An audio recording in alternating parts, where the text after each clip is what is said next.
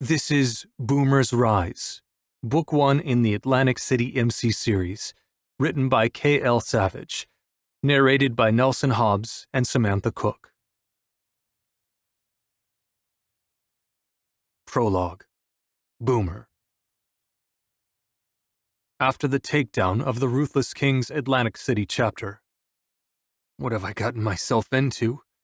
Reaper and the guys just left yesterday, and once again, I'm lost. What am I doing? I'm young. I don't know how to run an MC. Kansas, One-Eye Arrow, one of them should be president. Arrow was the VP before all this shit went down, so it only makes sense that he be in charge. But no. Everyone took a damn vote, and now I'm the president for a few guys who have no idea where to go or what to do. We are like an island of misfit toys right now, banding together in hopes that we can find a way to make this work, to make this place our home. I rub my finger over the patch that says President. I'm overwhelmed. How did I get here again? Right. I left home because I felt lost, and now I'm hundreds of miles away on the East Coast. I feel fucking lost again. What's got your fucking thong in a twist? Homer always sounds so damn pissed off. But it's just his old age. If I were him, I wouldn't have the patience to deal with the bullshit either. I run my fingers through my hair and lift a shoulder. I don't know, Homer. I'm at least 10 years younger than Kansas, Arrow, and One-Eye. They voted for me, but why? Why do they want some young guy in here who has no idea what he's doing to be the head of the MC? I'm not the most stable if you can remember. It was only a few weeks ago that I jumped in the ocean and tried to kill myself. God, the guilt I feel over Sarah losing her baby. I'll never forgive myself. It's unforgivable. I've been talking to Scarlett about going to therapy more, but I don't know. Going more means I have a bigger problem than I'm admitting to right now, and would make it more real. Right now, it's my demon to tackle. But admitting that to a professional? I don't know about that. I have Scarlett in this motel. What else do I need? In typical Homer fashion, he rolls his eyes and pulls out a joint from the inside of his cut pocket. If there is one thing the man has taken advantage of, it's the cut. He loves being a part of the club, and I wouldn't have it any other way. Homer, where the hell did you get weed? I ask him. I'm shocked. I didn't know he smoked. I ain't getting any younger, and I want to try all the damn things this world has to offer. Had my first high last night. He laughs, the wrinkles in his cheeks pinching together as he smiles. And all I can say is, he blows out a thick cloud of smoke. What the fuck was I waiting for? Jesus Christ! I'm going to go get one of those medical marijuana cards for my arthritis. Marijuana, Homer. It's pronounced marijuana. And you don't have arthritis. Well, the doctor don't know that, does he? Like it's hard to fake weak bones at my age, please. He rolls his eyes at me again. He takes another puff. I hold out my hand to take a hit, but he shakes his head. Ain't no puff-puff-pass rule in my book. Go get your own. My arm drops to my leg, and I chuckle, shaking my head at the ornery man. Yeah, Homer, okay. It's been a while since I smoked. A lot of people really enjoy the high, but I'm not a fan. I feel like half the time it just makes my head cloudy. In a bad way. The wheels of his chair squeak as he rolls over to me, the smell of pot thick in the air. Listen, Boomer, you're a smart kid, kind, strong. You aren't afraid to do the wrong thing when it means the end goal is right. You're willing to put others before yourself. That's what they voted for. That's what makes you a good leader. And sure, you're a little fucked in the head, but we all are. You live with it better than most. Wouldn't call a suicide attempt better, I mumble, lying the blank leather cut on the table. We all have our demons, he shrugs. We've dealt with a lot of shit lately. You're allowed to come down from the adrenaline and question everything. Hell, if you didn't succumb, someone else would have. But maybe they wouldn't have kept going like you. Okay, enough of the fucking feelings. Jesus, I feel like I grew a pair of tits. He pinches the blunt between his lips and leans back, resting his elbows on the table behind him, and taking a puff so hard, I know he is about to cough. But he doesn't. He keeps inhaling as if he has done this his entire life. Don't let the girls hear you talk like that, I scold, not wanting Scarlett or Abigail to hear how rude that sounded. Homer is a grouch, and they know that, but it isn't an excuse. Yes, I know, he grumbles. Sorry. My wife would have kicked me in the ass for that. I slap his shoulder when he becomes silent. He misses her so much. I'm going to start cleaning this place up, knocking some walls down and figuring out a new layout. You want to help, or are you going to be a pothead all day? He frowns. Can't I help and be a pothead? I'm worried Homer is going to be a bad influence on the guys, and not the other way around. I snort at the thought of the club cowering from an old man like Homer. I only have a few guys right now. Wolf, Kansas, Arrow, and One Eye to be exact. It's not really a club yet. Just a few guys who live together. I rub my temples and wonder how the hell this is going to come together. I think about Reaper and what he said while he was here. He believes in me, which is great, and he thinks I belong here, which I believe too. But when will this feeling of being unsettled go away? You sit back and relax, Homer. I'll take Wolf with me and see if we can't find a guy to help us with blueprints. You do that. Homer nods, rubbing his joint in the ashtray to put it out. He needs out of the place for a bit. You know, he's been focused on Abigail so much. Yeah, I say sadly. Abigail is one of the girls that didn't make it out of the Atlantic City chapter unscathed. Unfortunately, she got the most of their abuse, and now she's very sick with pneumonia. Luckily, when Reaper was here, Doc came with. They brought all the equipment we needed for her. Now, she's in one of the hotel rooms with an oxygen mask on her face, and we aren't too sure how she's going to beat it. Wolf is in love with Abigail and hasn't left her side, but I think now is a good time to get him out of the clubhouse. I head out the office door.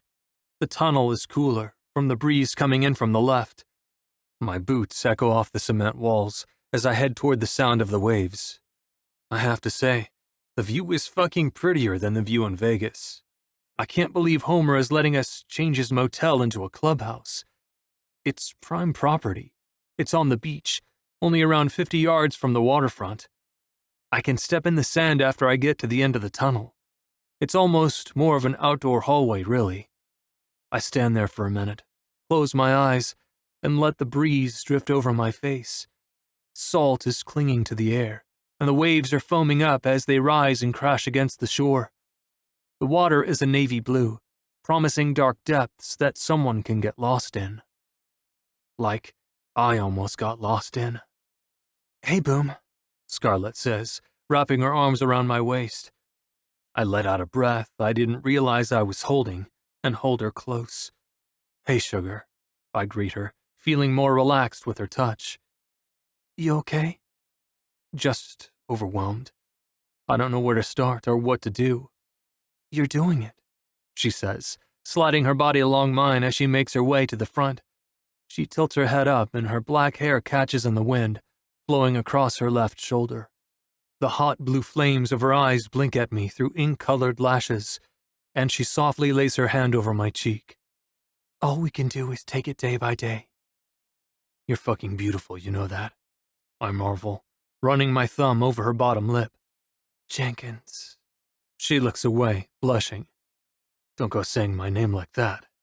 I rub my nose across her cheek, the energy turning and spinning with arousal. That's how you sound when I slide inside you, and I'm not able to feel you around me right now. She inhales, moaning as she tilts her head and scratches her nails up my neck until her fingers are tangled in my hair. My lips find the pounding pulse of her neck and lick the vein. My hands skim up her body and grab her tits. I moan, feeling my cock jerk in my pants. Wolf can wait 20 minutes. I take her hand in mine and step onto the sand to pull her toward our bedroom. A rumbling fills the air, and I pause to listen intently. There's no mistaking that sound. Bikes. I grunt in frustration. Scarlett might have to wait too. A few doors of the motel open, and the rest of the men poke their heads out. Kansas recently gained enough strength to stand and walk, so when he comes out of the door, he's locked and loaded. His gun is pure gold, with a barrel the size of goddamn Texas. I know if he pulls the trigger, he's blowing someone's brains out. Grabbing Scarlett's shoulder, I stare into her eyes, my voice soft, yet with a firm edge. Go in the room and stay there. Do you understand? She nods, lets go of my hand, and runs to the room like instructed. Fuck. I do not have time for this right now. I dip into my cut pocket and pull out a grenade. I don't pull the clip. Not yet. But I don't have the patience. I'm not trying to fuck around today. I want to get my club on track. Homer comes out of the office with a sawed-off shotgun and another damn blunt in his mouth. Who the hell are these fuckers? Homer asks, the blunt bobbing between his lips as he speaks. Don't know, Homer, I tell him, watching two bikes pull into the parking lot. I'm not in the mood today. Kansas cocks his gun, and the gold glints from the sun reflecting off it. When the two men kick down the kickstands on their bikes, I notice they aren't wearing cuts, but they sure as hell have seen a fist or two if the bruises on their face say anything. Who the hell are you? I ask, lifting my grenade in the air. We aren't really looking for visitors right now, and the motel is out of commission. We aren't looking for a room. We're looking for the guy who took down the Atlantic City chapter. He goes by Boomer. He cocks his head and looks at me, a grin taking over his face. By the grenade in your hand, I'd say that's you. Well, what the hell do you want? I ask. Kansas senses my unease because he aims the gun at one of them. We want to join. I'm Colt. This is Void. He points to his friend next to him, who hasn't said a word. We're from Nebraska. How did you hear about us? Kansas asks, the edge of mistrust heavy on his tongue. Word gets around fast when the ruthless King's Vegas chapter talks. They have been spreading word. Well, I guess if I'm jumping into this, I'm doing it with both fucking boots. I bet Tool was behind this. He loves to run his mouth when it comes to me. Damn it. Listen, guys, there is a lot of work to be done here. People are healing. We're building from the ground up. Starting with this motel. If you're here to basically fuck around and get your dick wet with cut sluts, this isn't the place for you. Put us to work, boss. Colt swings his leg over his bike and hops off. He's a big son of a bitch, and I could use the extra hands. I don't trust you. I don't know enough. I eye him up, wondering what his real intentions are. We don't fucking have anything for him to steal or ruin, so his intentions can't be that bad.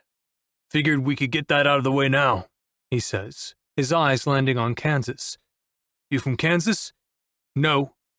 I wait for Kansas to emphasize, but he continues to aim the gun at Colt's face. Colt holds his hands in the air and smirks. I get it. Stories are earned before they are told. I'm definitely biting off more than I can chew. I need some fireworks. Or maybe I just need my sugar. Chapter 1. Boomer. I find Scarlett in Abigail's room, the machines beeping and the oxygen hissing to keep her friend alive. Abigail is one of the unfortunate souls we rescued from the ruthless King's Atlantic City chapter. Yes, that is who we are now, but the previous men who ran this club were downright evil. They kidnapped, bought, sold, raped, and drugged women. Abigail got the worst treatment out of all the girls, and while she was in the cold, wet, dirty basement, she got really sick. And she keeps getting worse. How is she doing today? I ask Scarlett, who is holding her hand and staring at her face. She wants her friend to wake up, but I don't think that's going to happen. I want her to, but it's going to take a miracle. Last time Doc was here from the Vegas chapter, he told me her lungs were shot from the pneumonia, and without the machine breathing for her, she wouldn't survive. Wolf won't let her go. Abigail and him, they have this connection that is so far beyond anything I've ever seen. It's out of this world, a magnetism that can't be explained. I know if she doesn't make it, he is going to be devastated. The same as yesterday. Scarlett rubs her eyes and then drops her arms, landing on her thighs with a hard slap. And the day before that? And the day before that? She stops speaking when her voice becomes high-pitched and wobbly. Those sapphire eyes glitter like stars when they land on me, tears filling them and turning them to pools. She isn't ever going to get better, is she? She's going to die. Sugar, I say, running to her side and sweeping her up in my arms. She buries her face in my chest and cries. I don't know what to tell her because I don't have the heart to say the truth. I don't want to give her false hope because I know she'll think I'm right. She will get this idea that her friend is going to live and be all right. I can't do that to her. I can't be a cruel man. But I'm not when it comes to her. I'm a good man, and good men don't lie to their old ladies. She deserves to live, Boomer. She leans back, and my hands cup her jaws that are wet with tears. She deserves so much better than this. I stroke my thumbs across her skin and nod, bringing my lips to her forehead to leave a kiss. I know. I'm sorry, Sugar. I'm so sorry. I hold her while she cries, burying my hand in her hair as I hold her to me. I stare down at Abigail. She's skin and bone. Her hair is dull and greasy, and the skin around her eyes are so sunken, the dark circles are permanent. What can I do for her? What can I do for the club? We need a damn doctor, but I don't know how to find one. Maybe Doc will know someone looking for a job? If we can get a doctor here as a member, maybe then Abigail will stand a chance. She didn't want to go to the hospital. We are abiding by her wishes. But how much longer until I throw what the fuck she wants out the window to save her life? A knock on the door has Scarlett turning her head, but she doesn't pull away from me. Hey, Wolf, I say, when I see him standing in the doorway, hair combed, and fresh flowers in his grip. He brings her flowers every few days. Hey, he says, not even looking at me. His boots thud against the floor as he walks to the side of the bed. Wolf bends down and kisses her forehead, then brushes her hair back. Hey, baby, it's me. I'm here, he whispers, dragging his eyes all over her face for any signs of her waking up when she hears his voice. Sometimes she is up for a few minutes and then asleep for days.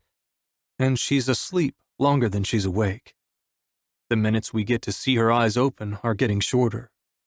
I'm going to put out feelers for a doctor. The club needs one. We can't keep having docs sending us instructions or keep flying out here for a night to give us the basics. Really?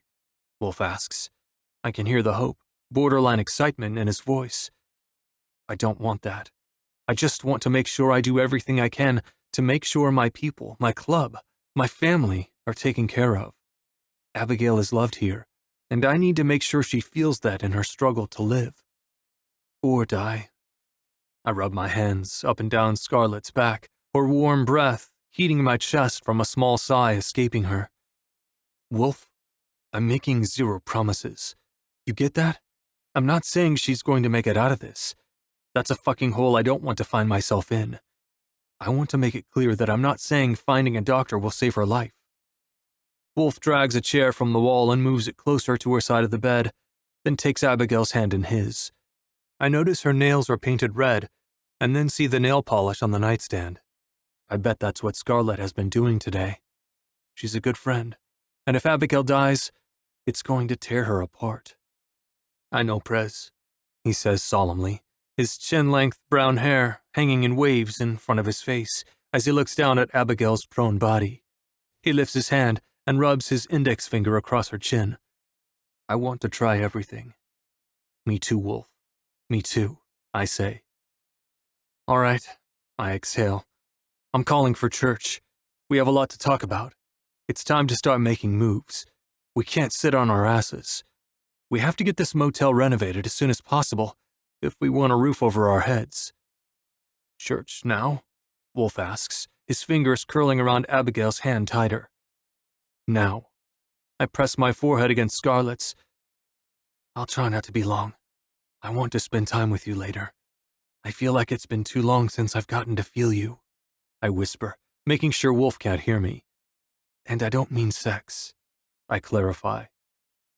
We've been so busy making this house a home for everyone, It hasn't left a lot of alone time for me and Scarlett. I miss her. I see her, but I want to be with her, spend time with her, and do more than kiss her goodnight in bed before we fall asleep. We're too tired to do anything else from working all day. I want more than a fleeting touch.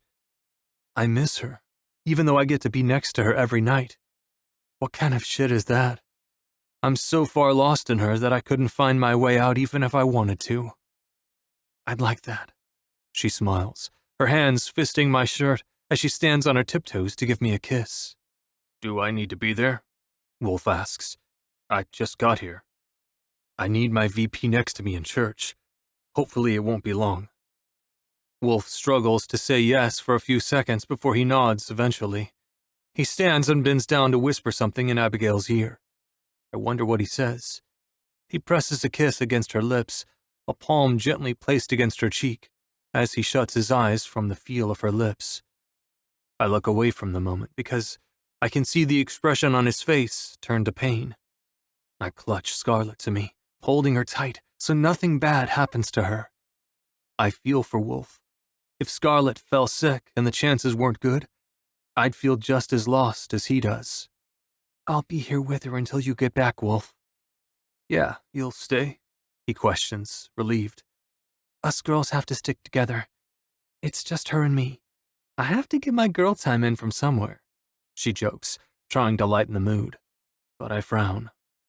Girl time? Fuck, I didn't even think of that. How can I get more women here? I'm sure the cut sluts are going to be around soon. It's only a matter of time, and honestly, I'd be alright if they never came here. I grew up with whores, but they weren't anything but drama. If they come around here, say goodbye to what little peace we have. With a clubhouse comes women, but I don't think those are the kind of girls I see Scarlett being around. How can she make friends? I don't like the idea of her going off to work without protection, but maybe that's what she needs. Maybe I can be her girl time. I can figure something out. We can gossip and drink wine, whatever girls like to do. I'll call my sister Sarah. She'll tell me. The list of things to do is just getting longer and longer.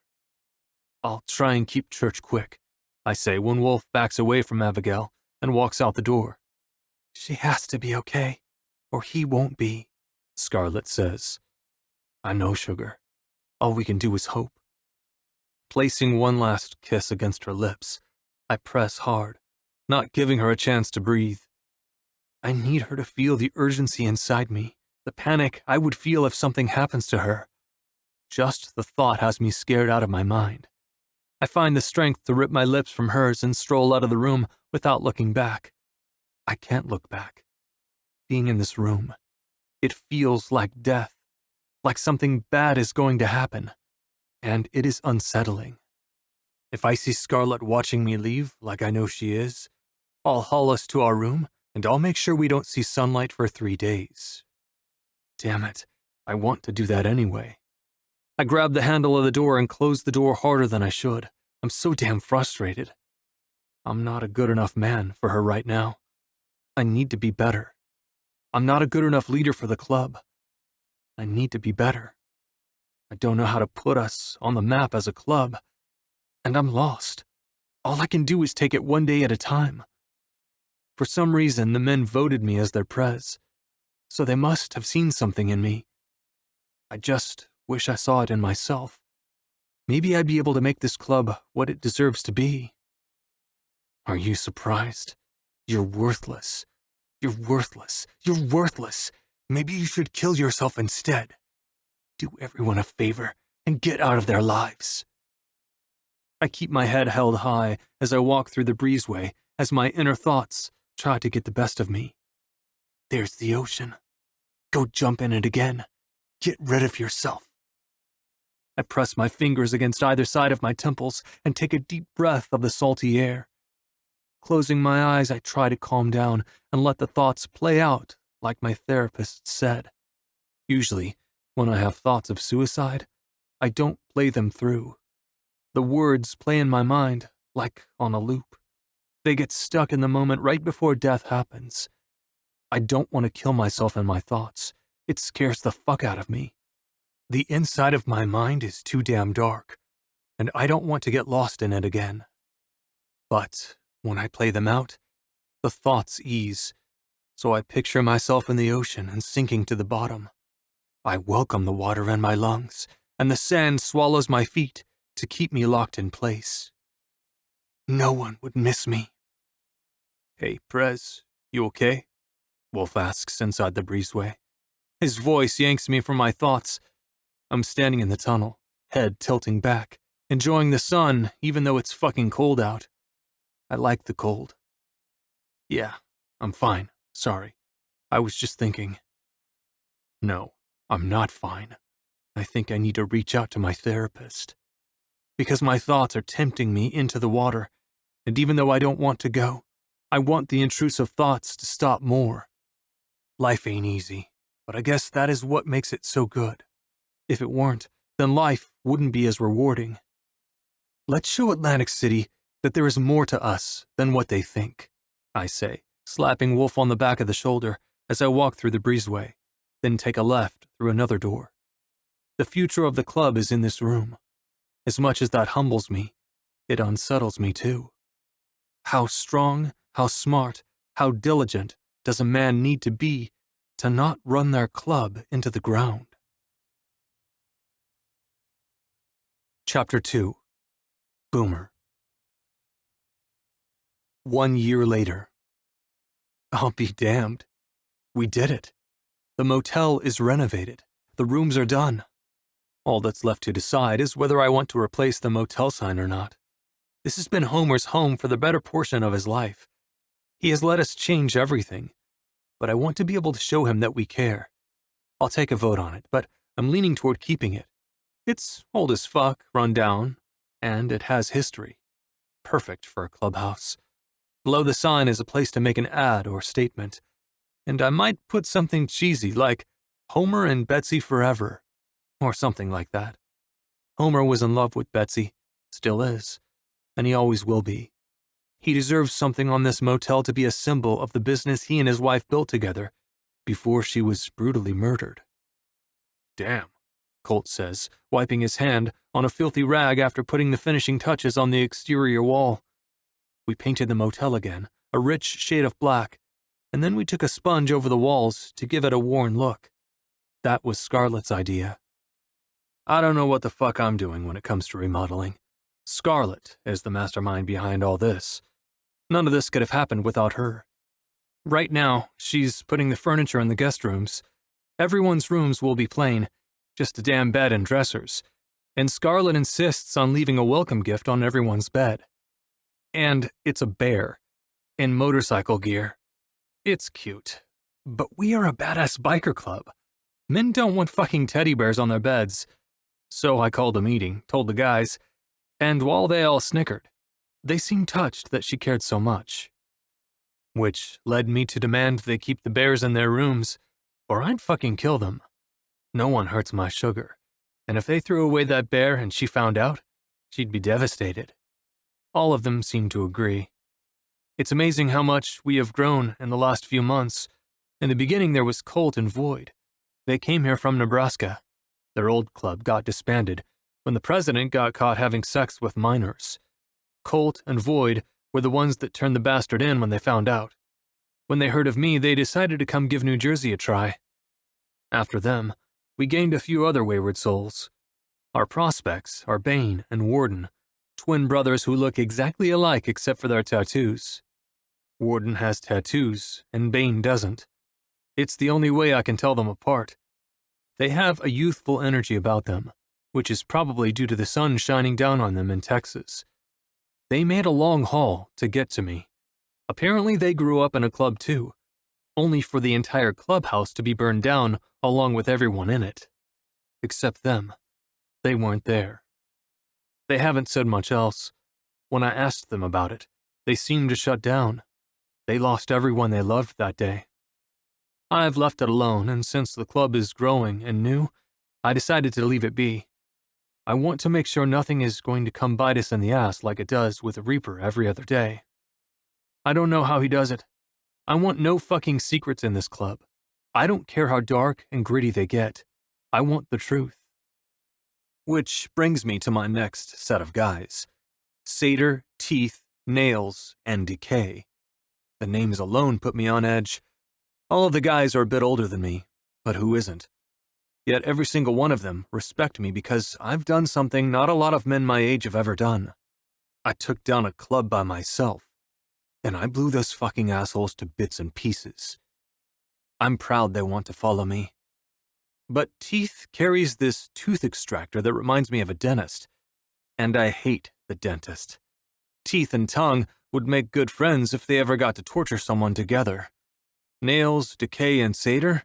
I haven't learned why they have those road names, but they have busted their asses to make this motel their home.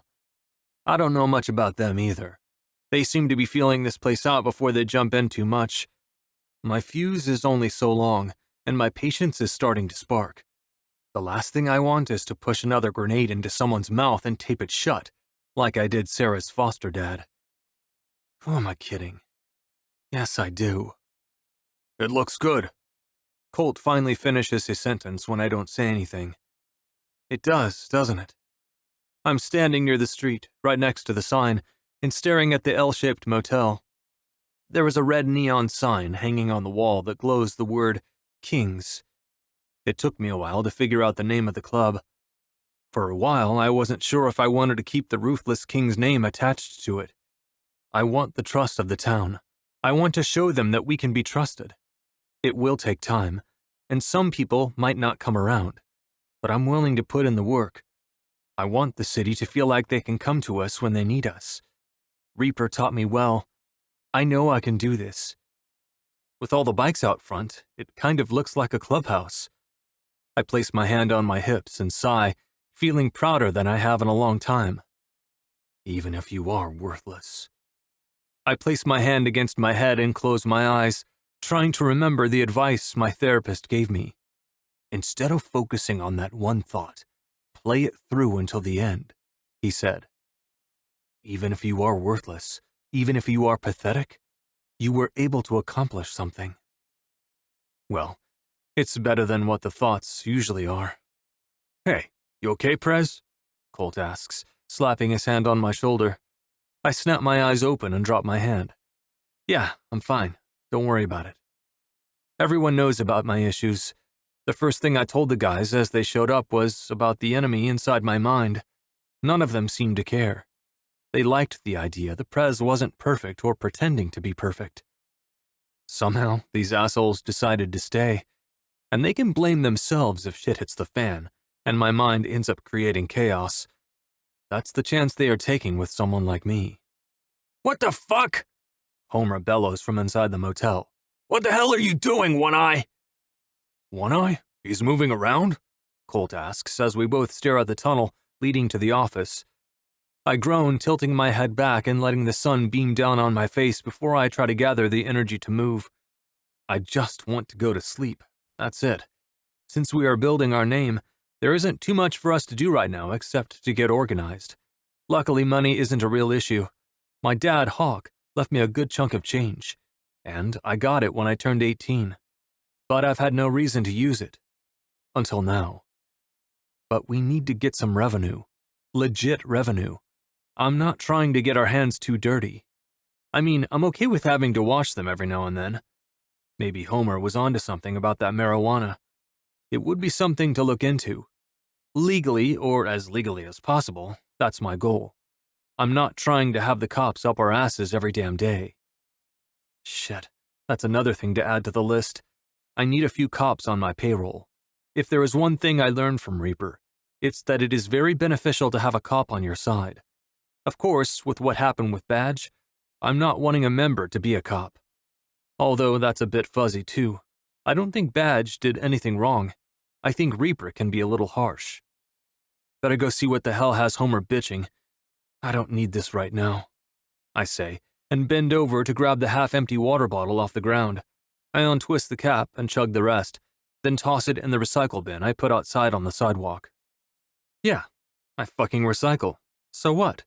I make it mandatory for the guys too. Bikers, saving the damn planet one beer can at a time. What the hell you going on about, Homer? I raise my voice before walking into the tunnel so Homer can hear me. "This one-eyed motherfucker got into my stash!" "I didn't get into your stash. I thought it was for everyone." One Eye leans against the desk and lights a blunt. "My eye was hurting." "Well, it's about to, especially after I get done with you. Let's hope you don't go blind. Then you'll be fucked." Homer lifts his fist and shakes it in the air as he tightens his jaw to the side. "It's not like you don't have enough." One Eye exhales smoke and suddenly it smells like fucking skunk. "What the hell is he talking about, Homer?" I ask, crossing my arms over my chest as I stare the old man down. "No one's damn business." Homer huffs, crossing his bony arms with saggy skin to mirror mine. "I'm sure Prez would love to see this," One Eye says, gripping the handle of the drawer next to him. He has a smirk on his face. "My eye's feeling a lot better. Thanks, Homer." "Tattletale," Homer gripes, his arms still crossed as he looks away, ashamed. I blow out a breath and kick off the wall to see what the fuss is all about. I stare at One Eye, and he nods, sliding his eye to the drawer. I take his word for it and peer inside, my eyes widening when I see how much marijuana Homer has stashed away. It's neatly organized in baggies. But there are so many baggies. There must be hundreds. I snatch a handful and lift them up in the air. "Homer, what the fuck is this?"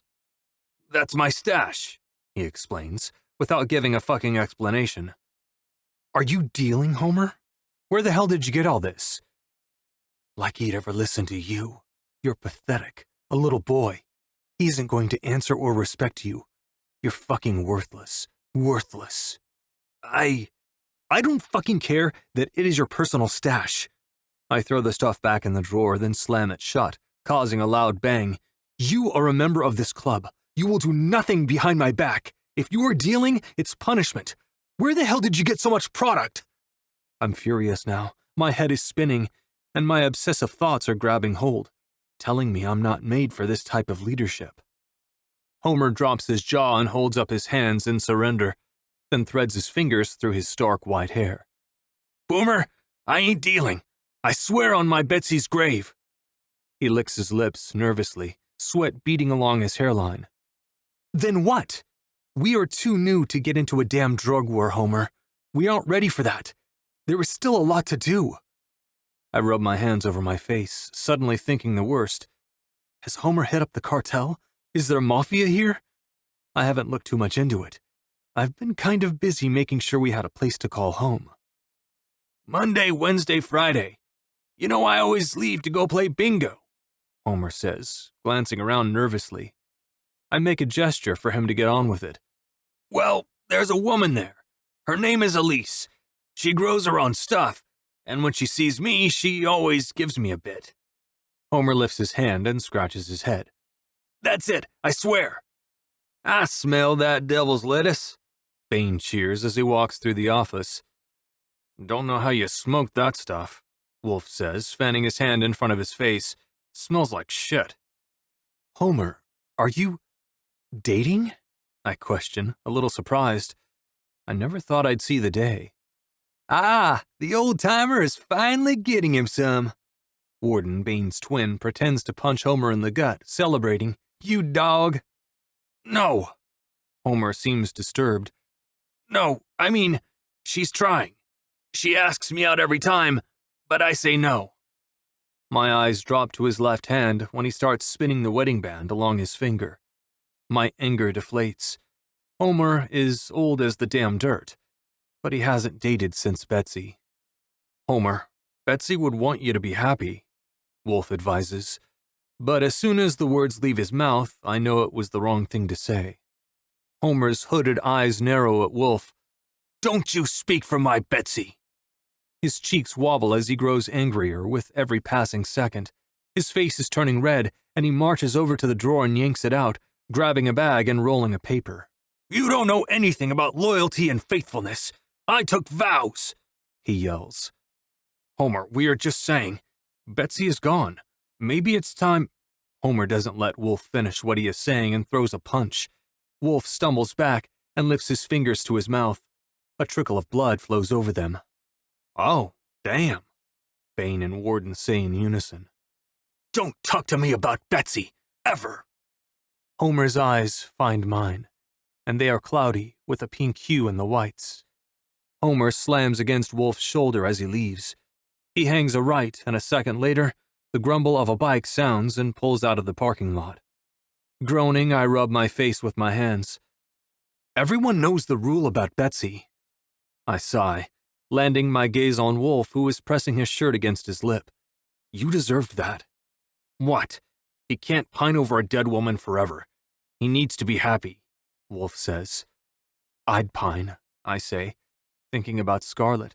If anything were to happen to her, I'd die. I reach a hand to my chest and rub the space over my heart. Homer saw Betsy die, taken from him, taken before her time, and he has had to live with that memory for years. Honestly, I don't know how he has lived all this time carrying that. I know he blames himself because I'd blame myself for not being able to protect what's mine. Hell, I don't know what room Wolf has to talk. He tells Homer that he can't pine over a dead woman forever. But if Abigail dies, I don't think there would be any chance of saving him. And if I saw Scarlett die, make no mistake, I'd throw myself in the ocean again. I'm not stupid. I know I'm not mentally strong enough to survive something like that. My thoughts would engulf me, then chew me up and swallow me whole. I'm a strong man with Scarlett. I'm a weak man without her. Without her, I wouldn't have wanted to face my fears and go to therapy to learn more about what's going on inside my head. She made me realize that needing help wasn't weak, but an act of strength. And my pride is a strong son of a bitch. I would have kept carrying on the way I always had if she hadn't convinced me otherwise. She's always opening my eyes and teaching me new things, new ways to live, new ways to accept what life throws at me. Fuck, I love that woman. I need to go see her and show her just how much I love her. I don't think she knows just how deep and intense my need for her is. She's gravity, the reason I have my feet on the ground. You're young, Prez. You and Scarlett have forever, Bane says, acting as if life is so damn simple and easy. No, Bane, we think we have forever, but I've learned forever isn't promised. Nothing is. I could die tomorrow. We all could.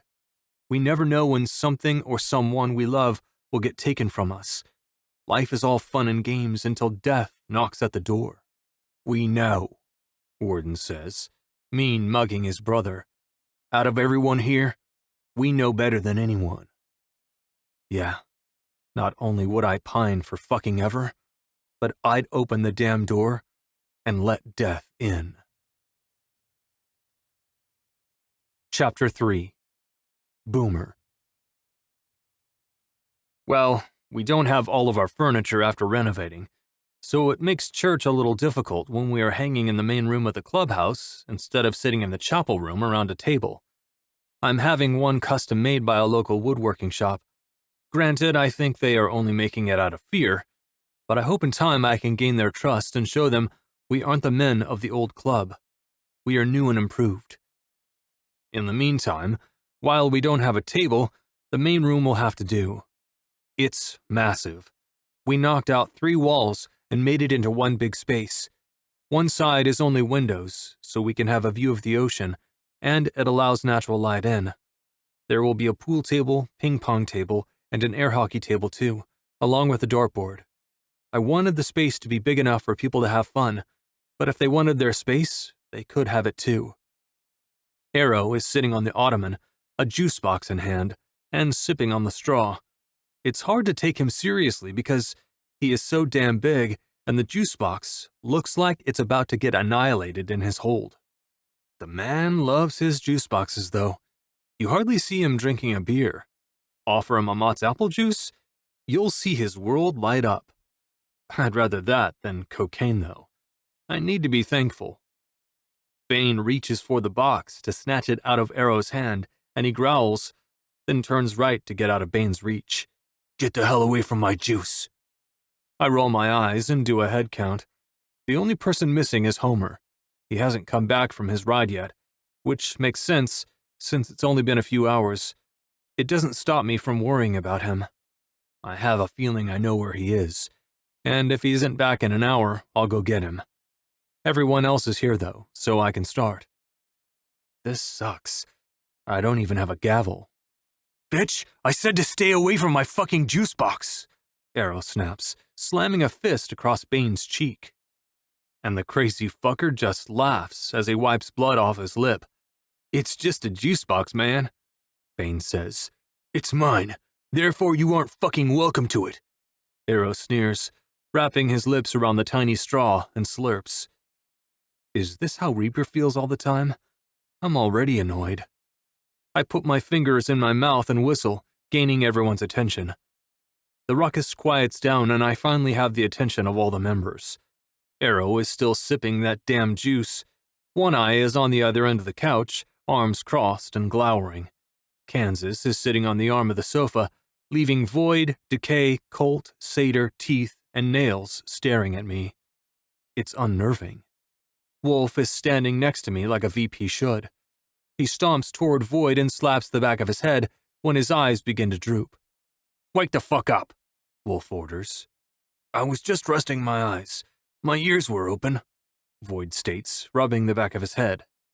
Okay, I want to keep this quick, I start. I know this has been a long renovation. There hasn't been a lot of actual MC action that I know you guys are used to, but I know it's been a welcome break from the shitstorm I come from. Yeah, I hear the mother chapter gets rained on all the time, Colt comments, crossing one leg over the other. I lift my hand to show where my finger is missing. Yeah, I'd say so. I point to the missing digit. I was kidnapped, beaten, strung up, and shot. Damn, Kansas whistles. Always wondered how you lost that finger. And here I thought me and my buddies were the only ones strung up like deer ready to be skinned. Horrible image. Horrible. Nope, I was strung up too. Anyway, let's not get off topic. Nah, I think this is a good thing. We've been working side by side with one another, but I had no idea you had been through that kind of shit. I think that's what we need. We need to open up and be a brotherhood. Right now it's like we are a band of misfits just trying to form something. But if we don't talk, where is this MC going to take us if we can't trust each other? We can't gain the trust of this city again if we can't trust one another. Warden pipes up, taking me by surprise with how smart he sounds. Sounds like you've been thinking about that for a while, Warden. Well, I've had a while to think. I feel like it's me and Bane, then Arrow, Kansas, and One Eye, and Colt and Void have their own group. Everyone is grouped up because it's who they know or are comfortable with. I get it. I don't know a fuck about anyone else, though. I'm not saying we sit here and hold hands and cry, but I'd like to know the person I'm going to follow and trust my life with. The person me and my brother traveled across the country for. We've been here and helped build our new home, and I'm appreciative. He holds a hand to his chest. I've seen you lead, and I've seen you at your weaker moments, like we all have. But I don't know you. I cross my arms and tilt my head. I didn't think this mattered. I don't think any of the guys back in Vegas knew each other's shit, especially Tongue. Anyone else feel this way? Little bit, Colt admits. Kinda, Satyr replies. No, Kansas grumbles. One Eye elbows him in the side. What? I don't. He proved himself to us already. He saved our asses. That's all I need to know about him. Yeah, see, I want to know that shit too. I want to know about what this chapter used to be. No one talks about it. They aren't worth a fucking breath, Warden, One Eye says, then yanks off his patch to show a brutal scar. There is an empty space where his eye used to be. I know he has a glass eye, but he hardly wears it. He says it's uncomfortable. You want to know what they did? They burned my eye out. They whipped Kansas, and they shot arrows at Arrow. They strung us up naked and left us to starve. He throws his patch back on and stands, walking over to the fridge across the room and grabs a beer. They aren't worth any more of my time. I'm happy to be here. I'm happy there hasn't been drama. I've had enough of it for a lifetime. But MC life is the only life I've ever known. Prez wants me to fucking build a patio or some shit? Fine. It's better than the shit the previous members made me do. He chugs the beer down and comes to the couch, leaning against the back of it. "But why?" Warden says. "You're a nosy little fucker," Errol grumbles, frowning when he runs out of juice. I'm surprised it lasted so long. "Prospects," Void states, as if that explains everything. "Okay, just everyone take a beat, all right?" I say. "Wolf, get us some chairs and a few beers. This might be longer than we thought." "Great," he mutters, less than enthusiastically. I know he wants to get back to Abigail. Maybe once we hit a few important topics, and I won't need him anymore, he can go to her. If she isn't going to survive, I want him to be able to get every moment with her he can. She went into septic shock a few months ago because she was sick for so long, and now her kidneys are struggling to function. A long-term side effect from the sepsis. Without a transplant, she'll die. Wolf brings a few chairs from the room that's meant to be for church and rolls them to the front of the couch. Since everyone else is comfortable, I want to be too.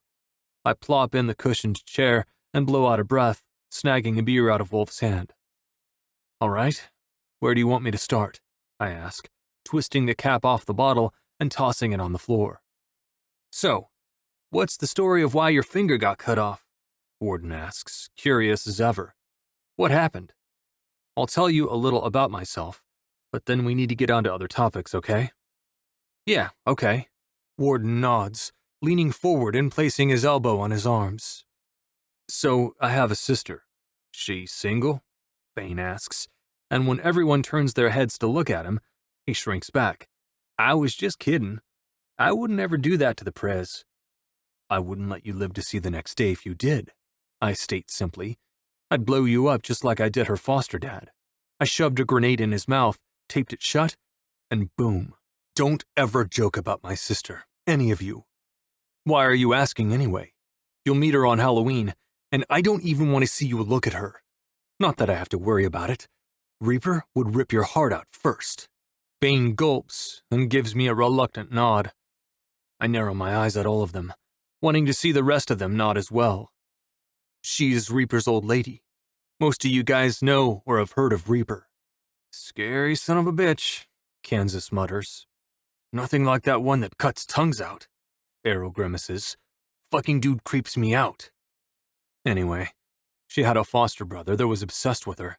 He kidnapped me to get to her, cut off my finger and sent it to her. While I waited for them to come get me, the guy chained me up, shot me, beat me, blah blah. Here I am. "Wicked," Bane and Warden say at the same time. "All right, any more questions about me?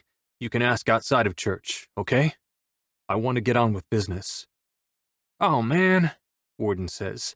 "I wanted to know if you—" "After church," I cut him off and lift a brow in warning, daring him to say something else. He rolls his lips together and nods his head. Good. I take another swig of beer and place the bottle between my legs. The cold seeps through my jeans and cools my skin. We need revenue. We need business. Legal, for the most part. I don't want to move weapons. I don't want to kidnap women and sell them like the other members did. "Fuck, they did?" Bane asks. "Where do you think Abigail came from?" I ask him, wondering if he has been listening at all. "I know her story, but I didn't know it happened here. We came in later to the club than everyone else did." "Shit, no. I'm not about selling human beings. Fuck that," Bane says. "I don't want to do hard drugs, but I wouldn't be opposed to moving or selling marijuana. We need other businesses, though. Legit ones. Any ideas? Anyone have skills?" Arrow lifts his hand. "I can work on bikes. Maybe a custom bike shop?" "I like that. What else?" I ask. "Something beach-related, since we live on the beach. We own this stretch, right? What if we did cabin rentals or huts or something? I'm good at construction," Cedar offers. "So your own construction company, maybe?" "Yeah, I like that too." "Security mostly," One Eye states. "I don't know how that can help." I point at him. "Everything helps. Don't undercut yourself like that." "We should open a bar," Warden says. I lift a shoulder, not opposed, but not caring either. Every biker club has a bar. It isn't a new thing. "Strip club?" I knew that was coming. I fucking knew it. I don't know, guys. Let's walk before we run, okay? Strip clubs have trouble written all over them. And drama. I don't want that. Plus, it's Atlantic City. There are plenty of strip clubs. So maybe we ask a few of them if we can be part owners. Not take the money like the old members did, but invest and profit, Wolf suggests. With any business. Casinos too. Ah, casinos. I hope I don't have bad luck with them like Reaper does. Okay, I want everyone to think on it. In 2 days, we will come back and really hone something in. I want to get going. The community needs to back us. We should throw a charity event and invite everyone. Old Atlantic City didn't do that, right? Teeth asks. No, they didn't. That's something to think about too. I rub a hand over my chin and nod. I'm liking these ideas, guys. Over the next few days, talk to each other, bounce ideas around, and get to know one another. I want some robust business plans. Tell me how you see it functioning long term.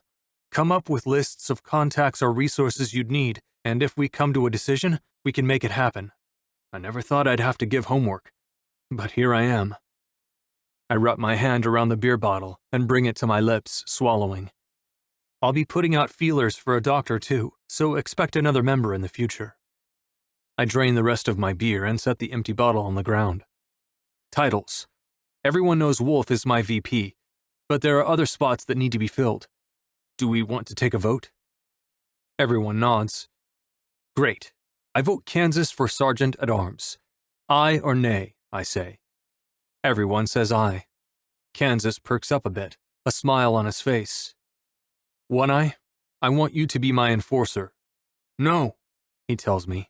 I don't want anything like that again, he says, his tone dark. Arrow? I ask him, and he nods. Aye or nay? A round of ayes rang out.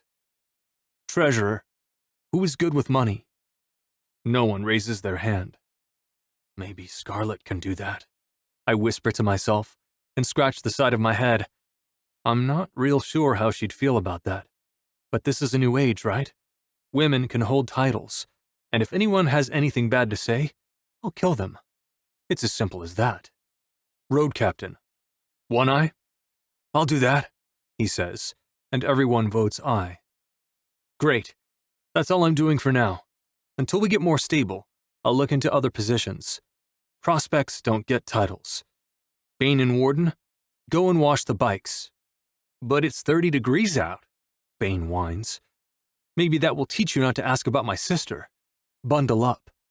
I stand, suddenly exhausted and not giving a damn about church. I bang my fist on the wall. Have a good rest of the day, everyone. Church is over. That lasted longer than I wanted it to. I never thought anyone would be interested in learning about me. The thought never crossed my mind. I figured they would follow like they would have at their previous MC. But the only difference is everyone here is unfamiliar. They don't trust anyone because of what's happened in their other clubs. They want to know what they are getting themselves into, and I wish I could tell them.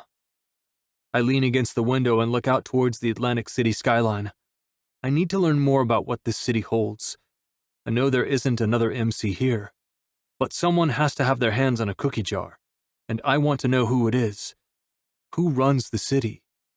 Because there is always someone pulling the strings and making money. The sooner I know, the better, and the sooner I can either become their ally or enemy. I want to run this city. I want to be the one people come to when they are in trouble, either protection or money, whatever it is. I want this clubhouse to be a safe haven. You're doing great, Wolf says, placing his back against the window. Don't be so hard on yourself. No one knows what they are doing. I should know. Everyone voted for me, and I didn't know they weren't getting to know each other. Trust is everything. If we don't have that, we don't have anything. And no one trusts because they don't know how. Okay, so we prove it. Trust is earned. We are starting from the ground up. Don't be so hard on yourself. That's easy for him to say. He doesn't have thoughts in the back of his mind that bet against him every damn day. And more times than not, those thoughts win. Chapter 4. Scarlett. Present day. I sink into our huge soaking tub and let out an appreciative sigh as the hot water swallows me.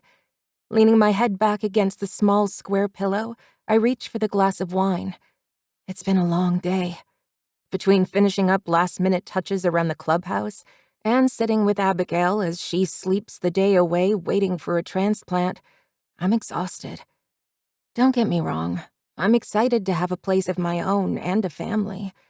Everyone is still getting to know one another, but I have a feeling things are going to grow into something really amazing, and I can't wait for that day.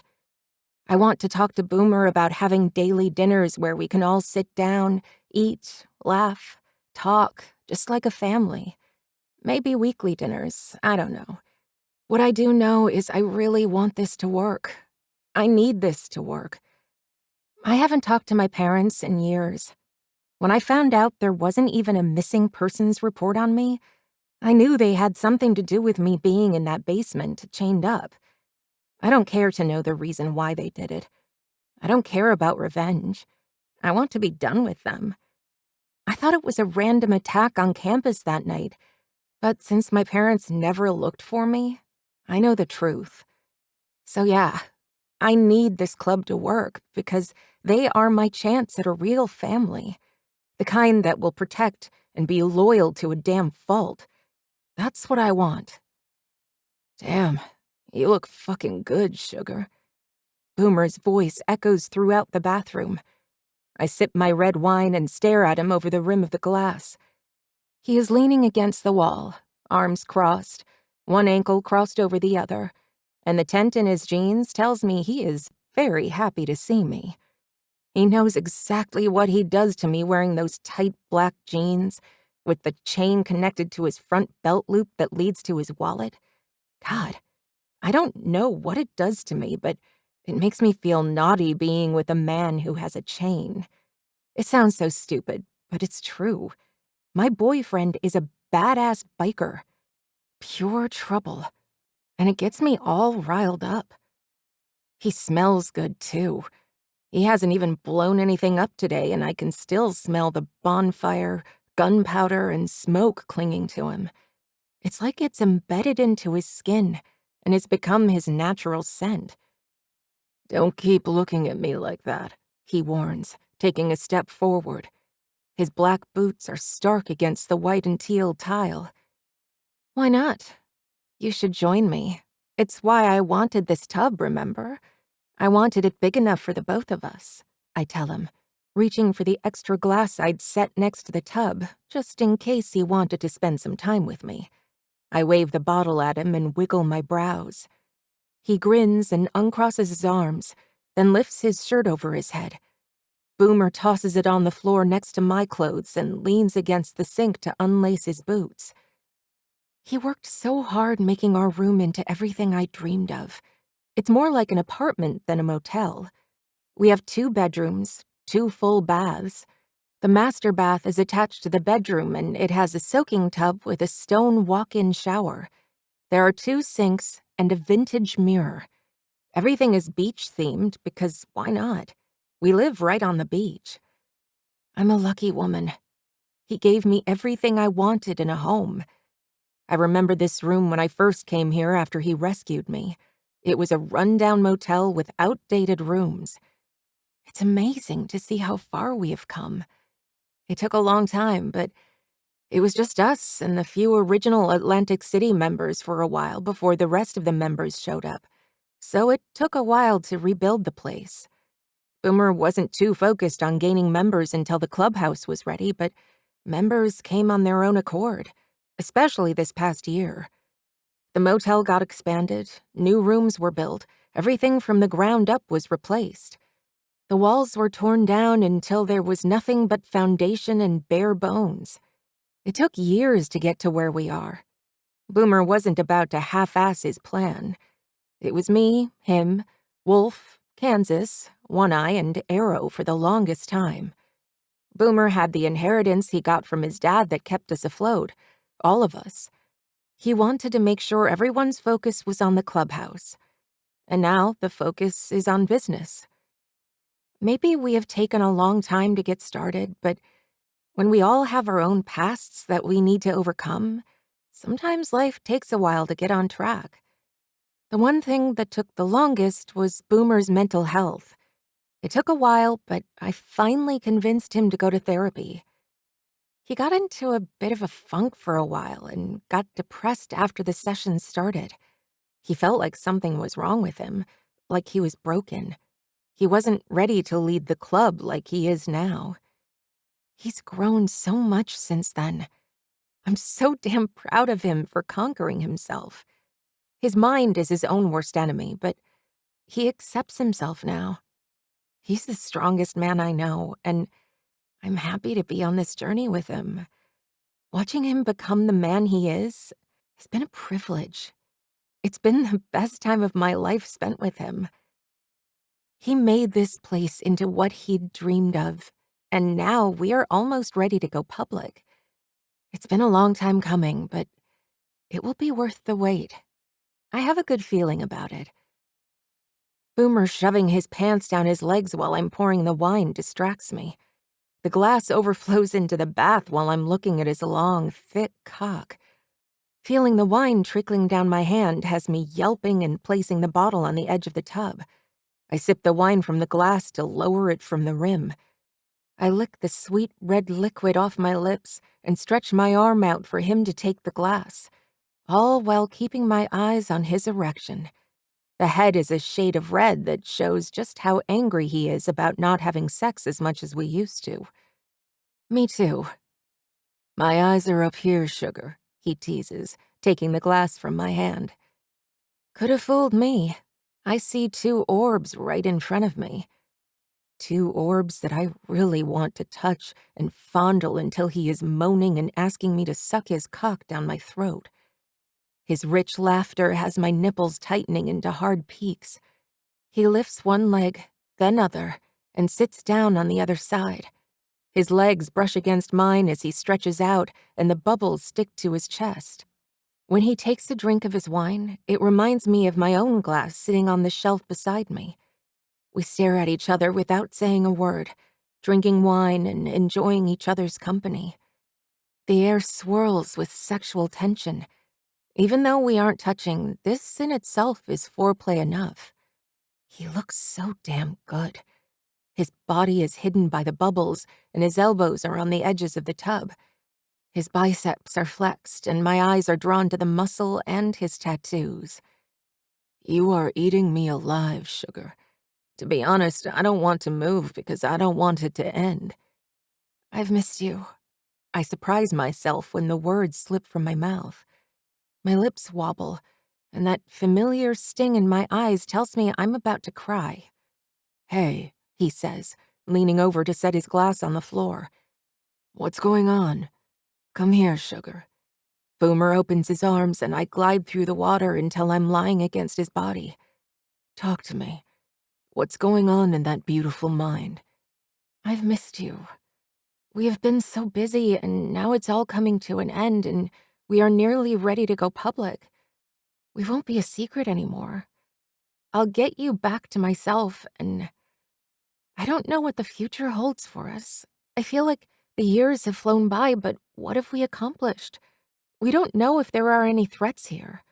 What have we been doing? I wrap my arms around his neck and I bury my nose in his neck, inhaling his unique scent. Like fireworks. We've been building our home. I know it hasn't been the life you've wanted, and I'm sorry for that. I feel like I've let you down. You've been amazing through all this. I should be putting our feelers out in the city. I should have done that a long time ago. But I really wanted to focus on this clubhouse and make it into a home everyone can be proud of. I'm surprised no one has come to us. Surely there would be rumors, I say, laying my cheek on his shoulder. Our cuts are blank. No one knows who we are. As far as they are concerned, we are regular bikers who like to ride and aren't part of a club. The cuts won't be blank for much longer. I placed a new order today. They will say the Ruthless King's Atlantic City chapter. Things are changing, and now that we have a good number of members, and with the bike shop up and running finally, we have legal revenue. More club businesses will be starting up soon. Things are falling right into place, Sugar. Can Abigail be your first priority? I ask, leaning back so I can stare into his eyes. So gorgeous. A golden brown that has me craving honey.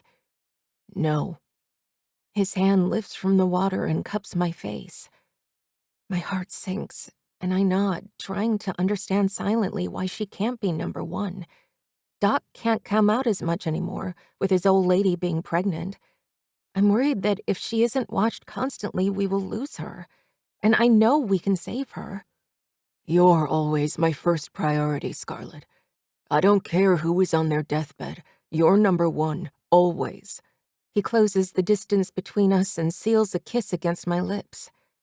I know it's been hard finding a doctor in the area, but I actually spoke to Doc earlier, and he told me he might have a lead for me. Hopefully there is news tomorrow. I love you. I release a relieved breath, not knowing what else to say. And I've missed you too, Sugar. More than you'll ever know, but it doesn't mean I love you less. If anything, I love you more. You've turned this clubhouse into a home. You made the guys feel welcome. You did that. I didn't. I bite my lip, wondering if now is a good time to bring up something that's been on my mind. What is it? You bite your lip when you want to say something, but you don't want to say it. I do not. Yes, I do. I'm too nervous. I don't know how to talk about it. Scarlett, you can talk to me about anything. His hand drops from my jaw, and 100 emotions cross his face. But the one that hits me most is the devastation staring back at me in his eyes. Are you unhappy? Are you wanting to leave me? What? No. Jenkins, how could you ever think that? I love you so much. You're all I ever want. Well, you're thinking awfully hard and it's freaking me out, Sugar.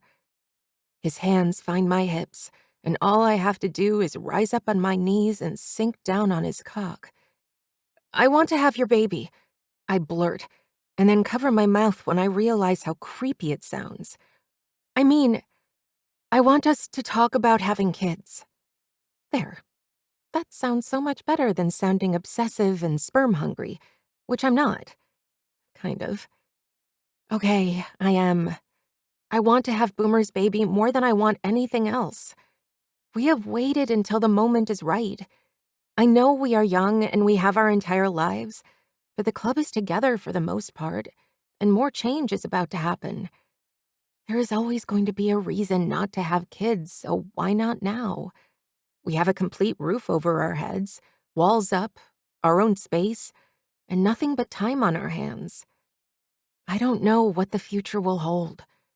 If this club is anything like Vegas, then Boomer could die tomorrow and it would devastate me, maybe kill me. But if it didn't, I'd want part of him with me. I gather the courage to look away from the fluff of bubbles gathered between us to see Boomer's face. His jaw is slack, lips slightly parted, and his brows are raised, causing wrinkles in his forehead. His eyes are open so wide they look like moons. Boomer? I say his name to snap him out of the trance he is in, but he doesn't flinch. I snap my fingers in front of him, and when that doesn't work, I splash water on his face. That doesn't even work, and my stomach starts to clench as rejection hits me.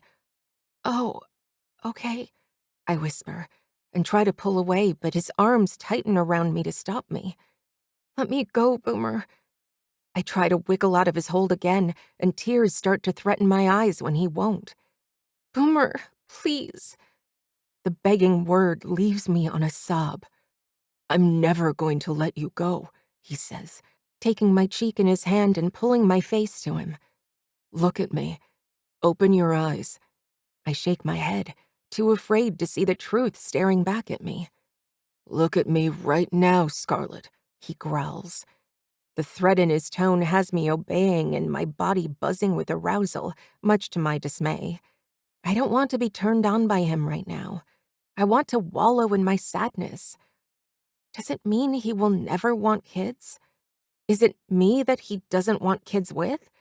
Is he going to want kids with another woman? The thought has more tears falling down my face. No tears, sugar. None of that. You took me by surprise. I'm allowed to be surprised, right? I wasn't expecting it. It's fine, Jenkins. We don't have to talk about it now. What I was saying was, while I wasn't expecting it, I'm glad you brought it up. His hands roam up my body and land on my shoulders before skimming down my chest and cupping my breasts. He bends down and kisses my right cheek, then my left. I wasn't expecting your question, and I'm sorry. It stunned me stupid, sugar. His lips moved to my ear, nibbling my earlobe. I never want to hurt you, ever. Boomer cups the side of my neck, and the girth of his palm engulfs me, making me feel small and fragile. And I'd love to have a baby with you. He flattens a palm over my stomach. God, Scarlett, I want nothing more than to see you pregnant with our baby. Another wave of emotion hits me. This time, it's a rolling flush of ecstasy and happiness. Really? What did I say about those tears? He cracks, a smile hidden in his question. I'm just happy. Are you sure? I mean, I know that... Hush, sugar. I love you, and I can't sit here and say I'm not nervous because I am. I'm not exactly a poster board of perfect or what a dad should look like. I lay my finger over his lips to quiet him from talking bad about himself. Don't do that. Don't get inside your head. Because I think the way you are is honest, kind, and strong. So many people have bad thoughts, Jenkins. I doubt as many people even admit they're demons like you do. You're going to be the best dad because you're going to teach our kids the right way to handle what's going on inside them instead of holding it all in and letting it consume you. You're going to be amazing. I run my fingers through his dirty brown, shaggy hair and push it back, slicking it over his head. I'm the luckiest bastard alive to have someone like you to see something good in me. He muses, his eyes darting all over my face. I love you more than anything in this world. More than fireworks? I tease, twirling the long strands of his hair sticking to the back of his neck around my fingers. I love it when his hair is long like this. I never want him to cut it. All the booms in the world can't compare to you, sugar. His fingers tangle in my hair and yank me toward him, pressing our lips together in a passionate kiss. A slow burning fire roars in my veins with every motion of his mouth and tilt of his head. The way he controls the kiss enables me to let go of the control and strength I use day to day and give myself to him. He can do whatever he wants to me, as long as he continues to love me in the end. His cock is against me, pressing against my bundle of nerves. I rock back, then forward. The water sloshes over tub and splashes on the floor, but I don't care about the mess we make. Boomer growls into my mouth and my heart rattles in my chest. I'm going to stay inside you until you are out of your mind. His voice drops an octave, his breath hitching as the thick head rubs across my sweet button. I rake my nails down his chest and whimper, flicking my tongue across his lip. I'm already out of my mind. I tilt my head back, giving him access to my throat as he nips, sucking a red spot against the skin. When he releases the flesh, he kisses it, then hums in approval when he sees his mark. His large hands knead my breasts, and I moan as he twists the hard beads of my nipples. I won't stop trying to give us what we want, he admits in a whisper, but it's more like he is talking to himself than he is me. His hands envelop me by holding onto my ribs, and he helps me move my hips faster. Waves form, crashing against us harder and quicker, just like his wide tip sending me closer to an orgasmic frenzy. He is crazy if he thinks I'd ever not be out of my mind for him. I have been, and always will be frantic for Boomer. He is, after all, my boom. Chapter 5. Boomer. I love her more than I will ever love myself. It's about the only damn thing me and my thoughts can agree on. She wants a baby? My baby? No matter how much it scares me, I'll always give her whatever she wants. Why the hell she wants someone like me to be the father of her child, I'll never know. But I do know I want the chance to prove myself. I want to be the father my father never got the chance to be. I drag my lips down to her tits and drag my tongue across a candied bead. Damn, she's so sweet everywhere. It's why she's my sugar. She moans. It's a sound I'll never get tired of hearing for the rest of my life. Every time I hear her cries of pleasure, it's like the first time every single time. And it lights a fucking fire in my soul. I want to burn her alive with how much I want her. And when the time is right, she'll explode, searing me from the outside in. She'll think I'll be owning her, but every time she falls apart in my arms, she owns me. Who am I kidding? She always does. She's rocking against me, using my cock to make herself come. If she keeps going, I'm going to lose it before the fun really starts. Tightening my arms around her, I lift us from the water, and it falls off our bodies in sheets. Her legs hook on either side of my hips, and then her lips are on that spot between my neck and shoulders, creating an unsteady quake in my knees. With a wild, impatient growl, my hands roam to her ass and grip. I bury my fingers so far deep in her flesh, I know there are going to be bruises. Tomorrow, I'll kiss every single one of them and make love to her again. And again. And again. I step out of the tub and dry my feet off on the bath mat before walking across the tile. I don't want to risk slipping. I have precious cargo in my hands, after all. She lifts up, and naturally her pussy finds my cock. The tip enters her warm heat, and the moment we touch, the animalistic need inside me bursts free. I slam her against the wall and spread her legs wider so I can settle between the beautiful crevice of her thighs. I bind her wrists with one hand, then lift them above her head, pinning them to the wall. With my free hand, I reach between us and align myself again, since I slipped from her, then punch my hips forward. We moan in unison when we feel each other. God, it's been too fucking long since I've felt her velvety walls. There is no excuse. I know life has been hectic, but I think it might have been a month, maybe a bit more since I've been between these beautiful legs. And damn me to fucking hell for that. I know people say life happens, but I don't want it to happen to us like this. I'm never going that long without being inside you again, I warn her, gripping her by the throat as I drive into her. You better be fucking ready for it, because never again. Fuck, I shout, tossing my head back when her tightness grips me so damn good. Never again. Please, never again, she begs, thrusting down against me. I slide out until the flared head of my cock is lodged inside, and then grunt when I glide to the hilt. The heavy sack swinging between my legs slaps against her ass, and even that sound adds to the tease of the orgasm building inside me. I lift her from the wall, and without sliding out, I walk into the bedroom. I drop her to the bed, and the angle change sends a new shooting throb in my cock. My balls pull tight against me with the sensation. I pull out of her and drop between her legs. She props up on her elbows and looks down at me. Her cheeks, down to her neck, are flushed in that bright scarlet color I want to taste. No, come back. I want to feel you inside me.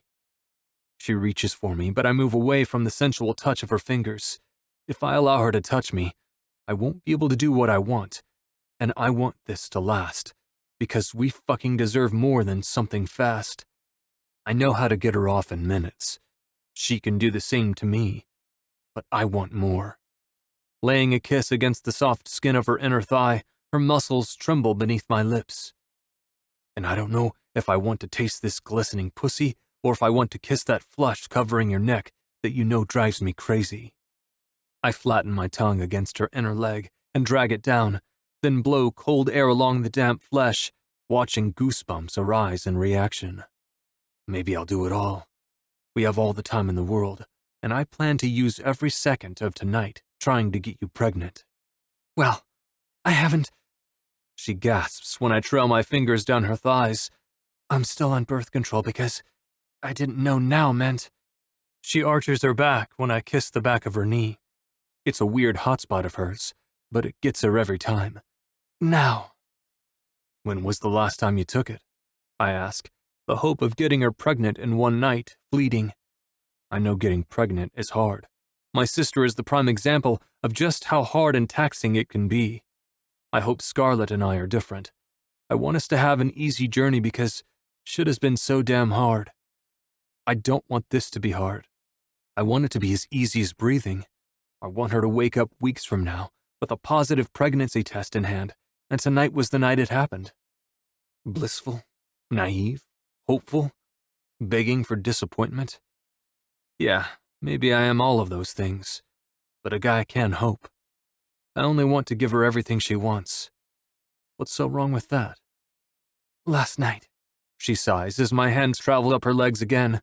I lay a kiss on her sweet center, yanking a gasp from her lips, and then keep laying a trail of kisses up her body until I'm at that scarlet flush that has me tripping over myself.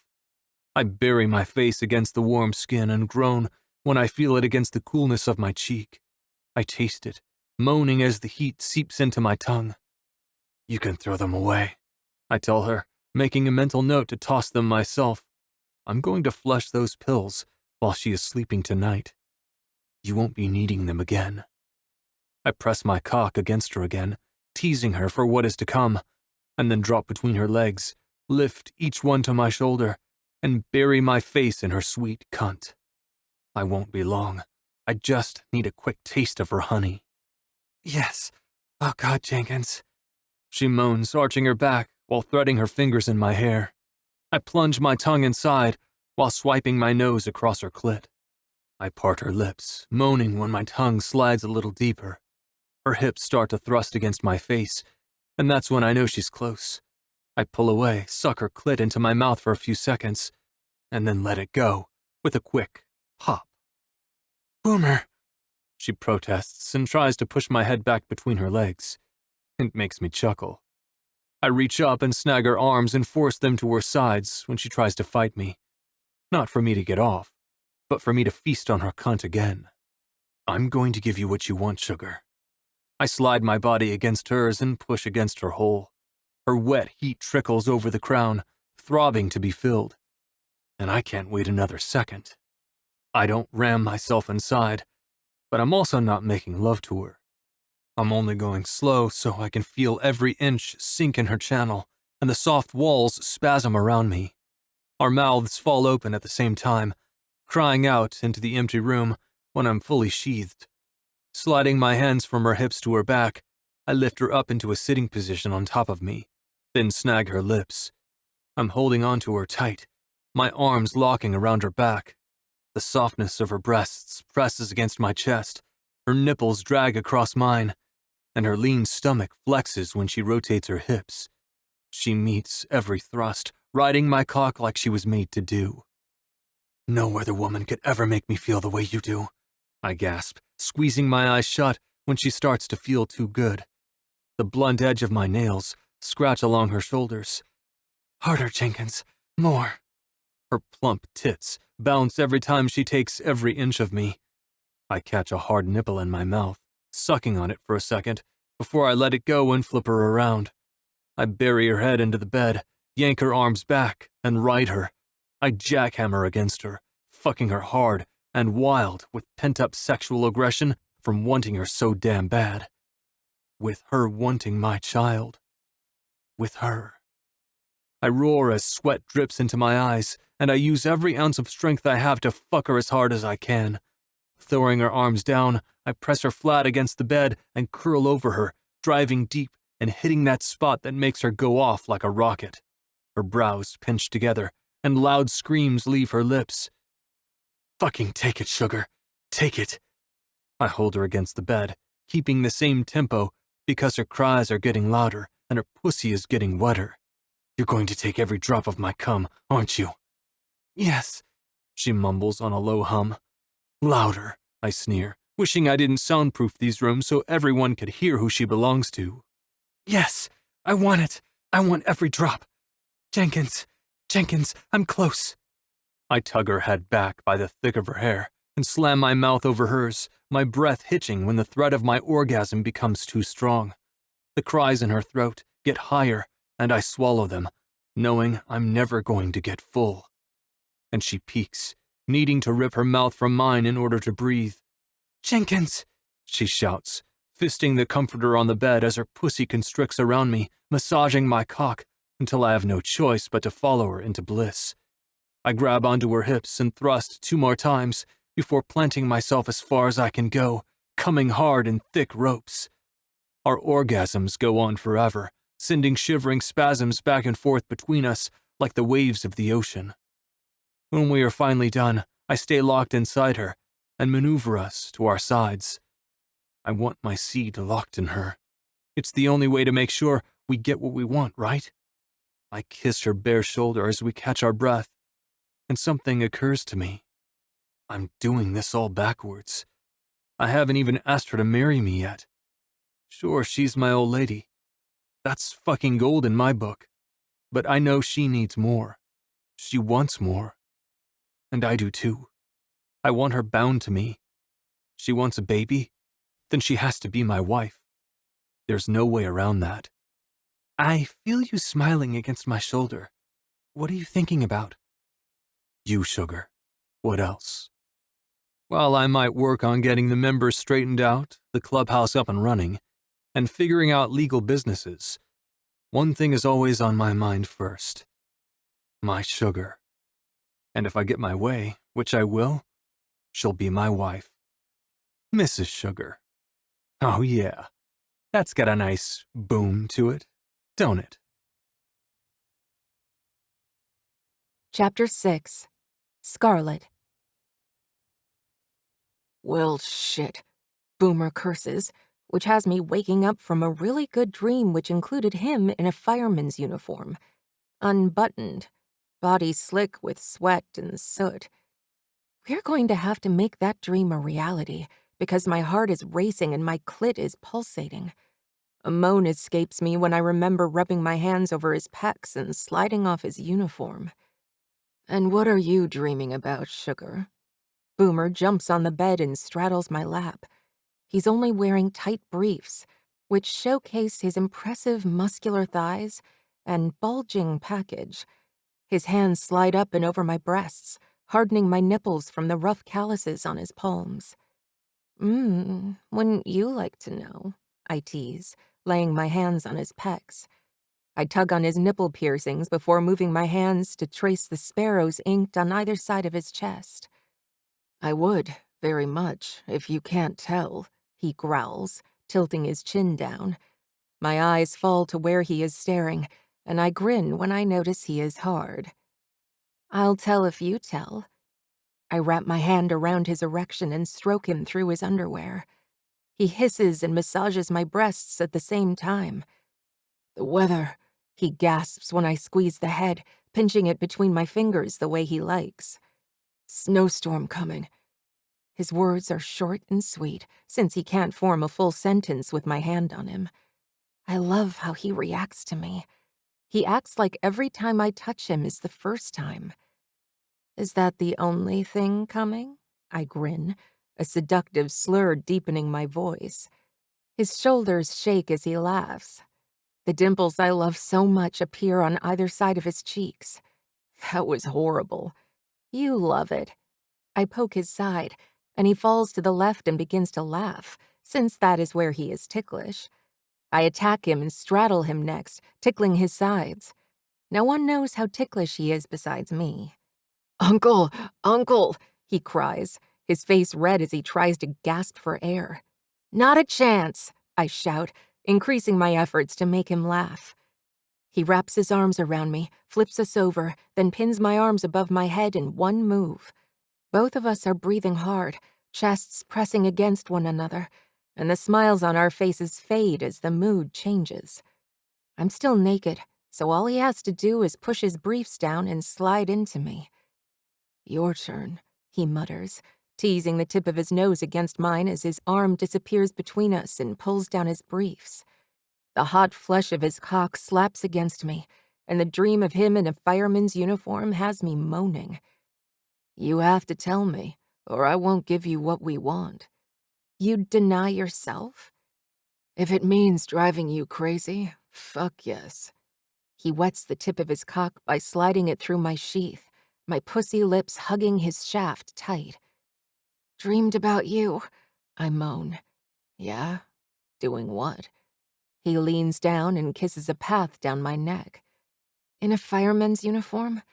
God, you looked so sexy." I try to thrust down to have him inside me, but he pulls away so I can't. "Sounds like something I need to invest in." "Really?" I don't know why I'm surprised. I know Boomer would give me anything I wanted, but for some reason, I'm stunned. "A little role-play action? Sugar? I'll throw you into a fireman's hold and pretend I'm rescuing you from a fire. I'll be your hero." "You are my hero," I tell him, crooking my index finger so he comes closer. "You've saved me already, remember?" His playful smile falls from his lips. The calluses on his palms scratch my skin as he skims them up my leg. He is watching himself touch me, completely engrossed with my body. Boomer binds his fingers around my wrists and tugs me into a sitting position, then cups my face.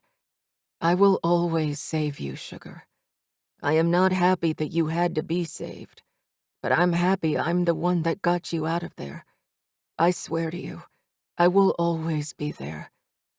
"Jenkins," I whisper. His love overwhelms me, but in a really good way, the kind that sets butterflies fluttering in my stomach. I grip his biceps and hold my breath as his lips slowly descend to mine. I feel like it's the first time again. Rewind time, and we are just two people waiting to see what each other's lips feels like.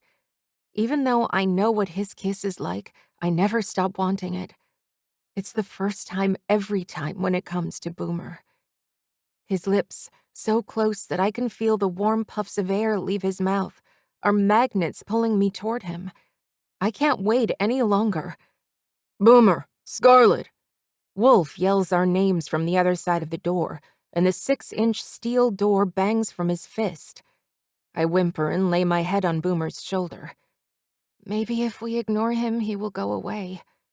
"That's a good idea," Boomer says, placing his fingers under my chin to tilt my head up. I moan into his mouth when his lips finally seal over mine. I wrap my arms around his neck and deepen the kiss. Our tongues meet in a gentle, teasing flick. Boomer's hands find their way to my ass and squeeze, groaning into my mouth when he feels the flesh give. "I know you're in there." Wolf pounds on the door again, shaking the metal until I want to tell Boomer I told you so. Why would a steel door be a good idea? The metal rings every time someone knocks on it, but Boomer insisted all the doors in the clubhouse were steel for protection. I open my mouth, but he silences me with another quick kiss. "Don't even think about it, sugar. I know exactly what you're going to say." "I don't know what you're talking about." I lift my shoulder and act clueless. "Mm-hmm." He raises an eyebrow, not believing my innocence for 1 second. "Go get dressed, sugar. I don't want him seeing what's mine." He taps my ass, a motion I have learned that means get moving. I squeal when he tries to give me a quick tickle under my butt cheeks for payback for what I did to him earlier. I giggle on the way to the walk-in closet. I love the sound of that. He sounds entranced and wistful. I pause at the closet entrance, lean against the trim of the doorway, and peek over the curve of my shoulder to see him staring at me. He's staring at me like only a man in love could. I'm lucky. "And I love you," I say to him, flipping on the switch to turn on the light. "Guys, open the damn door!" Wolf yells again, and Boomer grinds his jaw when the knocking against the metal gets louder. I'm fucking coming, damn it. Hold on. Boomer yanks on a shirt that was on the floor, which isn't his. It's mine. And it says, "Morning doesn't bite, but I do," in big black cursive letters. I cover my hand over my mouth to stifle a laugh, then grab a pair of sweatpants off the shelf and slide them on, followed by one of Boomer's shirts. It's an old Ruthless 𝐂𝐮𝐳𝐵𝐫𝐵 shirt. It's faded black and soft from how worn it is. There is a hole in the sleeve and a bleach stain near the left breast pocket. It smells like him. A bonfire on a cold winter's night. I can never get enough. "What is taking you so long? Open the damn door, Prez. This is important." Wolf stresses, still fucking banging the door as if we can't hear him. "Stop hitting my damn door, or I swear I'm going to knock you out." Boomer tugs on his sweatpants. He still hasn't noticed the shirt he is wearing is a crop top on him because he is so annoyed. I gather my long, dark hair in my hands and plop it on top of my head in a messy bun, rolling my lips together to stop myself from telling Boomer not to open the door. I know, it's evil, but I need to see Wolf's reaction. Boomer swings the door open and yanks Wolf inside by his shirt, then slams the metal shut, nearly shaking the foundation of the motel. "What, Wolf? What the fuck is so important that you interrupted my morning?" Boomer places his hands on his hips in fury, trying to prove a point of frustration, but it's impossible when he looks like that. His midriff is on full display, the deep V on either side of his hips pronounced, since the gray sweatpants hang low. I have to admit, it's kind of hot. Wolf stares at him with his mouth open and then averts his eyes to the ceiling. I have no idea what I was interrupting, but I just thought you should know Arrow and Homer are fighting again, and this time, Homer stole Arrow's bike keys and won't get them back. You interrupted me and Scarlett for that? You're the VP. Fucking handle it. I would, yeah, I would. Wolf clears his throat and steals a glance at Boomer before looking away again. But Arrow's bike isn't in the parking lot, so Homer did something. I swear, I know why Reaper has zero patience when it comes to his members. You guys are fucking kids. Come on, I'll take care of it like I do everything else. Prez, don't you want to, change? Why would I need to? Boomer takes inventory of his outfit, and an annoyed rumble sounds. He jerks his head up and narrows his eyes at me, and I can't help it anymore. I throw my head back and succumb to a fit of laughter. You little brat, you could have told me. He yanks the shirt off and throws it across the room at me, but it falls short, landing a few feet in front of me. Not a chance, I gasp, wiping a tear from my eye. Wolf does his best to hide his smile and rubs his mouth with his palm. Oh, bite me, Boomer grumbles. So your shirt said, I joke, pointing at the white shirt on the ground. You're going to get it. Boomer leaps over the bed, and I playfully scream and shut the door before he can get to me. Your ass is mine, sugar. You just wait and see. I can hear the grin in his voice and Wolf's husky chuckle in the distance. I have to go put out a fire. I'll be back. I love you, sugar. He grabs another shirt, this time double-checking it's one of his own, before slipping it on and leaving the room. I love you too, Boom, I say, resting my hand on the door because I just know he is doing the same. I want every day to be like this. Life is different with Boomer. Sure, there are hard times just like with everyone else. Sometimes life gets in the way of romance and people get busy, but the love doesn't ever stop between us. This world of mine is finally right. I've never laughed so much. My stomach hurts, but in the best way. And there are times when I'm not laughing, but worried and scared for Boomer. His thoughts and his mind try so hard to get the best of him. Sometimes I catch him hitting his head like he always did when I first met him. Some nights I hold him and whisper in his ear that he is good enough. I refuse to lose him to the villain of himself. He trusts me to care for him just like he cares for me. He protects me physically with brute strength and would kill someone without a second thought when it comes to me. I can bring him comfort to help ease the negativity embedded inside him. I know this, MC. Being an old lady to the prez isn't going to be rainbows, but as long as I'm here day in and day out, I know everything will be okay. And when the days turn to nights, I wouldn't mind if it ended in a bite. Chapter 7. Boomer. I shut the door behind me, and then shoved Wolf against the wall with my arm, pressing against his neck. You don't fucking tell a soul about what you saw in there, got it? I threaten. If the guys find out about the mishap, I'll never hear the end of it. I'm going to burn that shirt next time I see it. And the fact that Scarlett didn't even tell me I put on her shirt, I'm going to spank her ass later for that. You got it, Prez. Not a word. My mouth is zipped. Wolf zips his mouth shut and holds his hands up in surrender. I nod, letting go of the hold I have on his shirt. It's wrinkled and stretched out, but Wolf doesn't seem to care. Good, I say, but notice the slight curve of his lips trying to hide the smile. I'll punish you. Don't fucking tempt me, Wolf. He still smiles, like he doesn't care about what I have in store for him. I sigh and tilt my head up to look at the graying sky. You aren't going to let me live this down, are you? Not a chance in hell. He slaps my shoulder as we start walking down the boardwalk we built around the entire motel. But I won't tell the guys, I swear. I hear the commotion coming from the breezeway, the shouts echoing in the tunnel and out onto the beach. Arrow and Homer are arguing. Go figure.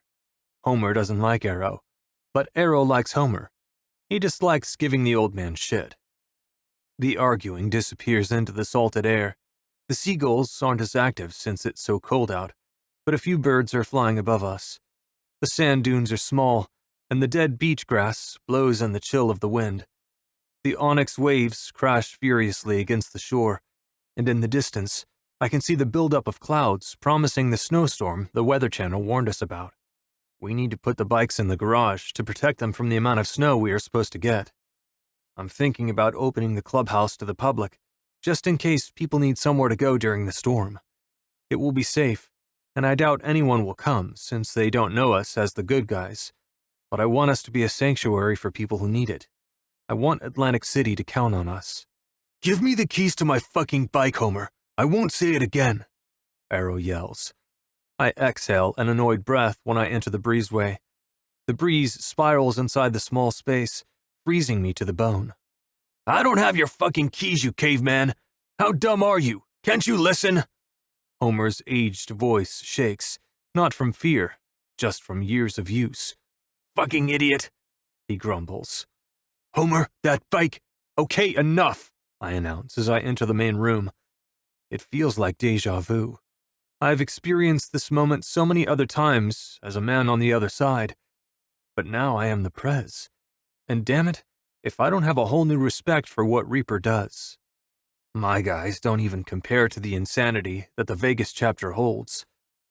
Teeth, Void, Nails, and Colt are leaning against the wall watching the scene unfold. One Eye and Kansas are sharing a bowl of popcorn. Warden and Bane are smoking a joint, but I can't tell who is who. Ever since Bane got tattoos to match Warden, literally the same exact tattoos, I can't tell them apart until one of them opens their mouth. Bane isn't as sensible as Warden. I'm going to put you in a wheelchair if you don't hand over my keys. Arrow crowds Homer's space, completely ignoring me. I don't like to be ignored. I dig into the pocket of my sweatpants and pull out a cherry bomb.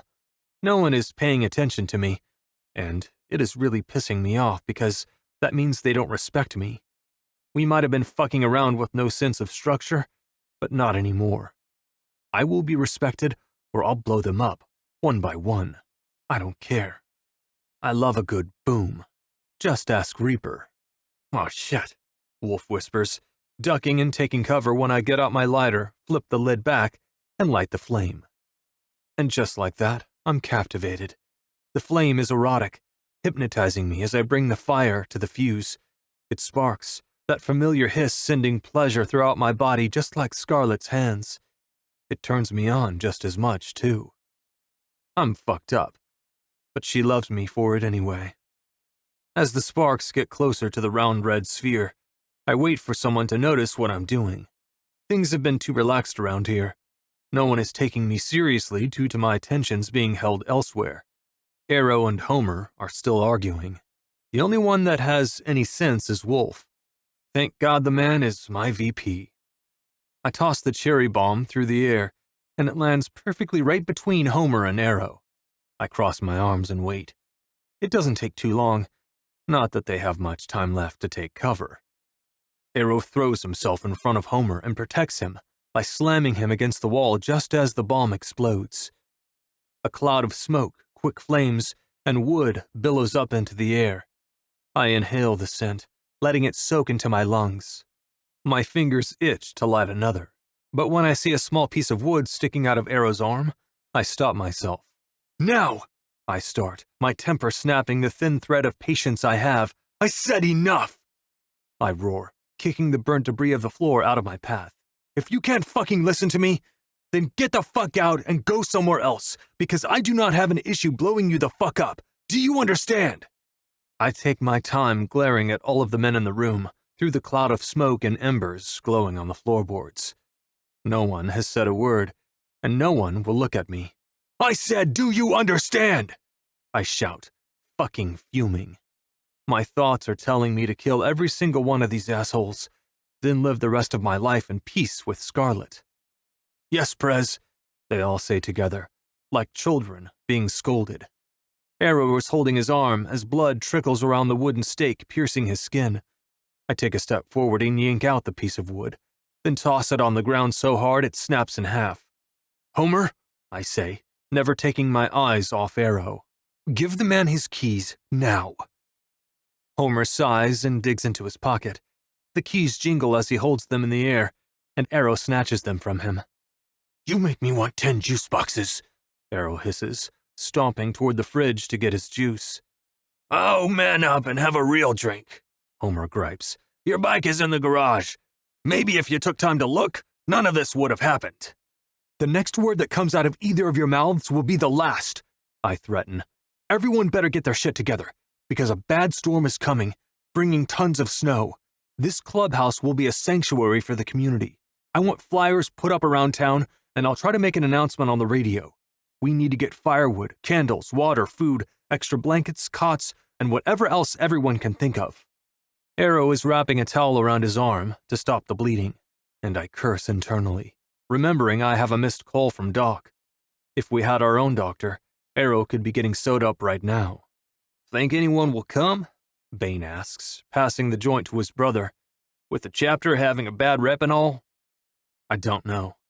But this is our chance to prove we aren't like them. This is our chance, and I'm not going to squander it. Wolf, stay here with Abigail, okay? Bane, Warden, get the trucks ready. The storm doesn't come for 2 days, right? Colt asks, turning on the TV. Yeah, it barely gives us enough time to prepare. But we will make do, I answer him. And Arrow, we will stop by urgent care for you. Nah, I'll be fine. It's nothing but a flesh wound. Famous last words, Homer mutters under his breath. Arrow silences himself by sipping on his juice, but I can tell he wants to shoot Homer with one of his arrows. I say we go to the skating festival tonight. A ton of people are going to be there. It'll be a good opportunity for people to get to know us, see us, and we can extend the invitation. Colt pipes up. Skating? No, I don't skate, Void states, shaking his head vehemently. Too fucking bad. You do tonight. That's a good idea, Colt, I tell him. I have those sometimes, he says happily, tilting his head left and right. He really seems happy for offering an idea, and it being accepted. Homer, you're coming with, too, I say. Does it look like I fucking skate? He sasses, like he always does. Does it look like I fucking care? I pull out my cell phone and see a text from Doc that tells me to call him. Everyone be ready in an hour, I repeat, and point a finger at all of them, then enter the breezeway. It's cold and wet, so I walk to the office to get out of the freezing weather and to get some privacy. There's a box sitting in front of the office door, and the bottom of the box is wet. Great, I say under my breath, bending over to pick it up. I have to balance the wet box on my thigh while shouldering the door open. Heat bursts across my face, and I kick the door shut with my foot. I drop the box on the floor and plop in Homer's old computer chair. When it rolls, the wheels squeak. Every time I sit in this chair, I have to remind myself I can't lean too far back in it, or I'll topple over. It's the only room that hasn't been updated. I decided not to touch it. This room holds a lot of memories for Homer, and I don't want to up and change everything in his life. I want something to stay the same for him. You can't do this. You can't do this. You're worthless. Kill yourself. Kill yourself. Kill yourself. I rub my eyes and take a deep breath, preparing myself for the conversation with Doc. I don't know how Reaper does it all. No wonder he is so damn annoyed all the time. I already have a headache and the club is barely born. I press the number 3, speed dialing Doc.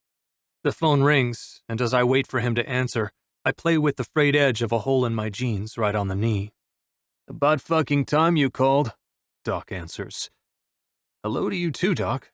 Sorry, busy morning. Story of my life. All right, I put out some feelers and so did Reaper. We found someone. His name is Pulse.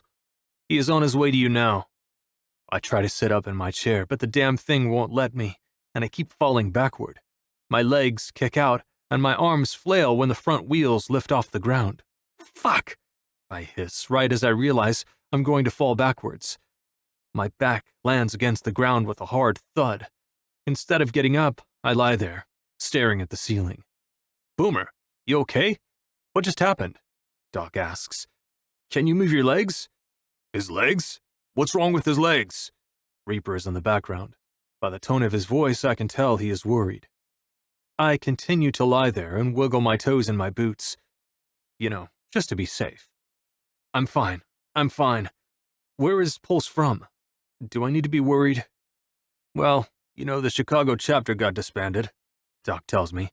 Pulse was looking for a new home since most of the members got busted for moving cocaine. He wasn't a part of it, was he? No, Pulse was away traveling. Doctors Without Borders. He was gone for 6 months and apparently everything went to shit. So he is experienced. That's great, I say, relieved. Abigail isn't doing well, Doc. I know.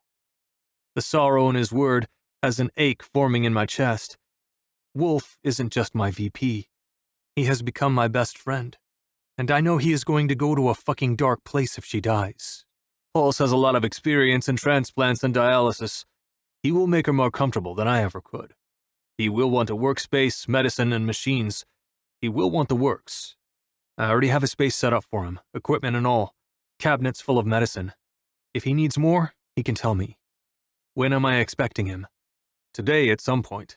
He hasn't called? No. I sneer slightly. I don't want to be annoyed with the man already. But if he can't even bother to call and update me, how is this going to work? The sound of tires crunching on ice and headlights shining into the window have me trying to get out of the position I'm in. I think he's here. I gotta go.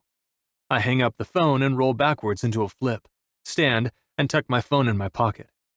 I open the office door and zip up my jacket to brace against the cold wind.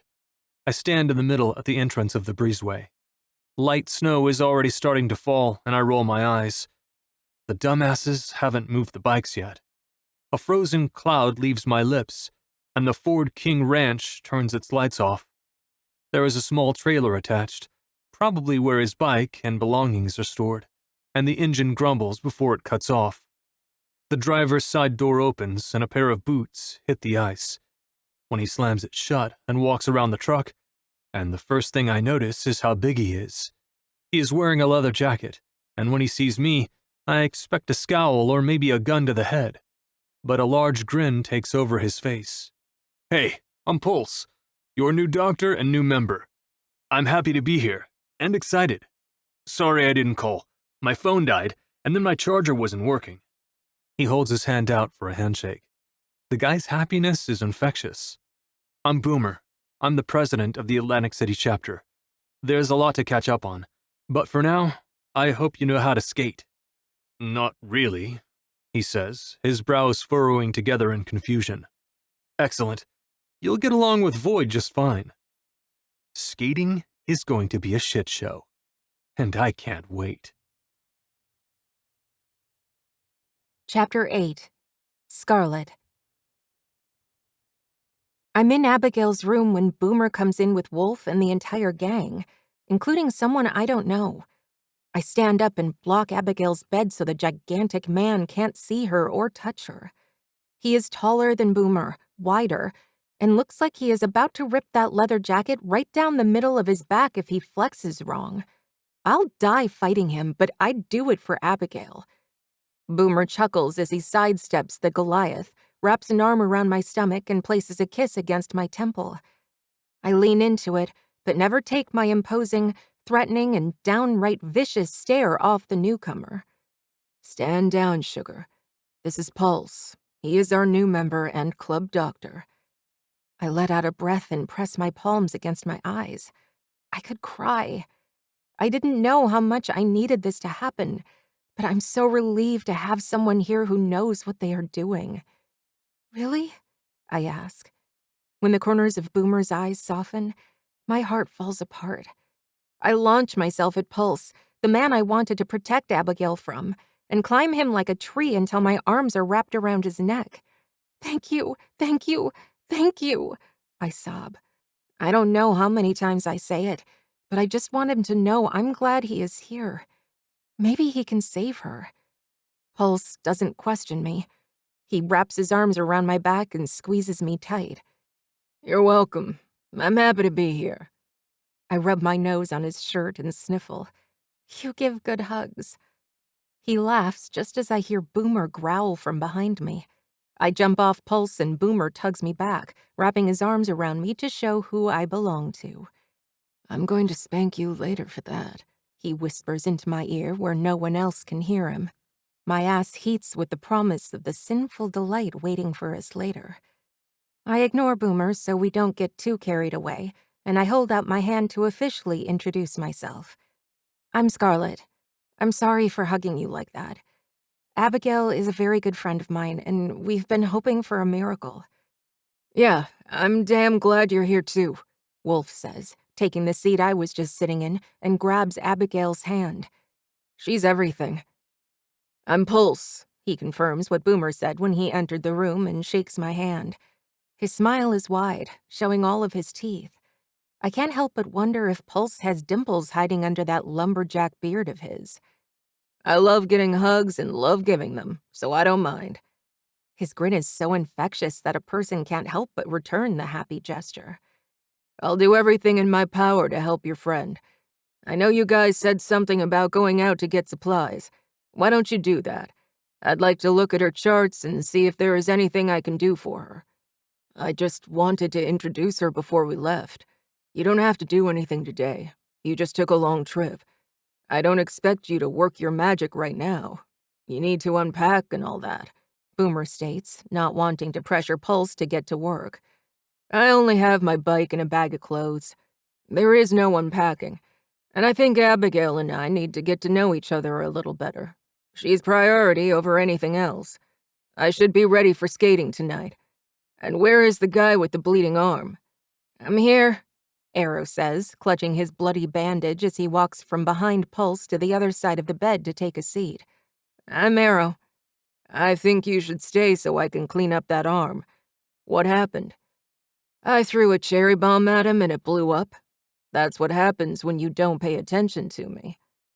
Boomer flips his Zippo lighter on and off, the flame glowing across his face. He looks dangerous, intense, and the orange flicker dances in his pupils. I'm entranced, lost, and want to dive into the depths of his hell and swim with him in the fire he makes himself home in. I have a feeling you guys will keep me busy, Pulse mutters, grabbing Abigail's chart from the bottom of the bed. His brows pinch together. I thought you said she didn't have a doctor. These notes are advanced for someone who didn't go to medical school. I've had Doc from my old chapter fly out here every month. She didn't want a hospital. These notes are great. It's been 3 weeks since she was last seen, huh? Kidney function isn't great at all. He pinches his lips together and shakes his head as he continues reading, not liking what he sees. Is she on the registry for kidneys? Has anyone here been tested for a match, or would anyone be willing to donate? You only need one kidney to function. Everyone raises their hand, including Wolf. Pulse does too, which surprises me since he doesn't know anything about her. Maybe it is best if the doctor doesn't sacrifice himself, Boomer says, taking a step back when Pulse walks around the bed to take Abigail's vitals. It's appreciated, though. You're right. Pulse digs into his jacket pocket and pulls out a stethoscope. Listen, I'm going to be here a while. I know you guys want to stay, but this storm they were talking about is serious. I'll be fine. I'll update you when you come back, and I'll get all the tests ready. That will be the first thing we do tomorrow. Pulse lies the metal circle across her back and listens to Abigail's lungs intently. All right, we're going. Call if you need anything. Boomer kisses me and wraps a hand on the back of my neck. I love you, sugar. I'll be back. Be careful. I don't know what I'd do if something happened to him while he is out and about. I'm always careful. Ain't nothing gonna stop me from coming back to you, sugar. He taps the tip of my nose with his index finger. Wolf, Arrow, Pulse, make sure you're ready by the time we get back. Boomer slams the door as he leaves, blocking the cold, crisp air from coming in. You could have gone with him. I'm not going to hurt your friend, Pulse tells me, picking up her medical chart again and flipping to a certain page. I know. I usually stay. I want to get all the time I can before if, you know. I swallow and don't say the words. I can't say them. After everything she and I have been through together, I can't imagine her not beating this. She's survived and endured so much, and because of that, I'm not sure how it's come to this. The previous Atlantic City chapter was brutal, mean, abusive, and cruel. She survived months being at the end of their hands, but she can't get past this? Why? I don't understand. Little thing has survived a lot, Pulse says on a sigh, then rubs his eyes and yawns. You want some coffee? I don't mind making it for you. His eyes widen in surprise. That would be great, thank you. I take it black, just like the rest of the guys. I finish the sentence for him and he tosses his head back and laughs. It's deep, throaty, and sounds just as big as his body. He opens the drawers of the medicine cabinet until he finds what he is looking for, and that dang smile of his is still there. No, actually, I take cream and sugar. I have a sweet tooth, something fierce. If I'm not mistaken, a blush takes over his cheeks, and he inserts a tube into Abigail's IV. When it's full, he switches the tube out for another. He keeps doing that until he has 4 of them. Got it. A cup of sugar coming right up. I slap his arm as I stroll to the door. Don't let Boomer hear you say that too loud. He won't like it, Wolf jokes, tilting his lips in a tired smirk. He picks up the brush on the left side of the nightstand and starts combing Abigail's hair. He's a good man with a big heart, and loves her more than Boomer loves his explosions. He bathes her, dresses her, and does all the gross things people don't want to do. He doesn't care. Wolf thinks if he showers her with love, then she will magically get better and they could start their lives together. I roll my eyes as I leave, but know Wolf is right. Boomer doesn't want to hear about sugar when I'm around. Everyone knows that's my nickname from him, and the word, even if it is said in passing about anything else, sets him off. The man is a thorn on a rose bush when it comes to me. I know his bristly nature is just a way to show how much he loves me. When I step out into the cold, I shiver. The temperature has dropped, and the clouds are darker, low-hanging and fluffy. 2 days is looking more like 1. I go to shut the door behind me when I hear Wolf ask Pulse a question. I leave it cracked so I can hear his answer. Pulse, how long does she have? I hold my breath, knowing I need to shut the door and get the hell out of here. Pulse won't know that answer just yet. He hasn't spent enough time with Abigail to know. Honestly, Wolf, I'll know more when I run some tests on her blood. But from the previous numbers, she's got 3 months at best. I'm sorry. I hate to deliver bad news on my first night here. Hopefully, one of us can be a donor and we won't have to worry about that, all right? Pulse gives us a small amount of hope, the kind that says, let's cross that bridge when we get there. But I have a feeling we are crossing that bridge now, and Pulse is too nice of a giant to say so. I carefully close the door behind me so it doesn't make a noise and they don't catch me eavesdropping. I tuck my hands in my coat pockets, keeping my head down so the wind doesn't chap my face, and head into the breezeway. All I can think about is what Pulse said. How can he know that from being in the room with her for 10 minutes? I sniffle and do my best not to cry. She isn't dead. I have no reason to be sad when there is hope. I'll hold on to that until Pulse tells me otherwise. I yelp when I slip on a patch of ice.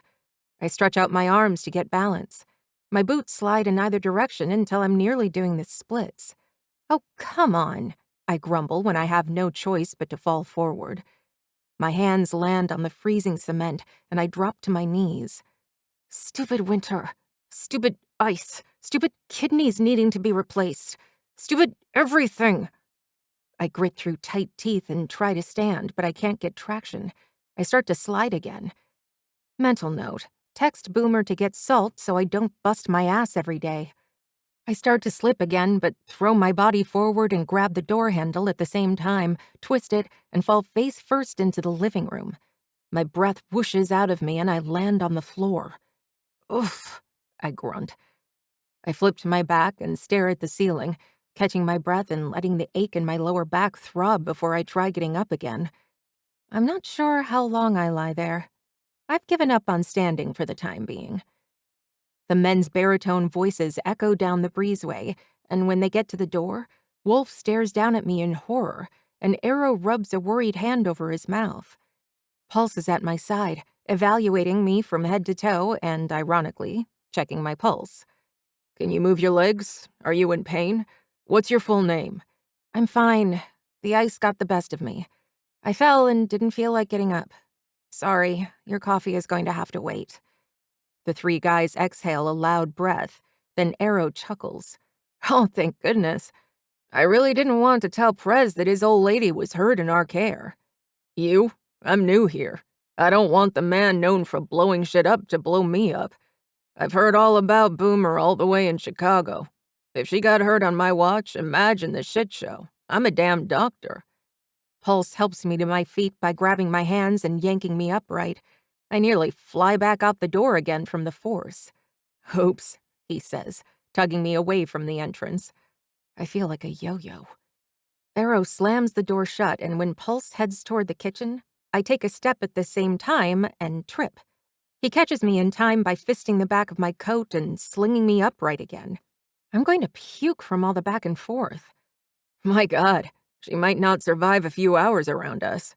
We're dead men. Wolf stresses, tugging on his long hair as he makes his way to the fridge to grab a beer. It's been nice knowing you, Arrow dramatically says. Throw me 2 juice boxes, Wolf. Damn, 2? Wolf whistles under his breath. I swear, I live with divas, not bikers. Chapter 9. Boomer. I jump out of the F-250 and land on the new sheet of ice that's gathered across the clubhouse parking lot. I zip my jacket up all the way and tug the red beanie down more to cover my ears. Holy shit, I miss the heat of Vegas. The cold is for the damn birds. The birds aren't even out. Cedar's teeth chatter, creating a clicking noise, and he opens up the back of the truck, while Void, Colt, and Teeth drop the tailgate to start gathering up the cots, blankets, and pillows. I might be overdoing it, because no one might come. But I need this to work. This is our home. If we don't gain the trust of the community, it's going to take a long time before this place feels like home, and not just some place we sleep and eat. I can't feel my balls. Bane pushes his arms through the bag handles until he can't carry anymore. Because they aren't there. Warden laughs at his own joke, The setup too perfect for him to ignore. "That's not what your ex said." Bane jabs his twin in return. "Not even a good joke because neither of us have ever been in a relationship." Bane slams his shoulder against Warden and huffs, mumbling something under his breath that no one can hear. The frozen clouds leaving his mouth in a quick burst tell me he is yapping about something, but I don't care what. "How about everyone unloads the truck and keeps their damn mouth shut?" I snap. I don't mean to be on edge, but I am. Shit is becoming all too real, very fast, and the responsibility of everything is weighing on my shoulders. Everyone who lives here is under my protection. Abigail is sick. My sugar and I are trying to have a baby. A storm is coming. The city hates us, and I'm a little overwhelmed. That mean seed of doubt trembles in the back of my mind.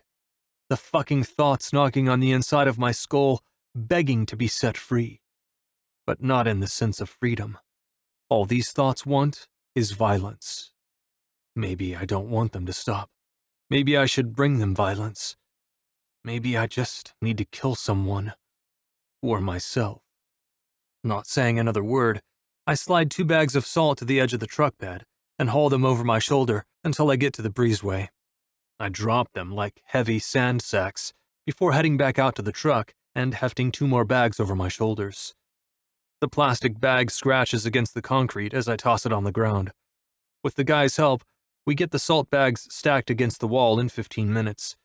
I take a step back, cold and fucking hot at the same time because of sweat, and analyze the supplies. Damn, that's a lot of fucking salt. Maybe too much salt. Well, better to be safe than sorry. "Prez!" Kansas shouts from the doorway that enters into the main room, and I sniffle since my nose is running from the cold weather. "Is the truck empty?" I ignore Kansas for a moment and ask Bane if everything has been unloaded. "Yes, Prez." "Good. Salt the parking lot, sidewalks, and breezeway." I shuck off my gloves and stomp toward the door. I feel like I've aged 10 years in one day dealing with these fools. "What, Kansas? For the love of all things vile, what—" I don't get to finish my sentence. What I see has a murderous need to grow inside me. My sugar is bleeding, and I want to know why.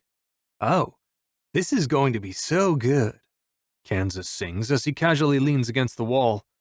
"Good? Pulse has been here half of a day. This is not good," One Eye replies, posting up next to Kansas. My legs eat up the distance between me and my sugar, who currently has a knife in her hand. I push Pulse against the counter. Even if he is bigger than me, I don't give a fuck. Then pull his arm back and slam him face first onto the countertop. I dig my lighter out of my pocket and whistle for my VP. "Keep his eyes open, Wolf." "Press, I said keep his fucking eyes open," I leer, striking the lighter. Wolf pries Pulse's eyes open, and I inch the fire toward his eye, which pools with tears from the heat. I snap my head to the left and lick my lips. Scarlett is sitting there in pain, blood dripping from her hand, and I want to kill the fucking guy for hurting her. "Boomer, it was an accident," she says, sweat glistening on her brow. "Let him go." Her words fall on deaf ears. I lick my lips, flicking my tongue out as I stare at her like I don't even see her. But at the same time, all I see is that knife, and all I feel is the need to hurt the man that did it to her. "What the fuck did you do to her? I trusted you. I let you into my home." I snarl so deep that my voice cracks and my hands start to shake. The flame quakes, and his iris watches the chaotic dance as it gets closer to his eye. "I fucking trusted you." Kill him. Kill him. Kill him. I'm thinking about it. "Prez, it was an accident. I swear, I was cutting that lemon right there by the sink, and I took a step back, while she took a step sideways, and our feet got tangled. I fell, and the knife stabbed her hand. I was just about to pull it out when you walked through the door." Another tear drips down his cheek, but he isn't crying. It's his eye doing what it does naturally from a threat. "That true, Sugar?" "Yes, you big brute. Let the doctor help me for goodness sake. This shit hurts. Don't you dare hurt him." "Sorry, Sugar. Accident or not, he hurt what's mine." I hold my palm over the lighter, the fire burning my hand, leaving a small sear in place. Unlike most people, I don't flinch away from the pain. I soak it up. When the fire is out, the metal is hot, and I press it against Pulse's cheek. The skin sizzles, and he wiggles in discomfort, but doesn't protest. He takes it like a man. The slight scent of burning flesh fills the room, and my nostrils flare when I rip the lighter from his face. What's left is a small square of puckered red skin that will blister within the hour. It's a small price to pay for what he has done. You're getting off lucky. If Scarlett says for me not to hurt you, then I won't. But if it were up to me, I'd tie you to the nearest tree with TNT and watch you fucking blow. I grip his chin and grind my jaw. She makes a lot of decisions around here too, and I listen to her, unlike some of the presidents you've dealt with. But her kindness only lasts so long with me. If this happens again, I'll make sure the only thing left of you are your entrails spread across the parking lot. Do I make myself clear? Crystal Prez, I apologize, Pulse says. I release the strong hold I have on him and step back. Wolf does the same, but he doesn't have the same look of bliss on his face. He feels guilty. Guilt has no home here.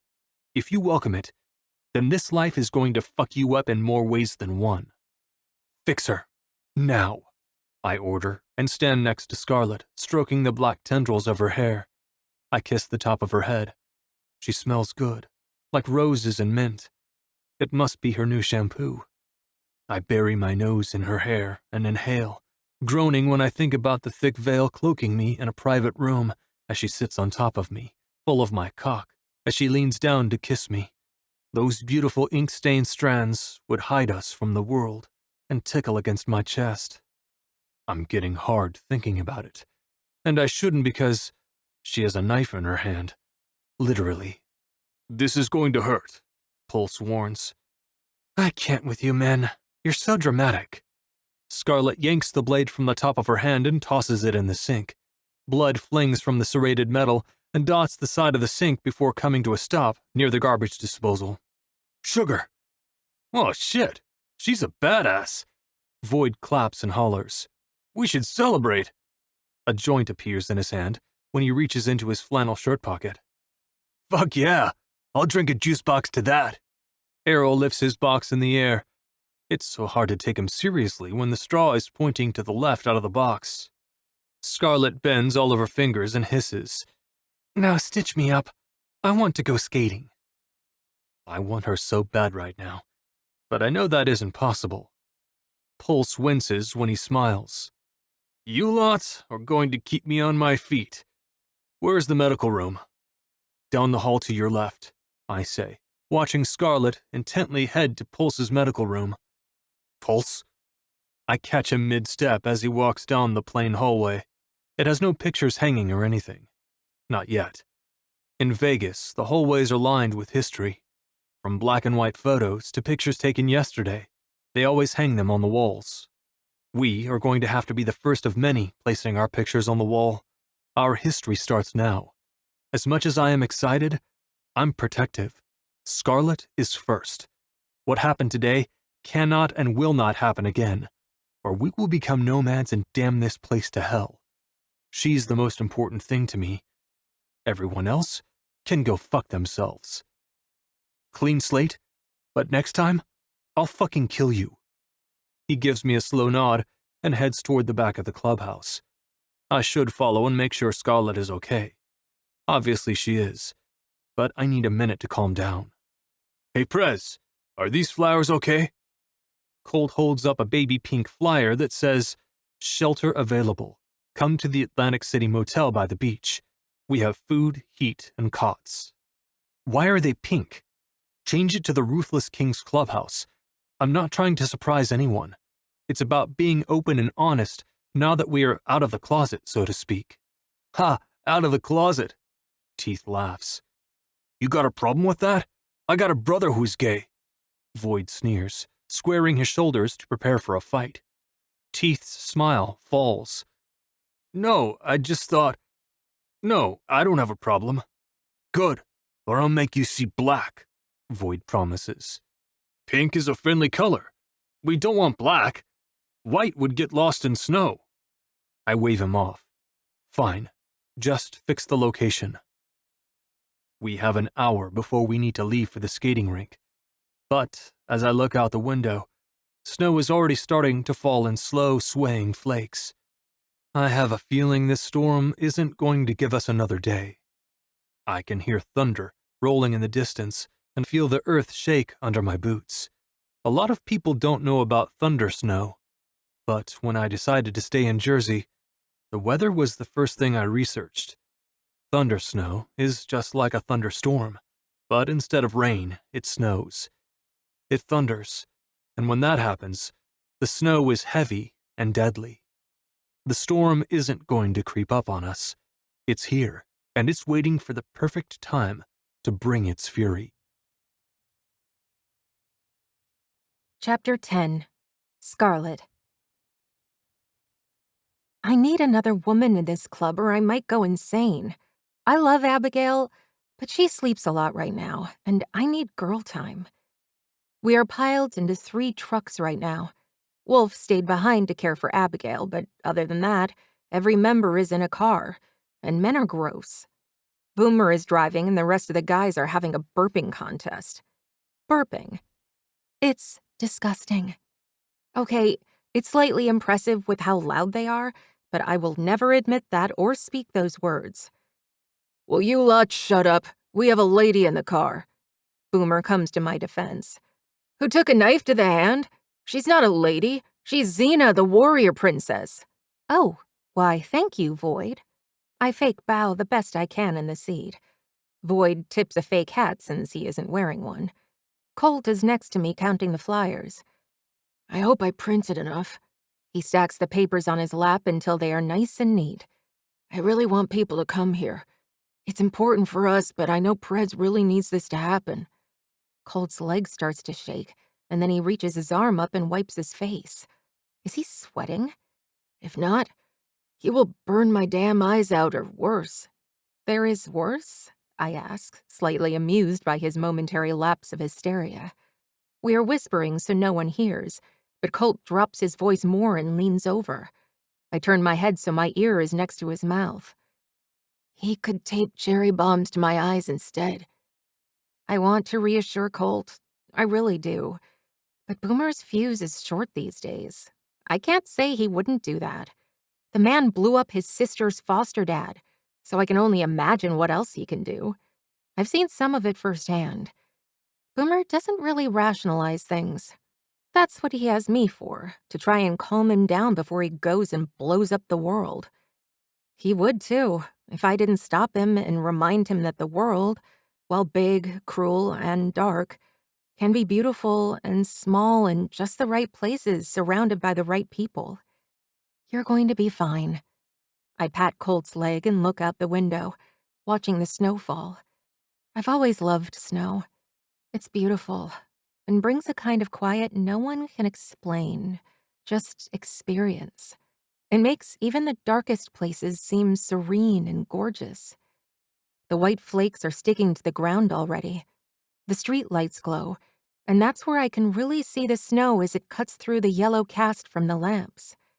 Every second that passes, it's like the storm is releasing more of the pent-up, frozen precipitation. The storm has taken an unexpected turn and slowed. We expect tomorrow the storm will hit and stay hovered over Atlantic City for days. Please, be prepared and stay home. Boomer turns the radio off just as we pull into the skating rink. Regardless of the warning on the radio, the skating festival is in full swing. I can't even count how many people are out tonight, enjoying the rink and freedom before the storm snows us in.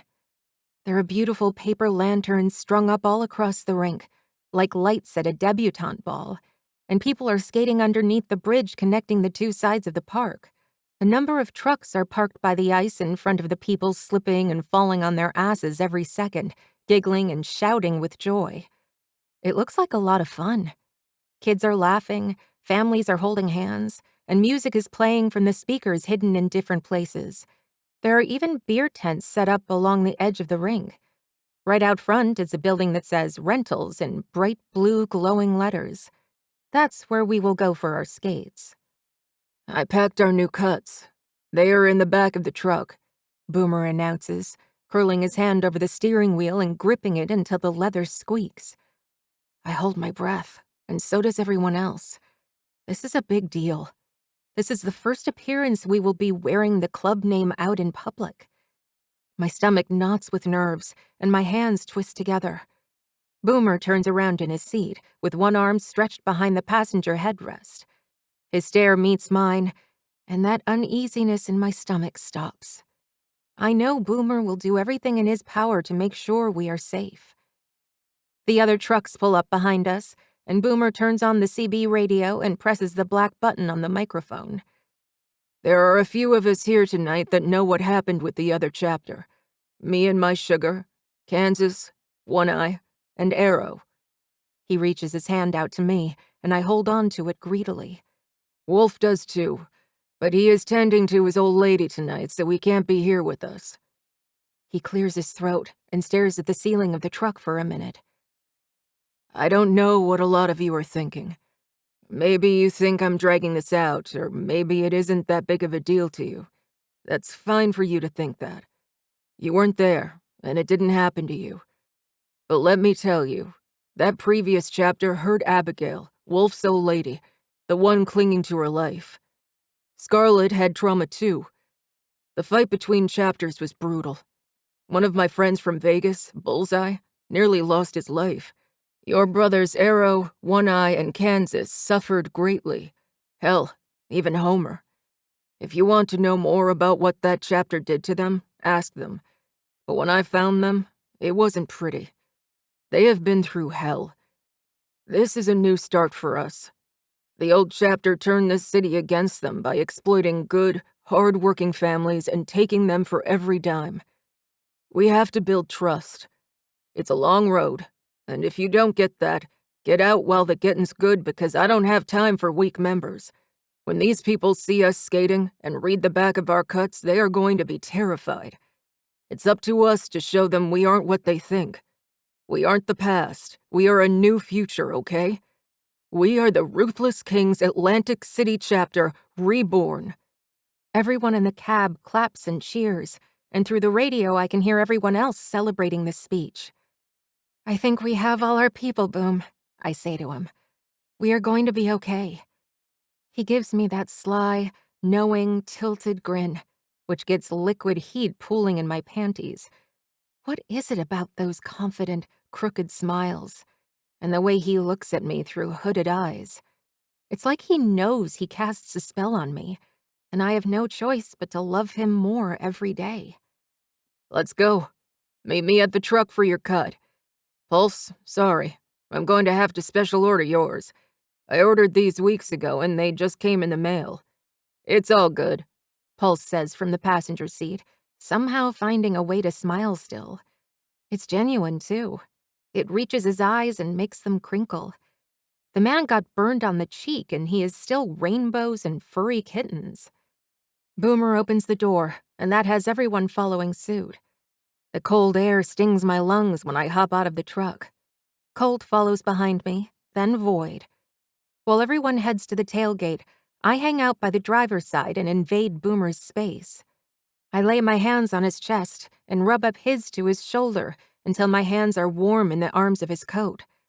I make him become one with me by molding my body to his. I tilt my head back, and he stares down at me with amusement. I kiss his chin and make sure he notices that I see him and his effort to not only be a better man, but be better to himself. He has always been amazing to me, but he deserves to be noticed for his hard work. I'm so proud of you, Jenkins. You have no idea how in awe I am of you. You're so strong, and seeing you become this incredible person has made me love you more every day.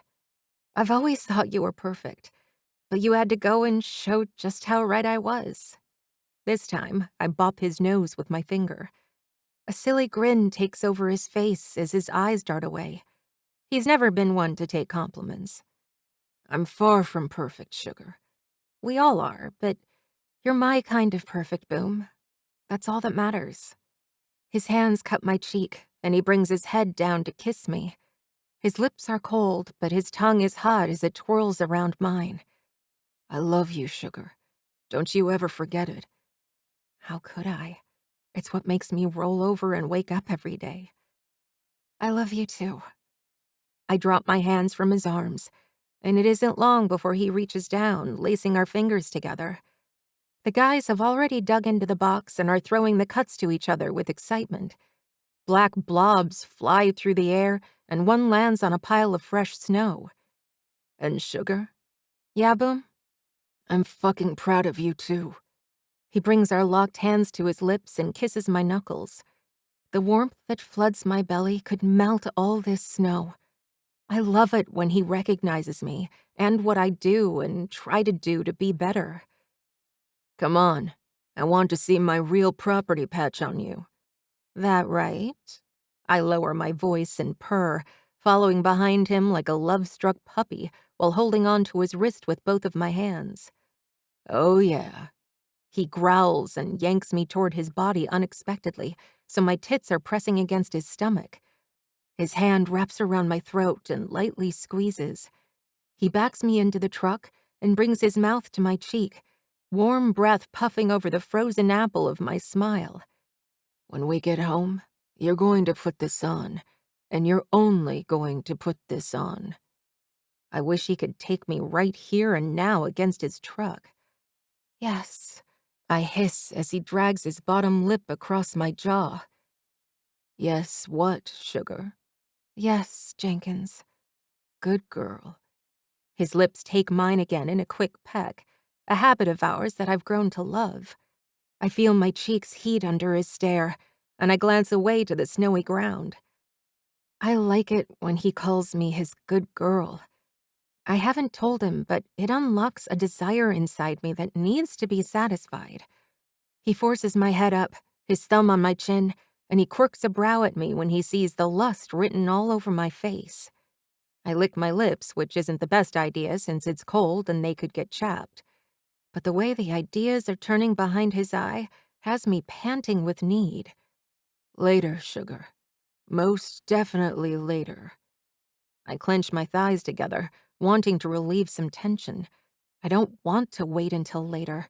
I want him to take me into the woods, push me up against a tree, and have his way with me. Prez, I believe this is yours. Kansas holds up Boomer's cut. The president patch is right above his name.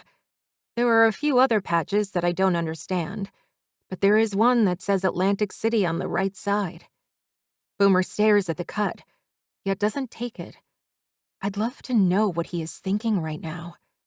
He deserves this more than anyone, but he is frozen in place as he eyes the cut.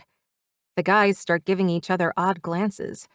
Some are worried, some hold questions, but I know what's going on. The moment Boomer puts this on, everything becomes real. It isn't a blank cut that doesn't have a name. We aren't renovating anymore. This is real. It's happening. While he knew this would happen, it doesn't take the shock factor out of it. He is going to live and breathe and probably die in this cut. Scarlett, this is yours. One eye holds the cut open for me, and I walk around Boomer, stand in front of him, and shrug it on. The leather feels good.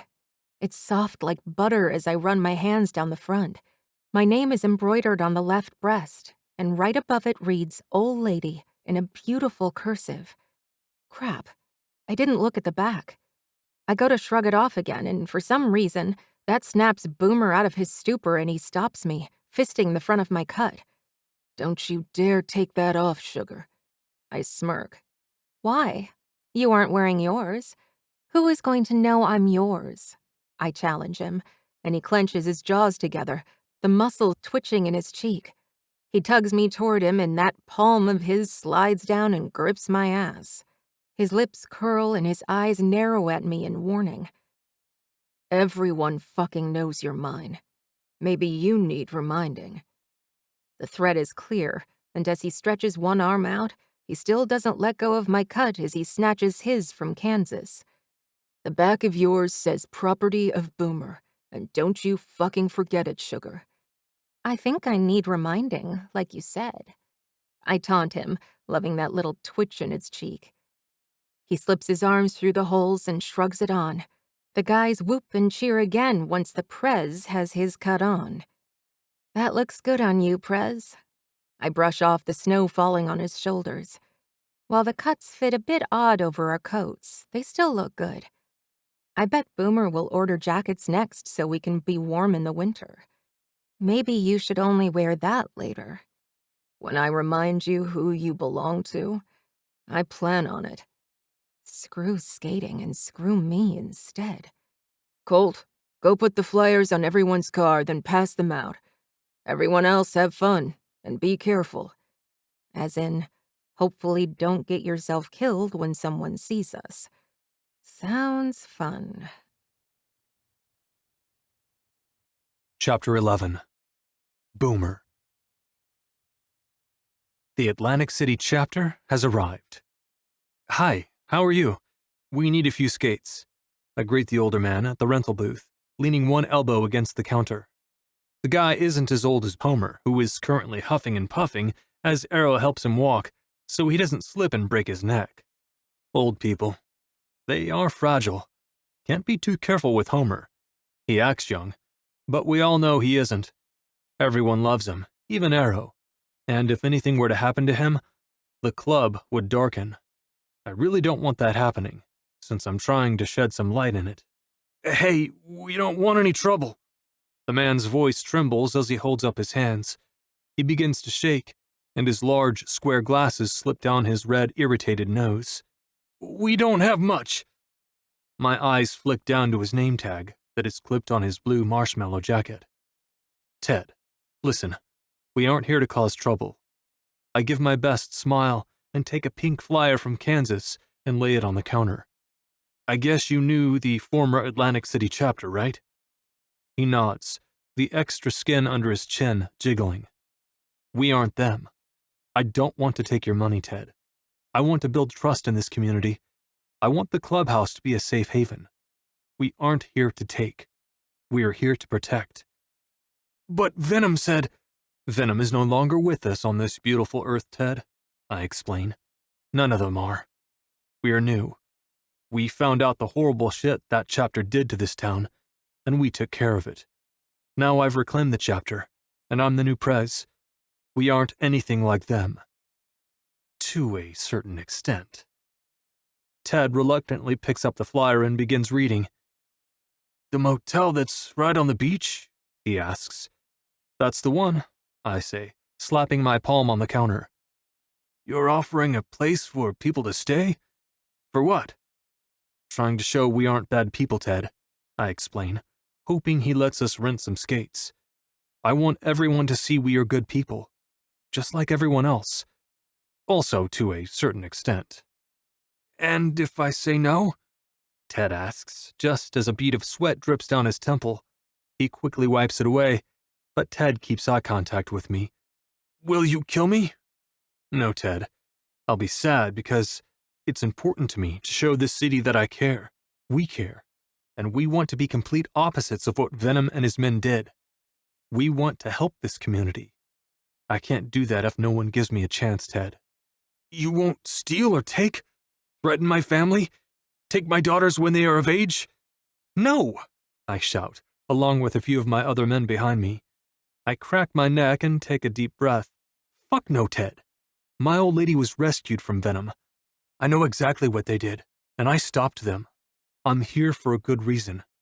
We can be your friends, Ted. The people you come to if you're in a bind, or if your daughters need protection. I'm not Venom. I'm level-headed. Kind of, but he doesn't need to know that. He swallows, and as patiently as I can, I impatiently wait. What do you say, Ted? He reaches for his thermos, which must be something warm, since steam is coming from the open mouth part of the lid.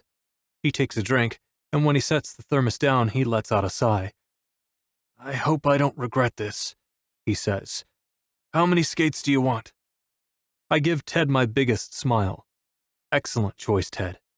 And you won't regret it, I promise. One by one, we ask for our size and skates and head to the rink. While we head across the frozen pond, A few people are staring at us as we walk.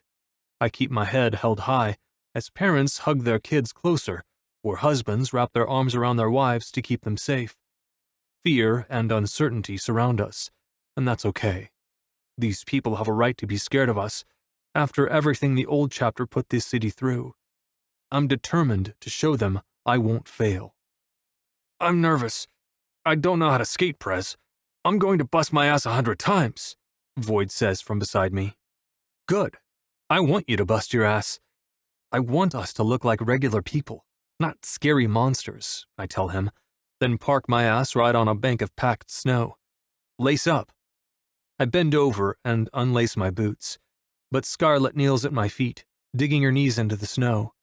Her hands grab mine and set them aside. And what are you doing, sugar? Helping, she says, loosening my boots every time she tugs on the black laces. You did good back there. I believe in you so much, Boom. I don't think you know. She's the only person on this planet that has the ability to crack me open and melt me. I do know, because there is no way I could be in this position without you. You made this possible. I'm just along for the ride, sugar. She tosses me a boot and gives me a wink, then slides the skate onto my foot. She does the same to the other side and starts to tighten the skates, and then ties the laces in a knot. So are you going to show them how to do a triple axel? She asks, laughing at her own joke before she even finishes it. You're a funny girl, Scarlet Rose. I know. She beams proudly. Damn it. All I want to do is tackle her in the snow and make love to her right here and now. But there are fucking kids around. Yes, I'd consider it if there weren't kids. I want her. I always want her. No matter the time or place, no matter the circumstance, she's the calm and the rage that lives inside me.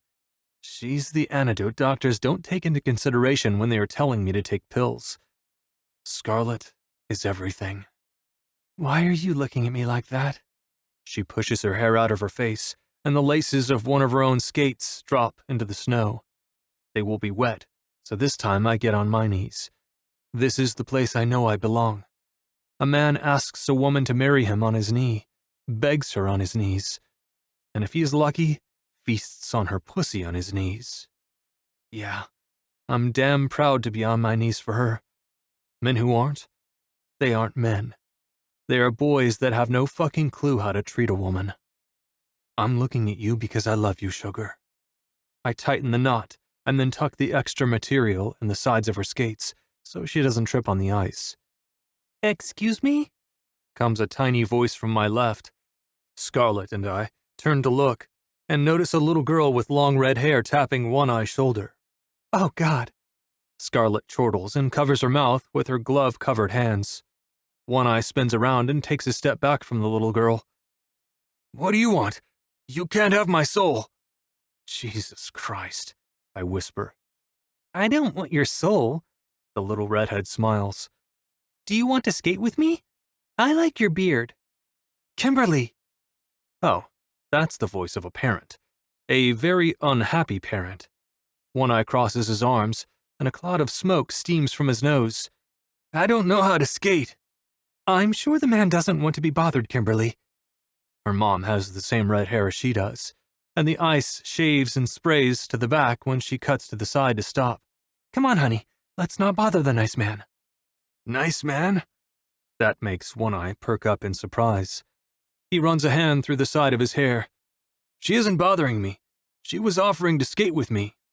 She isn't supposed to talk to strangers. I'm sorry. Well, I'm One Eye, he says, holding out his hand. We aren't strangers anymore. I'm Kimberly. I'm 7. My best friends in the entire world call me Kimmy. You want to be my best friend? Aw, she's cute. One Eye is completely lost. He isn't the kid type of guy. I feel like I'm witnessing history. I don't know much about being best friends with someone. One Eye's voice is deep and barely audible. I can teach you. Come on. Come meet my mama. Her name is Alicia. She had me at 16. Kimberly takes One Eye's massive palm in hers and drags him to the ice. Kimmy, oh my God, I'm so sorry. The mom, Alicia, stares at the ground and kicks the ice with the metal of her skate. No, it's okay. I think that makes your mama pretty awesome. You know, it's not easy being a young mom. I bet she really does a lot for you. One Eye stares at Alicia with his heart in his eyes. Oh. Alicia grins. She's the best mom ever. I'd like to hear that story sometime. One Eye slides across the ice and manages to stand still. I feel like I'm watching a soap opera. One Eye has his arms out to his sides to steady himself, but then Kimberly pulls him ahead. He wobbles, and Alicia reaches out to catch him, but it's too late. He slips, and his arms and legs kick in the air before he hits the hard ice. One Eye! Scarlett screeches and starts to stand to go check on him, and I tug her by the sleeve to sit in my lap. No, let's see how this plays out, I tell her, wanting to see if Alicia is scared of us or what. Oh my God! Alicia drops to her knees just as Pulse skates out on the ice like a pro. I thought he said he didn't skate. The liar. One Eye, are you okay? Kimberly asks, her bottom lip wobbling as she holds back tears. I'm so sorry. It's okay, Kimmy. I just need a minute, he groans.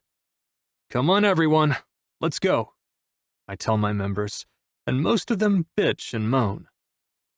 Scarlett and I glide out onto the ice. It takes me a minute to get my feet under me. Actually, I lied. I can't get my feet under me. It's too slick. Whoa, wait, no! I rip my hands away from hers and steady myself, pausing in one spot. Oh yeah, let's go skating. Let's show the community we are friendly. Well, I am not friendly right now, Prez. Void sneers as he inches by me like the wind is blowing him, narrowing his eyes at me in a death threat. I hate you, he spits, which makes me chuckle, and causes me to slip. You'll get over it. Fuck, I'm going to fall.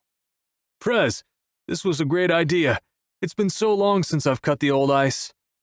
Pulse punches the air as he skates backwards. Scarlett snickers as she holds my hand, tugging me slowly across the pond. I shake my head. Slow down. You're going so fast, Sugar. A leaf tumbles by me quicker than I'm moving, but it's still fast. You ride a bike, for crying out loud. Sugar, I know how to ride a bike. This was a bad idea. It won't be as bad if we go a little faster. Scarlett picks up her pace and pulls me along like I'm a reluctant dog not wanting to go on a walk.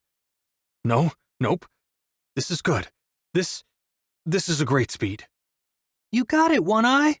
Kimberly passes me as she also skates backwards, holding One Eye's hands. He is hunched over, and Alicia is smiling from ear to ear as she watches him. Slow down, Kimmy. I'm scared to fall again. It hurt. You're silly. You have a beard. I know that means you probably chop wood. If you can do that, you can do anything, Kimmy says proudly. If only things were that easy. Come on, guys, pick up the pace. The ice is smooth, Pulse calls back as he speeds by us in a whoosh. I hold my breath when he jumps and spins twice, landing his big body gracefully with one leg out. What the fuck? Me, One Eye, and Void say in unison. You said a bad word, Kimmy tisks. Mommy makes me put money in the swear jar. You should too. I think that's a great idea. That will be $1, One Eye. Alicia holds out her hand, holding a smile back. My hands are occupied, Mama, One Eye says, afraid to let go. Me too, One Eye. Me too. You guys, look, I'm doing it. Kansas laughs, taking one tentative stride after another. I'm doing it, I mock him. Childish, but whatever. Get the hell off me, Arrow. I've been skating before, Homer huffs at Arrow, tugging his arm away. If you fall, you'll die. Your bones are like Rice Krispie treats. I'll show you just how strong my Rice Krispie treats are, damn it. Homer shakes a fist at Arrow, but he doesn't follow through. They skate away, arguing like they always do. All of the flyers are up, Colt declares, zipping by me and Scarlett. I've never felt so useless as a Prez more than I do right now. Great job. Keep up the good work, I mumble, and Scarlett gives me another wink.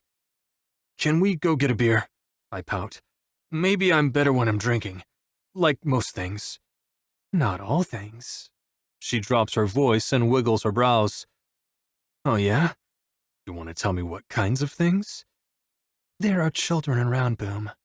Scarlett points to the little girl who is helping One Eye glide around the pond. I'm glad he didn't hurt himself when he fell. I glance around the rink and notice that people aren't paying as much attention now. They are having their own fun. A few glares here and there, but nothing too terrible. I expected guns, maybe even a little blood to stain this white snow. But I guess I need to rethink my worst scenarios, since this is a family function. You are a freaking sloth, Boom, Scarlett says, making fun of me. Hey, I'm just careful. You look like a newborn baby deer trying to find its legs. That's mean. Those are the facts, babe. She clicks her tongue and does the cruelest thing she has ever done to me. She lets go of my hands. I'm going to do a few laps. I'm sure you'll be around the same spot. Don't you dare, I hiss, as she lifts her hand and finger waves a farewell to me. You get back here. What do I do? I don't know what to do. I hold out my arms as my feet start to wobble. Oh man, I'm going to eat fucking ice. I know it, I say to myself. Horrible idea. I should have gone to the local casino, but no. I had to go somewhere festive where the locals like to hang and make my appearance. I'm so stupid. Who is going to take me seriously when I look like... What did she call me? A baby deer? Rude. I'm going to skin her ass later. How you doing, Prez? Teeth asks, crawling on his hands and knees next to me. I'm hanging in there. You? Going to go get me a beer. This is a drinking sport, he says. Teeth looks up at me over his shoulder. His cheeks are red, and the red scarf around his neck drags along the ice. Join me? If I can get there. Crawling is dangerous, Teeth. Someone could fly by and cut your fingers off with the blade on their skates. His face turns white, and he lifts a hand. Help me up. No, you'll bring me down. Help me up, Prez. I didn't think of that. You got yourself down there. You can get yourself up, I say, taking a step forward successfully without falling. His hand wraps around my left ankle, and I hold my breath. Get off me! No, you're going to help me, damn it! This was the worst idea ever. You're just now thinking of that? No shit. None of us know how to skate except Pulse, who had to be a figure skater in his past life. Help me! No! I try to shake him off, but that's useless because it causes me to get unbalanced. You're a dead man, Teeth, I say, right before gravity wins. My ass hits the ice so hard, the pain vibrates up my spine. I groan in pain and stare up at the night sky. The stars are covered by thick, fluffy gray plumes. The snow lands on my face, and it feels like a soft tickle against my cheek. Teeth's head is propped on my side as he laughs, and I can't help but to laugh too. We are so bad at this. Terrible. Let's not ever do this again, I say through broken breaths. Let's do this again next weekend, Scarlett shouts as she zips by. Hell no. I know I didn't say it loud enough for her to hear, but I am not coming back here. No way. You and I both know you're going to bring her back here, Prez. Teeth dips his hand into his jacket pocket and pulls out a pack of cigarettes. Want one? He opens the top and offers a smoke to me. No, I'm good. And you're right. I will fucking bring her here, whenever she wants. I'm a sucker. You're lucky, Teeth says, the strike of the lighter sounding, which has my skin pebbling in reaction. He puffs until the end of the cigarette is orange, and he blows out a cloud of smoke. I'd give anything to have what you have, Prez, but not everyone is that lucky. He sounds sad and defeated as he rocks his head back onto his shoulders and brings the cigarette between his lips again. My old lady was taken from me a long time ago. Fuck, Teeth. I'm sorry. If you ever want to talk about it more, no. I'm just saying. You're lucky. Scarlett is great. I'm happy to be here. Feels like a fresh start. And it feels fucking good. I make a mental note to ask him about his old lady at a better time. It does feel good, doesn't it? I think we are going to be okay. The snow decides to come down harder, and I lift up on my elbows and watch my members skate around the rink. Scarlett is with Pulse, laughing as he swings her with so much force, she glides to the other side of the pond. Her face is to the sky, tongue out to catch snowflakes. My eyes land on the little redhead next, the one so intrigued with one eye. She's still tugging him around as he struggles to stay upright. Just fall, my man. It makes it a lot easier. Alicia seems interested in One Eye too, but I'm not too sure if she's entertaining the idea of all of them hanging out for one night or catching some hearts in her eyes for One Eye. "Put me the fuck down, Arrow," Homer bitches as Arrow skates by, holding the old man in his arms like a baby. "You can't skate anymore. You're pushing it. Shut the fuck up and let me take you to the bench." I'm a lucky son of a bitch. Teeth is right. We are officially reborn. Having a new start on life feels good, especially when most of the people seem cautious, but accepting. Maybe the road to the throne won't be as long as I thought it would be, which is good, because the road is about to get iced over, and it's dangerous enough as is. Chapter 12. Scarlett. My body is sore already and we just got home. I open the door to our apartment and hold my breath when I see rose petals all over the place. "Boomer?" I whisper as I step in the living room. Candles are lit, the flames flickering in the dark. There are 2 bins on the floor in front of the couch, steam dancing on top of the water, and Titanic, one of my favorite movies, is waiting to be played on the TV. "What is this, Boomer?" Well, I know there's been a lot of guy shit going on lately, and I know you need girl time, but there isn't anyone here for you right now, and I don't like that. I want to be that person for you. I know it's different, but you're my best friend, Sugar. I want nothing more than to give you what you need. So I set up a girl date. Just the 2 of us. I can barely see him through the tears in my eyes. He shuts the door, and I can only see half of his face because it's dark and the candles are the only thing illuminating his handsome face. This man has grown love out of all of my cracks and broken pieces. Somehow, he has intertwined the vines to tie me together so I never fall apart. What more could I want in a man? Nothing. "You did this for me?" Boomer's hands slide around my hips. His body is warm despite the cold weather we were just in, and the semi-hard erection in his jeans presses against my thigh. His forehead wrinkles, and he frowns as he stares at my lips. Sugar, don't you know by now I'd do anything for you? I fucking love you more than anything. If you need something, you better believe I'm going to give it to you." He drops his lips to mine, and I sigh in contentment and happiness as he languidly kisses me. So soft and warm. I always expect his lips to be firm because he is always so serious. But with me, he drops his guard and shows me the side no one else is allowed to see. I got us matching pajamas, too. And in the fridge is your favorite snack. I gasp. "Chocolate-covered strawberries?" I have to stop myself from doing a little dance. You bet that sweet ass. Now go. Your pajamas are in the bathroom if Wolf can follow directions. I squeal and throw my arms around his neck and cover his face in kisses. "Thank you! I'm so excited. Ah! Girl time!" "Girl time for my best girl," he says again, not letting go of my hand until I'm too far away because he has no choice. I kick off my boots, not caring that they hit against the wall, and shrug off my coat along with my property of cut. I'll pick it up after I change. I'm too excited. My hand searches the wall until I find the light switch and flip it on. The light blinds me for a second, but the pajamas set is on the counter. They are simple red shorts with snowflakes on them, but it's the top that has me nearly breaking down in pitiful tears. It's simple and what middle school girls might wear, but I love it. Across the chest, it says, "Best Friends." I tie my hair in a messy bun on top of my head and get undressed, leaving my clothes in a heap on the tiled floor.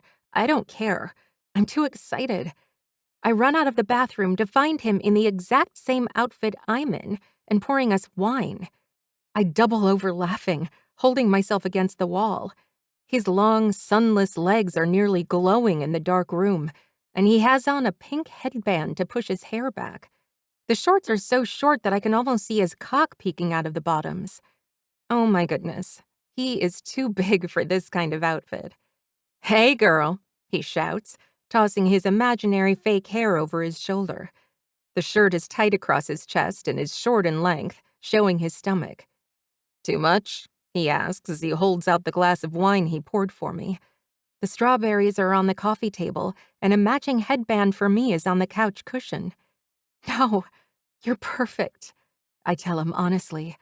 He gives me a big grin. "I'm glad you like it." "You really did get matching outfits." I strut up to him and cup his big package through the shorts. "I really like how you look in these." He grunts, thrusting his hips so his cock grinds against my hand. "Your shirt is a little small." I giggle, finally taking the wine from his hand. I take a step away from him and marvel at my work. His cock is hard and poking out of the bottom of his shorts. "And so are your shorts, Boom." "You are a distraction, but I won't give in just yet. You will have your night before we are snowed in or lose power." He gulps down his wine and pours himself another glass, and I take a seat on the couch, smirking around the rim of my glass. "You're trouble. Get your feet in the bin and soak them while I put this avocado berry exfoliating glow mask on your face. Jesus, that's a mouthful. Is this safe?" I sit back and place my feet in the water like he asks me to. I sigh into my wine glass as the hot water seeps into my aching feet. Boomer opens the mask, and the green mud squirts out and lands on his hand. He jerks away, and then brings his nose to the product. He moans as he sniffs. "That smells like I could eat it. This is the shit you put on your faces? I've been missing out. Put on your headband." I sit my drink down on the coaster and pick up the headband, stretching it over my head until it's around my neck, then push it up and over my face. Since my hair is already up, the pink fuzzy band gets my baby hairs out of the way. "So I just slapped this shit on your face, right?" "Avoid the eyes and mouth," I advise him. "Okay, then you do me," he says, sticking his tongue out as he swipes the green product on my cheek. As he rubs the mud across my skin, I can't help but look at him and see how ridiculous he looks right now. It makes me love him so much more that he would do this for me. "Why are you looking at me like that, sugar?" "You're just the best man in the entire world." "I wouldn't go that far," he snorts. "I would. I'd go farther, to the ends of the earth to prove to you you're the best." "Is this what girls talk about?" he jokes, changing the subject. "We talk about boys, so yeah, kind of." "Well, what I'd give to be a fly on that wall when it happens." He swipes over my nose and nods at his handiwork. "Done." "Okay, you sit and I'll do you." "He'll do me, huh?" He makes his brows dance and I squirt the mud on my hand. "You know it, with or without this face mask." I start on his chin and work my way up until he is painted green. "So handsome," I say more to myself than him, but his eyes lock onto mine. They are infernos staring back at me, peering deep within my soul and stripping me of my insecurities, leaving me bare. The longer we stare at each other, the stronger the chemistry between us becomes. The candles smell like vanilla, and I can taste the sweet wine lingering on my lips as I suck my bottom one into my mouth. "You better be glad we have this on our faces, or I'd ravish you," he growls, cupping my breast through my shirt. "You're so fucking sexy." "Boomer," I whimper, tilting my head back as he slides his hand down my neck, then presses his palm against my rapidly beating heart. "Don't go saying my name like that, sugar, all breathy and wanting, because I'm hanging on by a string sitting here, seeing you in those tiny shorts and tight shirt where I can see your nipples poke through. This night is about you, and as much as I want you to feel pampered more," he says, kissing the side of my neck where my pulse is the strongest. "But I love you," he says. "You know that, right?" I know that more than ever tonight. I sit down next to him and scoot my hot bin over to soak my feet. "Good." He tosses his arm around me, and I lay the side of my head on his shoulders so the mask doesn't get on his shirt. Not that he would care. "Ready to watch this?" "Yes, I can't wait. You do know there was enough room on the door, right? Jack could have lived." "Is this my chance to be a girl?" "Yes," I grin, nibbling on my lip as I watch him prepare. Oh my God, right? There was so much room. She was such a bitch for letting him sink to the bottom like that. She was selfish. I think, he sips his wine, she should have sunk. I fall over to the side of the couch, holding my stomach from the fits of laughter punching my gut.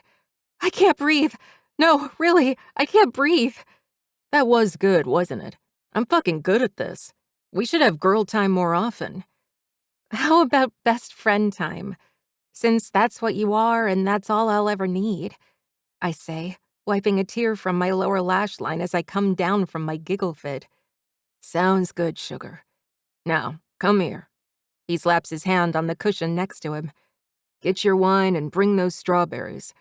I'm famished, but totally watching my figure. He gives me a wink and I can't help but laugh again. Boomer is good at that. He makes me feel better about myself. He pushes himself out of his comfort zone for me, even though he doesn't have to. Tonight will be a night I'll always remember. I don't know another man, a man as strong as he is, a badass biker who would put on a pink headband and wear a woman's pajama set. But he did it for me because he knew I needed this. How lucky am I? I place the strawberry tray on our laps and pluck one from the container, then bite into it. The chocolate is hard at first from being cooled, but then it melts as I chew it, sliding like silk over my tongue. I moan from the sweet taste of the strawberry and the creaminess of the chocolate. You can't moan like that. It makes me think about the moment I slide into you for the first time when we have sex. Boomer! What? I can't help it. It's such a sexy sound. Do it again. No, watch the movie, I say, biting into the treat again. I lick a piece of chocolate off my top lip. His eyes are on me. I can feel the intensity and the sexual tension rising. His arm is wrapped around me so his thumb is placed against the sleeve of the shirt. He rubs one finger across my bicep, inching the sleeve up to my shoulder before he falls back in place with a downstroke. My skin rises in goosebumps with every glide of his fingertips down my arms. I'm pretending to pay attention to the movie, but really, all I can focus on is how hard my heart is pounding and the wet heat pooling in my panties. My nipples are tight, poking against the white shirt. My breaths are coming out shorter, and the images of him sliding inside me take over. I know how good he feels stretching me and burying himself as deep as he can. I think about his sounds as he fills me, his heavy breath puffing against my cheek, and how his fingers dig into my skin trying not to lose control. I don't even remember Jack dancing with Rose. Did that scene already happen? It must have, because we are past that part. I think. I'll be back, I tell him, tossing the empty tray to the right of me. I take my wine glass as I run to the restroom, leaving wet footprints behind me in my escape. I shut the door behind me and press my back against the wood, then chug the wine until it is dripping down the sides of my mouth and onto my shirt. I slam the glass down on the counter harder than I should, and for a second I think I broke it. But it stands tall with a drop of wine at the bottom of it. I turn on the sink and wash the mud off my face. I stare in the mirror and my cheeks are red, but not from the mask, from the images of Boomer and I together. I reach for the white fluffy towel hanging on the rod and pat my face dry. I try and take a few deep, calming breaths, but it doesn't work. All I can think about is Boomer, naked, laying on the bed while I ride him until I'm shouting his name. His real name. It's the only time he likes for me to say it. I hang the towel up on the rack and prepare myself to go back out there. We have had 100 nights together, hot and passionate, but also laid back and fun. This is a fun night, and I can't let my libido ruin the good time he has planned for us. I need to keep it in my pants. I swing the door open, and Boomer is there, his face clean of the mud mask somehow. His arms are flexed since they are stretched above his head, gripping the doorframe. He doesn't have the tight shirt on anymore. In fact, he doesn't have anything on anymore. My eyes are on his straining cock, a bead of pre-cum on the slit. I think we need to clear the air, sugar, he starts, taking a step forward, which has me taking a step back. Oh, I say stupidly. He closes the door behind him, then locks it. Yeah, and you aren't going anywhere until we do. He brackets his arms on either side of me and grips the sink. His pecs flex and his biceps are ropes strung tight. I'm in the cage of his strength, and there is no way out. Not that I'd want a way out. Being trapped with Boomer is a far cry from being held hostage. His lips are red and moist as he bends forward. I don't move. I hold my breath as I wait for him to do what he wants. I just hope he doesn't make me wait too long, or I'm afraid I'll pass out. Chapter 13. Boomer. I do not know what the hell has changed between me and Scarlett, but it's like the first time all over again. I feel like a randy teenager with how much sexual energy is pulsating between us right now. Don't get me wrong, I always want my sugar. That will never change. But she has me turned up by 1,000,000 right now. Maybe it's because we are finally making time for each other, and we are remembering just how much our bodies, minds, and souls crave one another. I know for a damn fact this woman is made for me. She's not just my best friend, she's my soulmate. How lucky am I that I get a lover and a friend for the rest of my life. I planned on proposing to her tonight, after the girl time was all said and done. But I might have to wait until another time because if I don't get inside her soon, there is going to be hell to pay. I need to feel her warmth clenching around me and her muscles pulling my seed deep into her womb so we can make a baby. That's another thing. Thinking about her pregnant with my child has a possessive instinct rearing its head up when I think of her belly swollen. It has to happen soon, or I'll go insane with worry. Maybe I'll go check with Pulse tomorrow and make sure everything is okay with me down there, or I'll obsess about it. I won't let my thoughts get the best of me when it comes to this, because this love between me and Scarlett is the kind that changes your life and brands your heart. That scarlet flush takes over her chest, then spreads up to her neck. I bring my fingers to her chest and hum when I feel the warmth radiating from her. I don't speak, I don't say a word, as I map the red skin with my fingers. I press my pelvis against hers and lock us together, pushing her into the counter so she can't go anywhere. Unless she wants to, but I doubt it. She's wanted me the entire movie. I know because I've wanted her too. I've watched her chest rise and fall, the way she rubbed her thighs together to relieve the throbbing I know she felt between her legs. Because my cock has been raging ever since she's come out of that bathroom wearing those impossibly short shorts. Like right now, I can feel how wet she is through the thin material of those shorts as my cock settles between her legs. All I have to do is push the material to the side and sink every inch into her. But I won't. Not yet. I want to enjoy this feeling between us. It's intense and wild, and for some reason, I know it isn't going to end. Something shifted with us tonight. I don't know if it was the skating, the snow, or me showing her a girls' night.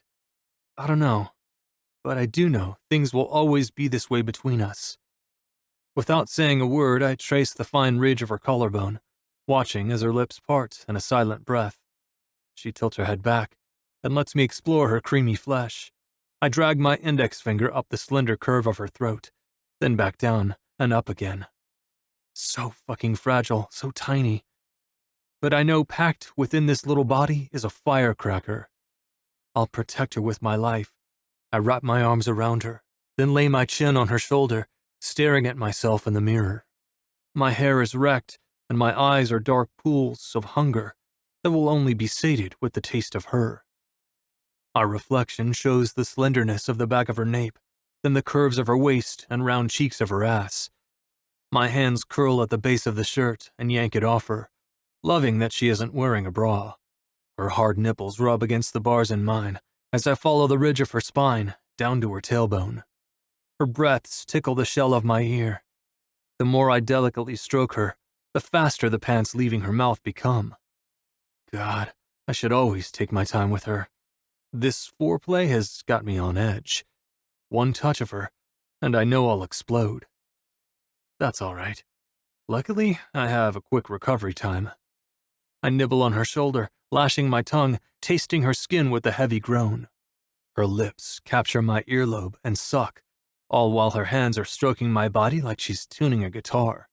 She's taking her time with me too, rubbing her palm across my shoulders and her nails down the planes of my back.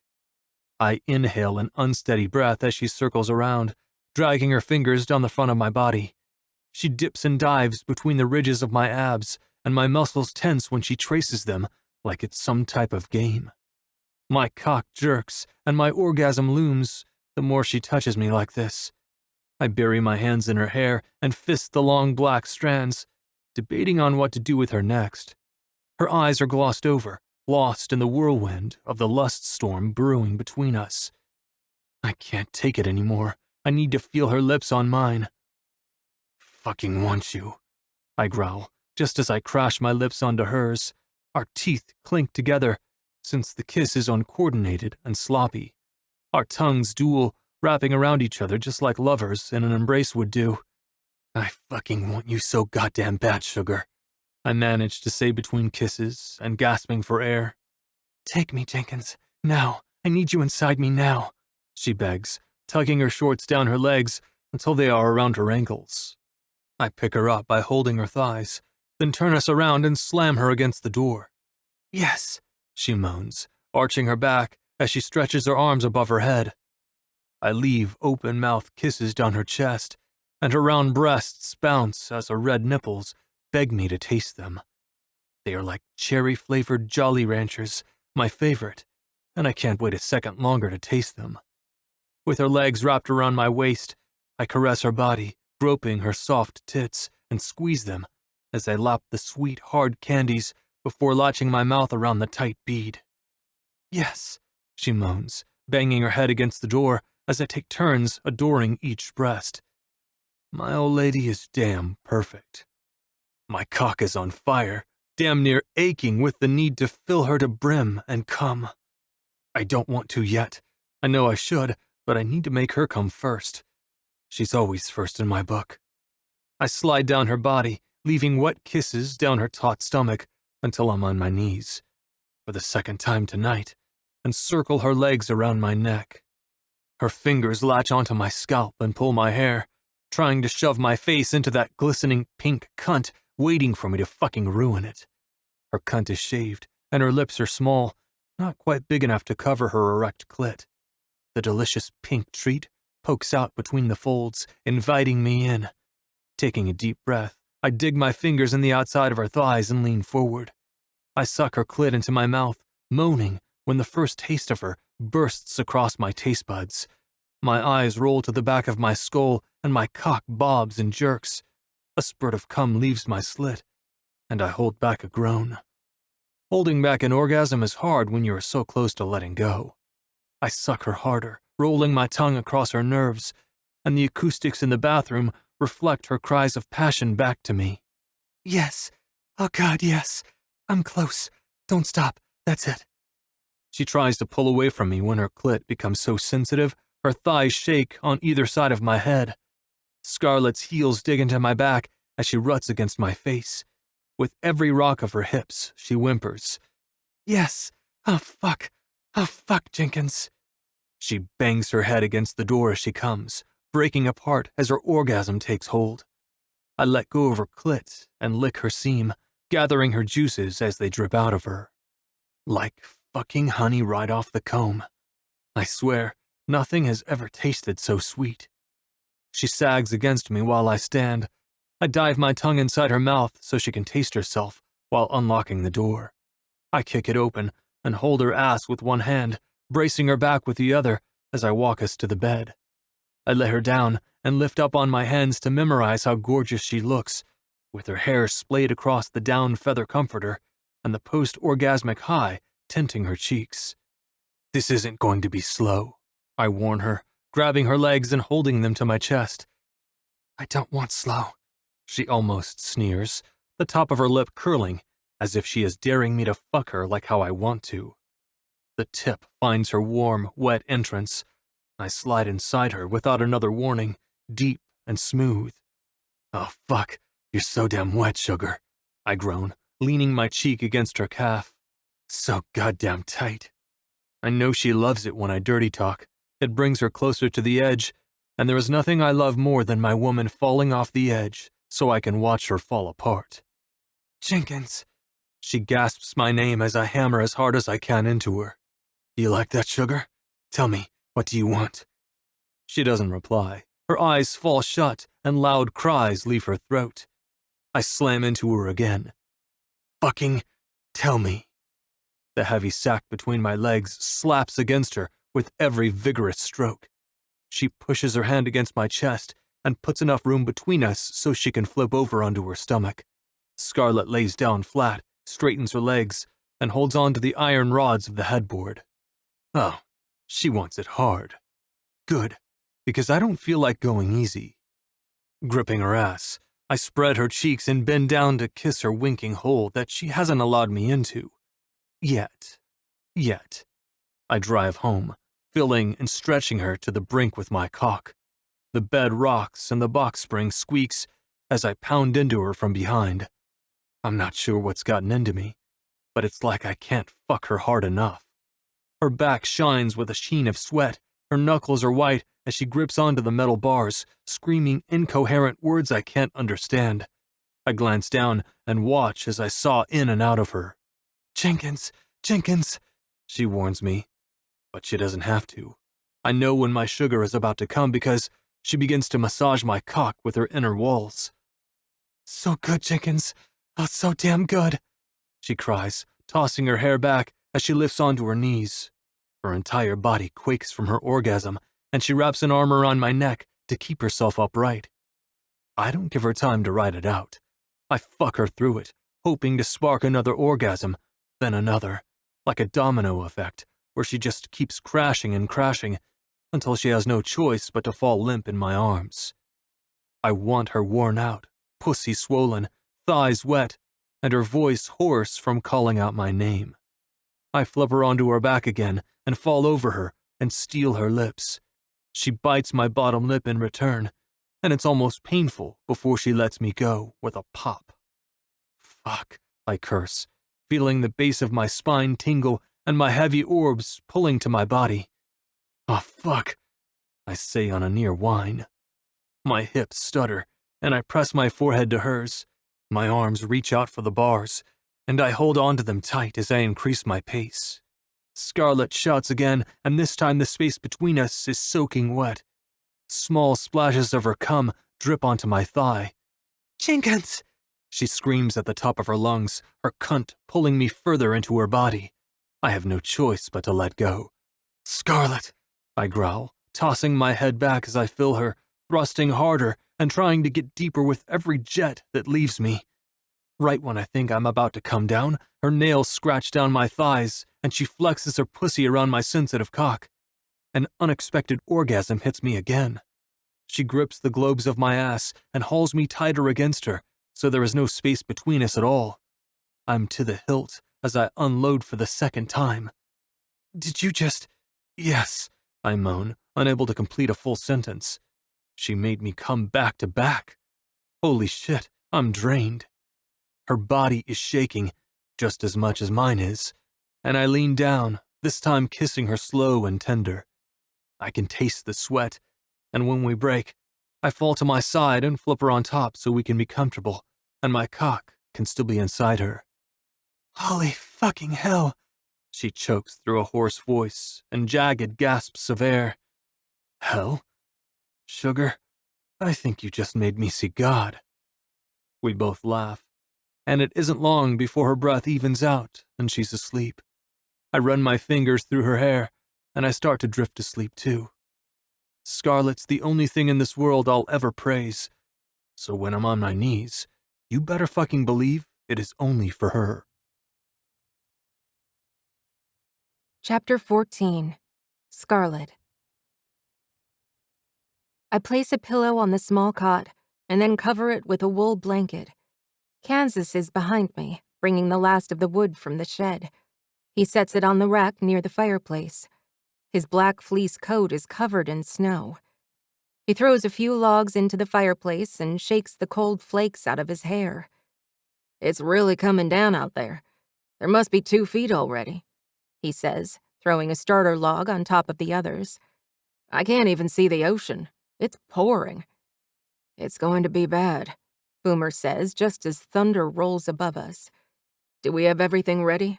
We have the candles, lanterns, extra flashlights, heated blankets, food. We have food, right? Wait, where are Warden and Bane? Boomer is panicking. He can't panic right now. He's the backbone of the club. He can't lose it now.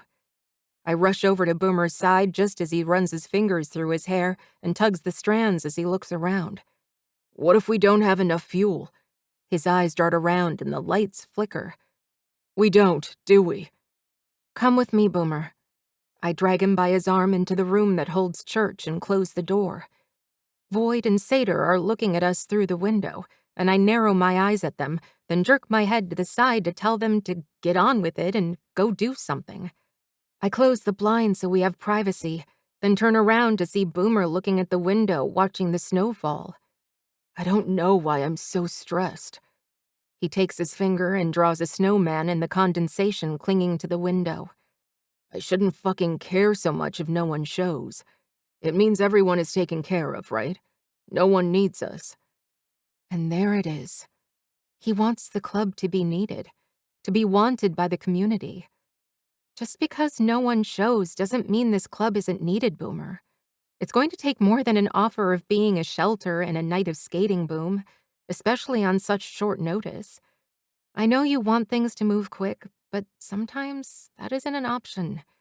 Good things take time. I know that, he says sadly, the hope completely drained from his voice. I hate that we have so much ground to cover. What if someone is out there and they do need our help, but they are too scared to come here? What if they die in the cold because of their fear? He sighs, scrubbing a hand over his face. Maybe I should have picked a different chapter name so we weren't associated with the past. I disagree. I saunter up to him and wrap my arms around him from the back, nestling my cheek against his shoulder. I think you did the right thing. You wanted to be affiliated with the Ruthless Kings because you are a Ruthless King in your blood, and you know what that name stands for. There are so many good chapters, and you wanted to prove to the city that you aren't what Venom made the Kings out to be. I think you took the hard road to prove to the city that you are good, because it's what they deserve. If the road is too easy, then is it really worth it? The people deserve a club that tries. When they see your effort, they will see you are nothing like Venom. He spins around to face me and locks his arms around me too. My head is against his chest. I can feel the strong heartbeat under his sternum. He has no idea how beautiful he is, inside and out. He might have his demons, but I'll always do my best to chase them away. Boomer is a firefly at night. If you blink, you might miss the extraordinary opportunity to see him ignite the dark with his light.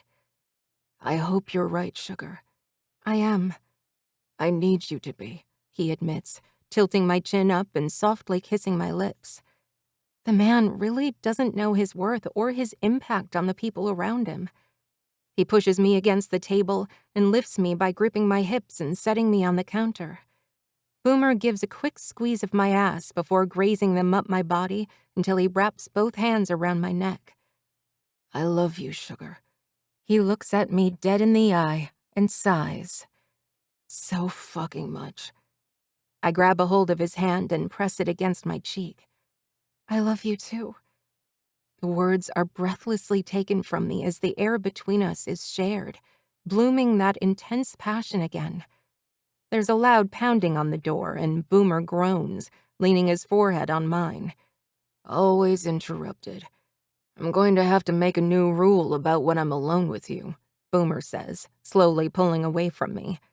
He realized that nothing would get done because we find ourselves alone all too much, right? Too much? He helps me down from the table and spins me around as if he is trying to dance with me. Never. He grins. Right as he is about to kiss me again, there is a knock on the door again. What the fuck do you want? He snaps at whoever is behind the door. I bury my face in the middle of his chest and hide my amusement. It's Abigail, Wolf says, but he doesn't sound sad. He sounds hopeful. I run to the door and unlock it, then swing it open to reveal a smiling Wolf. She's awake. She's fucking awake, and it's more than a few seconds or minutes. I've been talking to her for the past hour, and she looks great. Wolf's eyes are tinted red, perhaps from crying. I'm not too sure because Wolf isn't the kind of man to cry. She's asking for you, Scarlett. Oh my God. I cover my mouth to silence my shock. You're serious? Boomer, did you hear that? She's awake. I heard, sugar, he says, but there is a forced happiness on his face, a haunted gloom that pinches the fake smile on his face. Let's get Pulse and go see our friend. Boomer's hand lands on my lower back and guides me to the main room. I'm not liking the underlying tone of his voice. Like he doesn't believe Abigail could possibly get better, but I believe anything is possible. I believe in miracles, even if he doesn't. Who wants to meet my old lady? Wolf shouts and claps his hands at the same time, unable to hide his excitement. The guys cheer and clap him on the shoulder. Everyone grabs their coats and shrugs them on. Pulse comes out of the back room and leans against the wall, watching everyone walk out the door. Wolf's smiling face is hard not to pay attention to, but the happiness is short-lived when Pulse doesn't seem too thrilled either. You coming? Wolf asks us, fluffing his jacket. A gust of wind blows through the breezeway, sending a ton of snow in Wolf's face. Give me a second to grab my scarf and mittens, but I'll be there in a minute. Okay, don't wait too long. I don't know how long she'll be awake. I know. I'll be quick, I swear. Good. She'll be really happy to talk to you. I'm so fucking happy right now. Things are looking up. Maybe we can move her to the main room so she can be with everyone? He averts his eyes from me to Pulse. I don't see why not. Pulse gives Wolf the best reassuring smile he can. Awesome. Great. Okay, see you guys in a minute. Wolf hasn't been this happy in so long, but the impending sense of doom that lingers over Boomer and Pulse has me afraid of when Wolf's bubble is going to get popped. It is a matter of when, not if, by the look on Pulse's face that Wolf is obviously missing. Wolf closes the door, and I cross my arms, looking between Pulse and Boomer. What the hell is going on? Why can't we celebrate this? She's gotten worse, Scarlett, Pulse says begrudgingly. I've only been here a day, and I've kept a close eye on her numbers. They're getting worse with every second that passes. Okay, but someone here has to be a donor, right? It isn't too late, not yet, I argue. No one here is a match, which isn't uncommon. People wait years for a transplant. It's why a lot of people die waiting. Pulse informs me on an exhale. What does that mean? You just did the tests. How would you know right now? I begin to feel angry and panicked, and maybe even some form of denial. How could you just swoop in here and say these things? You probably don't even know. I shove at his chest, but he doesn't even move. You are a liar! I push him again, my eyes turning to wells. Sugar. Boomer tugs me away and embraces me in the strength of his arms as I cry. I shake my head and point toward the door. She's awake. She's dying, Pulse whispers. Her body has gone through too much. Even if there was a donor, I don't know if she'd survive the surgery. Then why is she awake? I ask. I thought you said she had 3 months. I said she might have 3 months. Medicine is science, Scarlett. Things change when you least expect it. And she's awake because her body and her mind are pumping full of adrenaline, knowing her time is running out. It's called a surge. It's common in patients that are dying. I finished the sentence for him. You think that's what this is? It's what I know, Scarlett. I'm sorry to be the one to tell you. And how long were you going to wait to tell us? What about Wolf? He deserves to know. He thinks Abigail is going to live and that this is some miracle that she's awake. I want Wolf to have a day of happiness, Boomer says, rubbing his hands up and down my arms, trying to be comforting. You knew about this? I spin around so fast I nearly fall over. You knew and you didn't tell me? No, I'm just not surprised, sugar. I scoff and untangle myself from his arms and grab my jacket off the back of the couch. That makes one of us. I'm completely rocked by this. We've been waiting for her to get better, and you're telling me this is the best it's going to get? I ask the two of them. Pulse pushes off the wall and heads for the coat rack. I can't accept that, I say, wiping a tear off my cheek. Acceptance has never been a part of death, Scarlett. Pulse opens the door and cold air blows in. The fire sways and simmers, the flames not as intense, but as soon as it feeds off the new oxygen, the wood sparks with a new blaze that licks the bricks of the chimney. And I hope for all of our sakes that I'm wrong. When were you going to say none of us were a match? I ask as I walk out the door. Boomer tries to take my hand, but I pull away, not wanting to be touched, not wanting his comfort because he is so fucking okay with everything happening. I'll never be able to understand how he does it. After the storm passes, Pulse says, shutting the door behind him. I didn't want tension, but I guess that doesn't really matter now, does it? Seems I'm making a great impression on my first 2 days. He hunches his shoulders and walks toward the end of the breezeway into the cloud of snow. It isn't his fault, Scarlett. You can't be mad at him, Boomer says. And please, don't be mad at me. I can't take it. I'm not mad at you, I tell him, unable to meet his eye. His thumb rubs across my cheek. Sure seems like it. I'm envious of how okay you are with death. I'm not okay with it, sugar. I'm used to it. The way Boomer says it breaks my heart. I don't want Abigail to die, Scarlett. She deserves life, and I hate that she isn't getting it. I hate it for her, and I hate it for Wolf. If she dies, he will too. That's what death is, a domino effect. One by one, death hits us and we all deal with it differently. I don't have the heart to tell my VP the love of his life is dying when we are about to be snowed in. She can still live, right? Please tell me there is a chance. Ah, sugar. You know I could never lie to you. And for once, I wish he would. Just once. Chapter 15. Boomer. Everyone seems so sad, Abigail says through the hiss of oxygen. Don't be sad, guys. I want to hear everything. How is everyone? Hey, Wolf, honey, can you angle me toward the window? I want to watch it snow.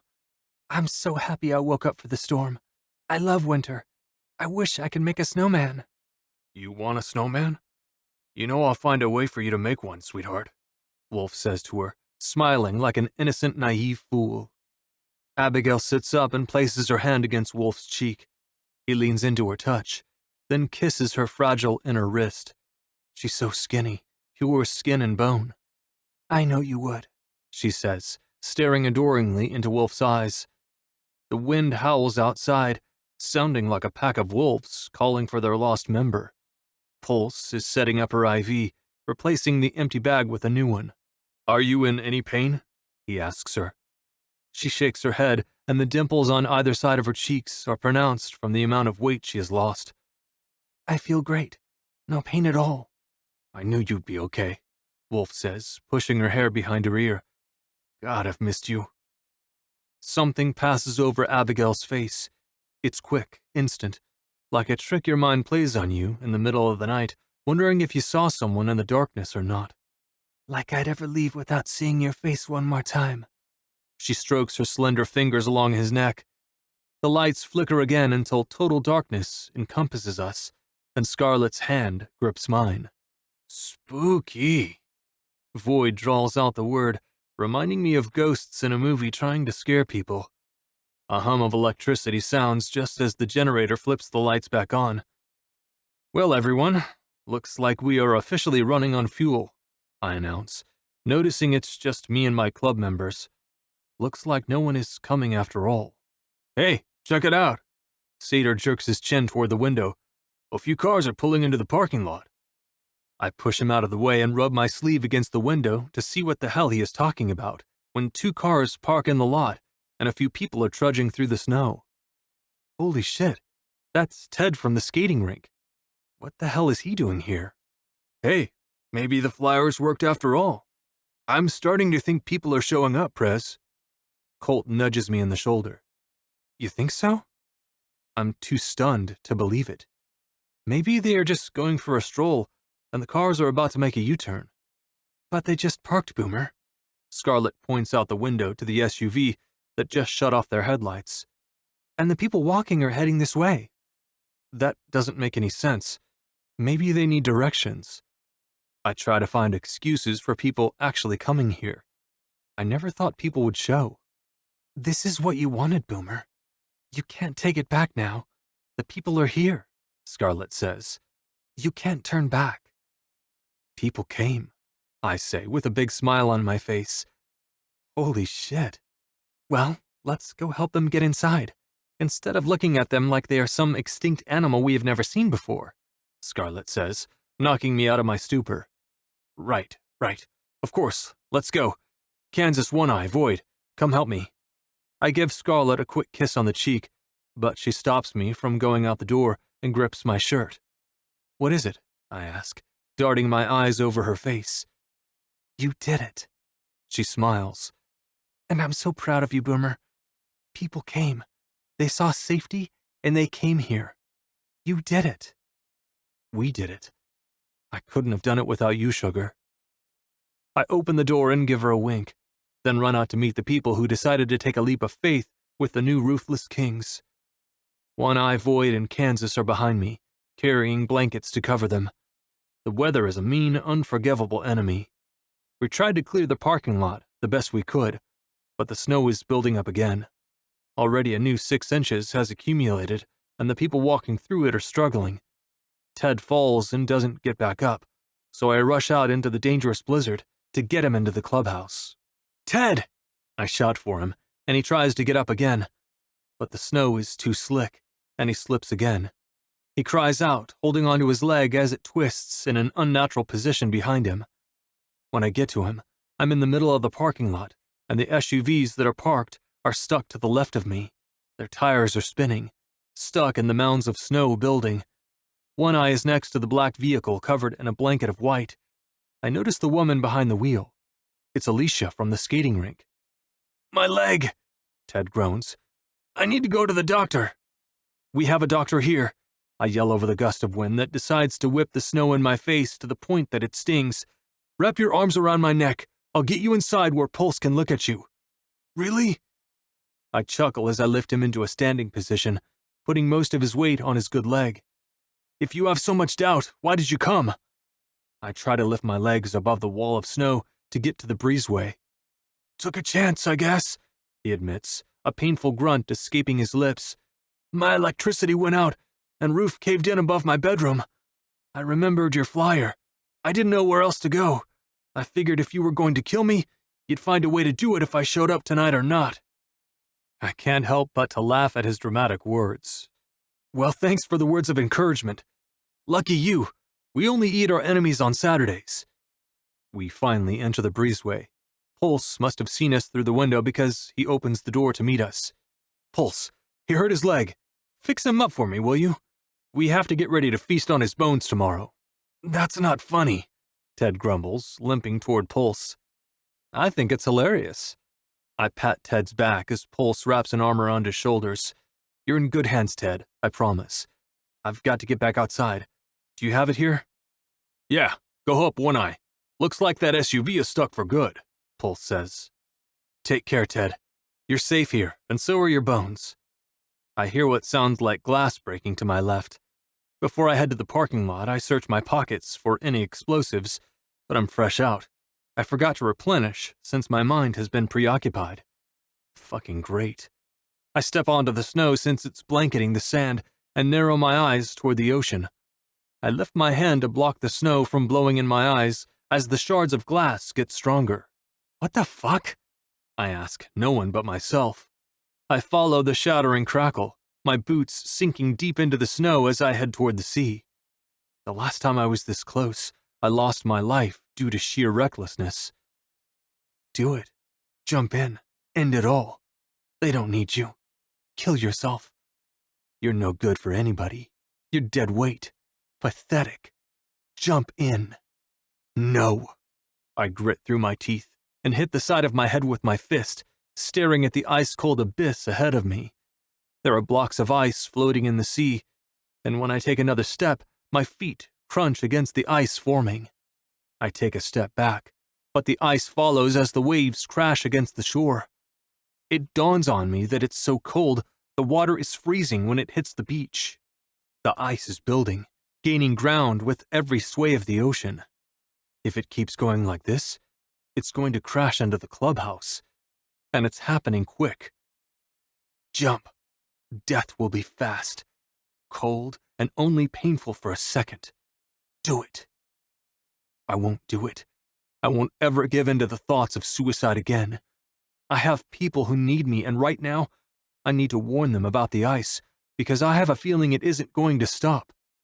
I spring backward and right myself when the snow tries to hold a snug grip on my feet. The gloves don't block out the freezing cold when my hands hit the ground. My fingers sink into the white inches, and I launch myself upright and do my best to put the waves of ice behind me. My boots hit the salted cement of the breezeway as I get to the other side. One Eye and Void are pushing the SUV out of the way into what used to be a parking space. Hi, how are you doing? Glad you could make it. I nod to a few other people who walk by me, holding blankets above their heads to protect from the snow. Toward the parking lot entrance, there are more people walking toward me. Shit, we might not have enough cots. No, I need us to go, please. Alicia yells to One Eye, gripping his coat. He has her, please, we need to go. I came here for help. When I stop beside them, I notice the bruises on her face and the desperate edge in her plea. Who the hell did that to your face? I frown, placing my hand on her shoulder. I've been asking her the same thing. One Eye looks in the back seat. Where is Kimmy? That's what I've been saying. He has her, One Eye. Please, we have to get her. The weather is too bad, Alicia. You're lucky you made it here in one piece, I argue. Listen, we need to get inside now. The waves are freezing, and the ice is getting closer to us. I'm not going in without my daughter. I came here for help. I don't give a damn about the ice. Kimmy is with her father, and he isn't a good man. Please, she begs, the warm tears dripping down her face. I need her here. Please, I need to know she's safe. She can be safe here. There isn't time, Void says. The ice is getting closer. Prez is right. It's only a matter of time before it hits us. I will go get Kimmy, okay? You stay here with everyone else. Just give me his address, and I'll take care of it. Did he do that to you? One Eye, that doesn't matter, he interrupts her, and lightly touches her cheek near the dark blue bruise. It matters to me. Did he do this? Yes, she says so softly, I can't tell if it's the breeze talking or her. Address, now! She hitches her breath, then looks up at One Eye, a new resolve in her eyes as she tells him the address. Take the snowmobiles. Void, you go with him. Alicia will be safe here. Just be safe, you two. I need you back in one piece. I'll bring her back, I promise, Alicia. I'll bring her back. One Eye reassures her as he kisses her forehead. And you'll never have to worry about him again. I toss the keys to the guys as they back away, One Eye locking eyes with her, until he has to turn around, leaving her behind. I start to pull her away, but she fights me. One Eye, she cries, but he can't hear her over the wild wind and hiss of snow. Please, come back. He will be fine. We need to get out of this weather. Now, Alicia, the snow is only going to get worse. I don't want to leave him. I didn't know where else to go. If something happens to him, it will be all my fault. No, it isn't. Blame the man who hit you. This is what we are here for. You came for protection and safety. That's what we do. I guide her toward the clubhouse, just as the snowmobiles sound from the shed. If they are smart, they will bring the man here to pay for what he has done to Alicia. Her little girl better be okay too. This is what my club was meant to do. To protect in life and death, and to be ruthless when the world needs us to be. Especially when the world isn't ruthless enough. Chapter 16. Scarlett. Alicia is pacing a trench in the kitchen and has been for the last few hours. One Eye and Void haven't come back, and everyone else seems to be on edge as the ice from the sea crunches against the walls. We didn't bother boarding up the windows since Boomer installed bulletproof glass, but even the strongest material will crack under the right amount of pressure. Boomer is next to me, arm around my shoulders, and is getting restless too. The lights flicker again, and the wind picks up speed outside. The hum of the generator is drowned out by the storm. For the first time, I'm starting to wonder if we prepared enough. I don't think the generator is going to last. How's your leg, Ted? Pulse asks the man from the skating rink who is currently lying on a cot. Better, since you gave me those painkillers, Ted says, pulling the blanket to his chin. A few of our guests cough. I really hope they aren't sick, because Abigail can't get a cold or pneumonia on top of everything she is going through. Good, Pulse says, making his rounds and stopping at Abigail's bedside. How's my favorite patient? He asks.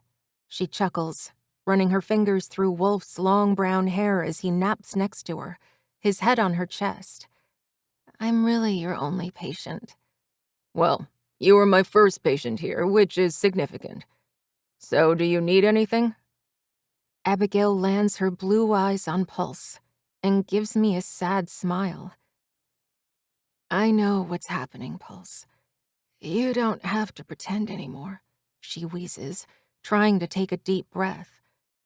I'm not the only one that hears her. Everyone in the room besides the people who sought out sanctuary with us turn their heads.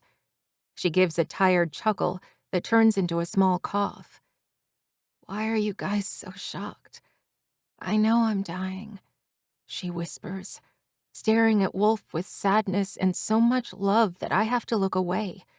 It's too painful to witness. And I know you haven't told Wolf, or he wouldn't be so happy. We planned to, Pulse says. We wanted to give you guys time. Pulse stuffs his hands in his pockets. We wanted to... I know. Abigail places her hand on Pulse's arm, and the size difference between them makes her look that much sicker. Have I been blind all this time and too hopeful? Has there never been any chance that she could get better? I can see every bone and tendon in her hand. Her blue protruding veins appear swollen, since there is no sustenance to make her seem alive. I don't want you to tell Wolf, she says, squeezing Pulse's wrist. She buries her nose in Wolf's hair and inhales. A tear reflects off her cheek when the fire sways from the wind tunneling down the chimney. I don't want him to know. I don't want him to not feel happy and have him spend the rest of the time we have afraid of the future. I want him to hope. You can't do that. I stand quickly, keeping my voice lowered so I don't wake Wolf. I stomp to her bedside, completely flabbergasted at her suggestion. That is not fair to him or any one of us to keep that big of a secret. Do you know how devastated he is going to be when he finds out? Because it is only a matter of time before the truth makes itself known. Scarlett, she begins to say, and lets go of Pulse's wrist to stretch out her hand to me. Come here. No, I cry, shaking my head with denial. No, you can't expect this of us. It isn't fair. I'm sorry, Abigail. You can't. Die. She cocks her head at me and drops her hand to the bed. You can't die, and you can't pretend everything is okay when it isn't. Nothing is okay. This isn't okay. I raise my voice and catch myself before I yell. Wolf turns his head in the other direction and places his arm across Abigail's midsection and tightens it, pulling her closer in a way that shows he can never let go. Abigail takes the oxygen out of her nose, placing the small tube around her neck. She gasps and her bony chest rattles. Do you hear that? She asks me, struggling to breathe. This isn't life, Scarlett. When it becomes too hard to breathe, Pulse hooks the tube in her nose and she closes her eyes and inhales. Do you see, Wolf? I know I've been out of it the last year, but I know he hasn't left my side. I don't want that for him. This isn't a life for me, for him, or for you. He deserves more than to love someone who is fading away. I'm okay with dying. I wasn't before, but I am now because I'm tired, Scarlett. You're my friend, I say, my heart breaking at the realization that she's right. I know, but I want to be selfish. I want to hold on like I have for all this time because she can't leave me when we have been through so much. You're my best friend. I rush to her side and take her hand, inhaling a sharp breath when I feel how cold her hand is. You're the reason why I'm here. You're the reason why I'm living this life, because you sacrificed yours. I need you here to finally live it with me because we deserve it. I lift my shoulder and brush my cheek against my shirt sleeve. You can't leave us like this. Scarlett, I've already left, she whispers, giving my hand a tiny squeeze. I haven't been me in a long time, and now I'm ready to be somewhere else where I can be free of this body, Scarlett. I'm sick. I'm not getting better. I want you to get better, I sob, bringing our hands to my cheek and remembering the time we were locked in the basement and chained against the wall. You deserve happiness, and I want you to have it here. I know. Maybe there will be a heaven made of water parks and sunny days. A wistful hum leaves her as she shuts her eyes. And Wolf is there swimming right next to me. We can be happy, a real couple, and get lost in the days because time doesn't exist. Another tear escapes her waterline as she takes a deep inhale of Wolf's hair. He always smells of the sea, salt, and leather. That's what my heaven will be like. A wolf's sea and the grumble of a motorcycle. He'll be my heaven while he can finally escape from the hell of taking care of me, Scarlett. You aren't. I am. It's why I don't want him to know that I'm dying. I want him to be happy, because he is going to be devastated when I'm gone. And I need you to be there for him. I need all of you to be there for him, she whispers, casting her eyes on all the members circling us, including Boomer. I need you to promise you'll remind him of happiness, because he won't believe in it anymore. He has such a big heart, and it can hold more than the memory of me. I'll try, I say to her, but stare at Wolf. I'll do the best I can. That's all I care about, she states. I wish I would have known you before, Pulse says. Before what? Abigail asks.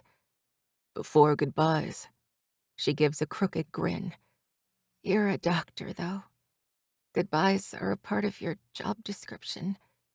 Doesn't mean I'm good at goodbyes. Abigail stares into the fire. The ice crunches against the side of the building, rolling backward the higher the flows come, blocking the view of the ocean. She's about to say something else, but the main door gets kicked open, and Void is there along with One Eye. Void has a hold of a very wet, very cold man who is hogtied on the floor. His body is shivering, clothes frozen and skin red. It looks like he was dragged behind the snowmobile. Found him, Void informs everyone, kicking the man in the back. Kimmy! Alicia rushes toward One Eye, who is holding the little girl from the skating rink. She takes Kimmy from One Eye's arms and holds her daughter close. Thank you, One Eye. Thank you for saving her from him. I didn't touch her, The man on the floor slurs. Shut the fuck up. One Eye grabs the stranger by the hair and drags him across the floor. Let me go, you fucking asshole, The man hisses, fighting against his restraints as One Eye pulls him down the hallway. That bitch and fucking brat deserve every bit of what they got. Oh my God. Why are we here? This is insanity. I thought we were here for protection. One after another, the guests start to get antsy when they see the treatment of the man One Eye nearly killed himself to bring home. Okay, everyone listen, Boomer announces, but his voice falls on deaf ears. People are raising their voices now and starting to argue. Before we know it, the room is exploding in noise. Hey, he yells again. Again, no one hears him. He opens a nearby drawer and takes out a Roman candle, points it in the fire, and lights the fuse. His face is cloaked in an orange glow as he watches the sparks travel to where the fuse ends. He points it toward an empty spot in the house, just as the first fireball launches out of it. It's blue and falls right in the middle of the kitchen, followed by a red, then white, then green. Have I gained everyone's attention now? Boomer asks, watching all the innocent, wide eyes. Good. Now, One Eye, please finish escorting our guest to the back room. Everyone else, please understand we have our own rules. We welcome everyone here to stay warm and safe, but the moment I find out anyone here hurt a woman or a child, I will make sure the right justice is brought down on them. Like our friend here who hurt Alicia and her little girl. If anyone has an issue with that, there's the door, and don't let it hit your ass on the way out. Boomer blows out the oversized candle, and at the same time, the generator cuts off and surges us into darkness. An omen no one here can afford to be in. Snowstorm 1. Kings 0. Chapter 17. Boomer. I check my watch. It's almost 4 in the morning, and the storm has not let up. There must be 4 feet out there. The generator kicked off around 10 last night, but luckily I had a backup generator to the generator, so that one came on. We are warm, we have food, and right now almost everyone is asleep. Alicia and her daughter are cuddled up on a cot. Alicia has her arms so tightly wound around Kimmy, I'm wondering if Kimmy can breathe. One Eye is on the cot beside them, wide awake, a scotch glass in hand, looking more lost than Wolf does when he isn't with Abigail. Scarlett turns over to her side, her head on my lap, and I trace her jaw, watching the flames dancing in the onyx strands of her hair. I grab the blanket off the back of the couch and cover her. I look up and see Abigail and Wolf asleep. My heart goes out to him, knowing what he is about to go through. I can't imagine being away from Scarlett. I'd find comfort in knowing she's alive, living her best life, maybe finding love again, which would fucking kill me. But her happiness would be the only thing that mattered. If she died, God, no matter what happened between us, I know I'd lose myself if she died like Abigail is going to. Slowly I get up, cupping the back of her head and setting her down gently on the cushion. I brush the piece of hair that has fallen in her face and tuck it behind her ear. Damn it, no one should be this fucking beautiful, because it makes men like me complete suckers. I love you, sugar, I whisper, hoping she can hear me in the deepest part of her dreams. I tell her those 3 little words a lot, probably more than a normal person does, and I hope it doesn't annoy her. If there is one thing I've learned in my life, it's that love is fleeting. Love is rare. You convince yourself you have forever to say it, but you don't. Forever doesn't exist. Not really. Not when life is in the hands of the bitch called fate. Who, by the way, runs this fucking world. So yeah, I'll tell her every chance I get. 'Cause apparently, I'm a sucker. I drop to my knees and take the black box out of my pocket, and I hear a gasp from my right. It's Abigail.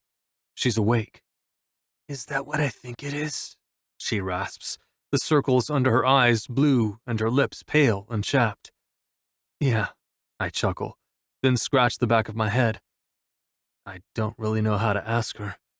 There isn't ever the perfect time. That doesn't exist. There's no such thing as the perfect time. It's now that matters. You'll always find a reason why the day isn't perfect. Maybe it isn't sunny enough or warm enough. Maybe it's raining, or maybe the roses you bought wilted. Maybe she isn't in a good mood. Maybe your nerves get the best of you. Just do it before it's too late. Can I see it? I get up and nod. Yeah, absolutely, Abigail. I open the box and hand it to her. I know, it isn't the biggest fucking ring out there, but she isn't like that. Oh, she exhales as her blue eyes turn glassy. Oh, Boomer, it's perfect. It's beautiful. Yeah, I ask, feeling hopeful. I've been holding on to this thing for 6 months. I've been going back and forth because I don't know if it's good enough for her. I'm nervous she won't like it. Or what if she says no? I lower my voice halfway through the sentence so I don't wake anyone. The oxygen hisses in the silence, and the wood crackles in the fireplace. Are you kidding? It's everything, Boomer. She's going to love it because you gave it to her, and she's crazy in love with you. She's going to say yes. How do you know? Because her sun rises and sets on you, Boomer. You're more than her world. You're like all the stars in every galaxy, including the ones we don't know about. I might have been sleeping, but I still heard. Every time she was in the room with me, she talked about you. This ring is everything she could ever want. I think I could have done better. The ring is rose gold, and the gem is a sapphire surrounded by a dozen diamonds. When I saw it, I thought of Scarlett's eyes and how they glitter like the stars in the sky. So it's funny that Abigail referenced the galaxy. Yeah? Oh yeah. She's love-struck, baby, she jokes. Did, she tell you by any chance that we are trying to have a baby? Yeah, she did, she says. I notice her running her fingers through Wolf's hair again. It's like she can't stop touching him. She's soaking him up until... I'm scared I won't be a good dad with the mess in my head. I tap the side of my head. It terrifies me. Scarlett flips over, and the movement has me getting up from the seat next to Abigail's bed to check on her. She pulls the blanket to her chin and sighs, her hair plastered against her face in thin strands. I want to do what I always do and tuck them behind her ear. I don't want to wake her, so I sit back down. See? You're in tune with her. You're insane if you think you won't be a good father. You're the best man to her and protective. What makes you think you won't be the same to your child? I think you'll surprise yourself. I've missed you, Abigail. I'm going. I swallow when her loss weighs on me. She isn't even gone yet. I'm going to miss you, and Scarlett is too. I'll miss you guys too. Thank you for taking care of me and for listening to me. About? Not taking me to the hospital. He would have found me. I know, but I can't help but wonder if you'd still be alive. No, he would have killed me. At least I got to be with Wolf. You sound appreciative, I scoff, lifting my steel-toed boots and set them on the edge of her bed to get comfortable. He's going to be devastated. He'll get over it. In time. I'll want him to. He's been trying so hard to stay awake for me, but I like it when he sleeps because I get to witness when he doesn't worry. I'm tired of him worrying, she admits. I want him to have a love that's like you and Scarlett. I want it to sweep him off his feet, not be the reason why his feet are glued to the ground and never going anywhere. She winces and wiggles in her bed, nostrils flaring from the pain coursing through her. Do you need pulse? I can go get him. I go to get up, but she stops me by shaking her head. I want to feel it. What? Why? Because I want to feel it. That's fucked up. I try not to laugh, but it's impossible because that's just sick that she wants to feel her death. I wouldn't want to. I guess it kind of is, isn't it? She joins me in the dark amusement we are finding ourselves in. Go put that ring on her finger, she wheezes. I'm not getting any younger, and when she wakes up, I want to see her reaction. You promise to wake up? I'm not going anywhere just yet, she says, nestling her cheek against Wolf's chest. I'm not ready to let go of him. I swallow and rub my sweaty palms on my jeans as Abigail picks up the velvet box, handing it to me with the weak amount of strength she has left. Her hand trembles, and I reach out and take her hand, obliviating the amount of stress on her body. Just slip it on her finger? I ask, ignoring how quick she is depleting physically.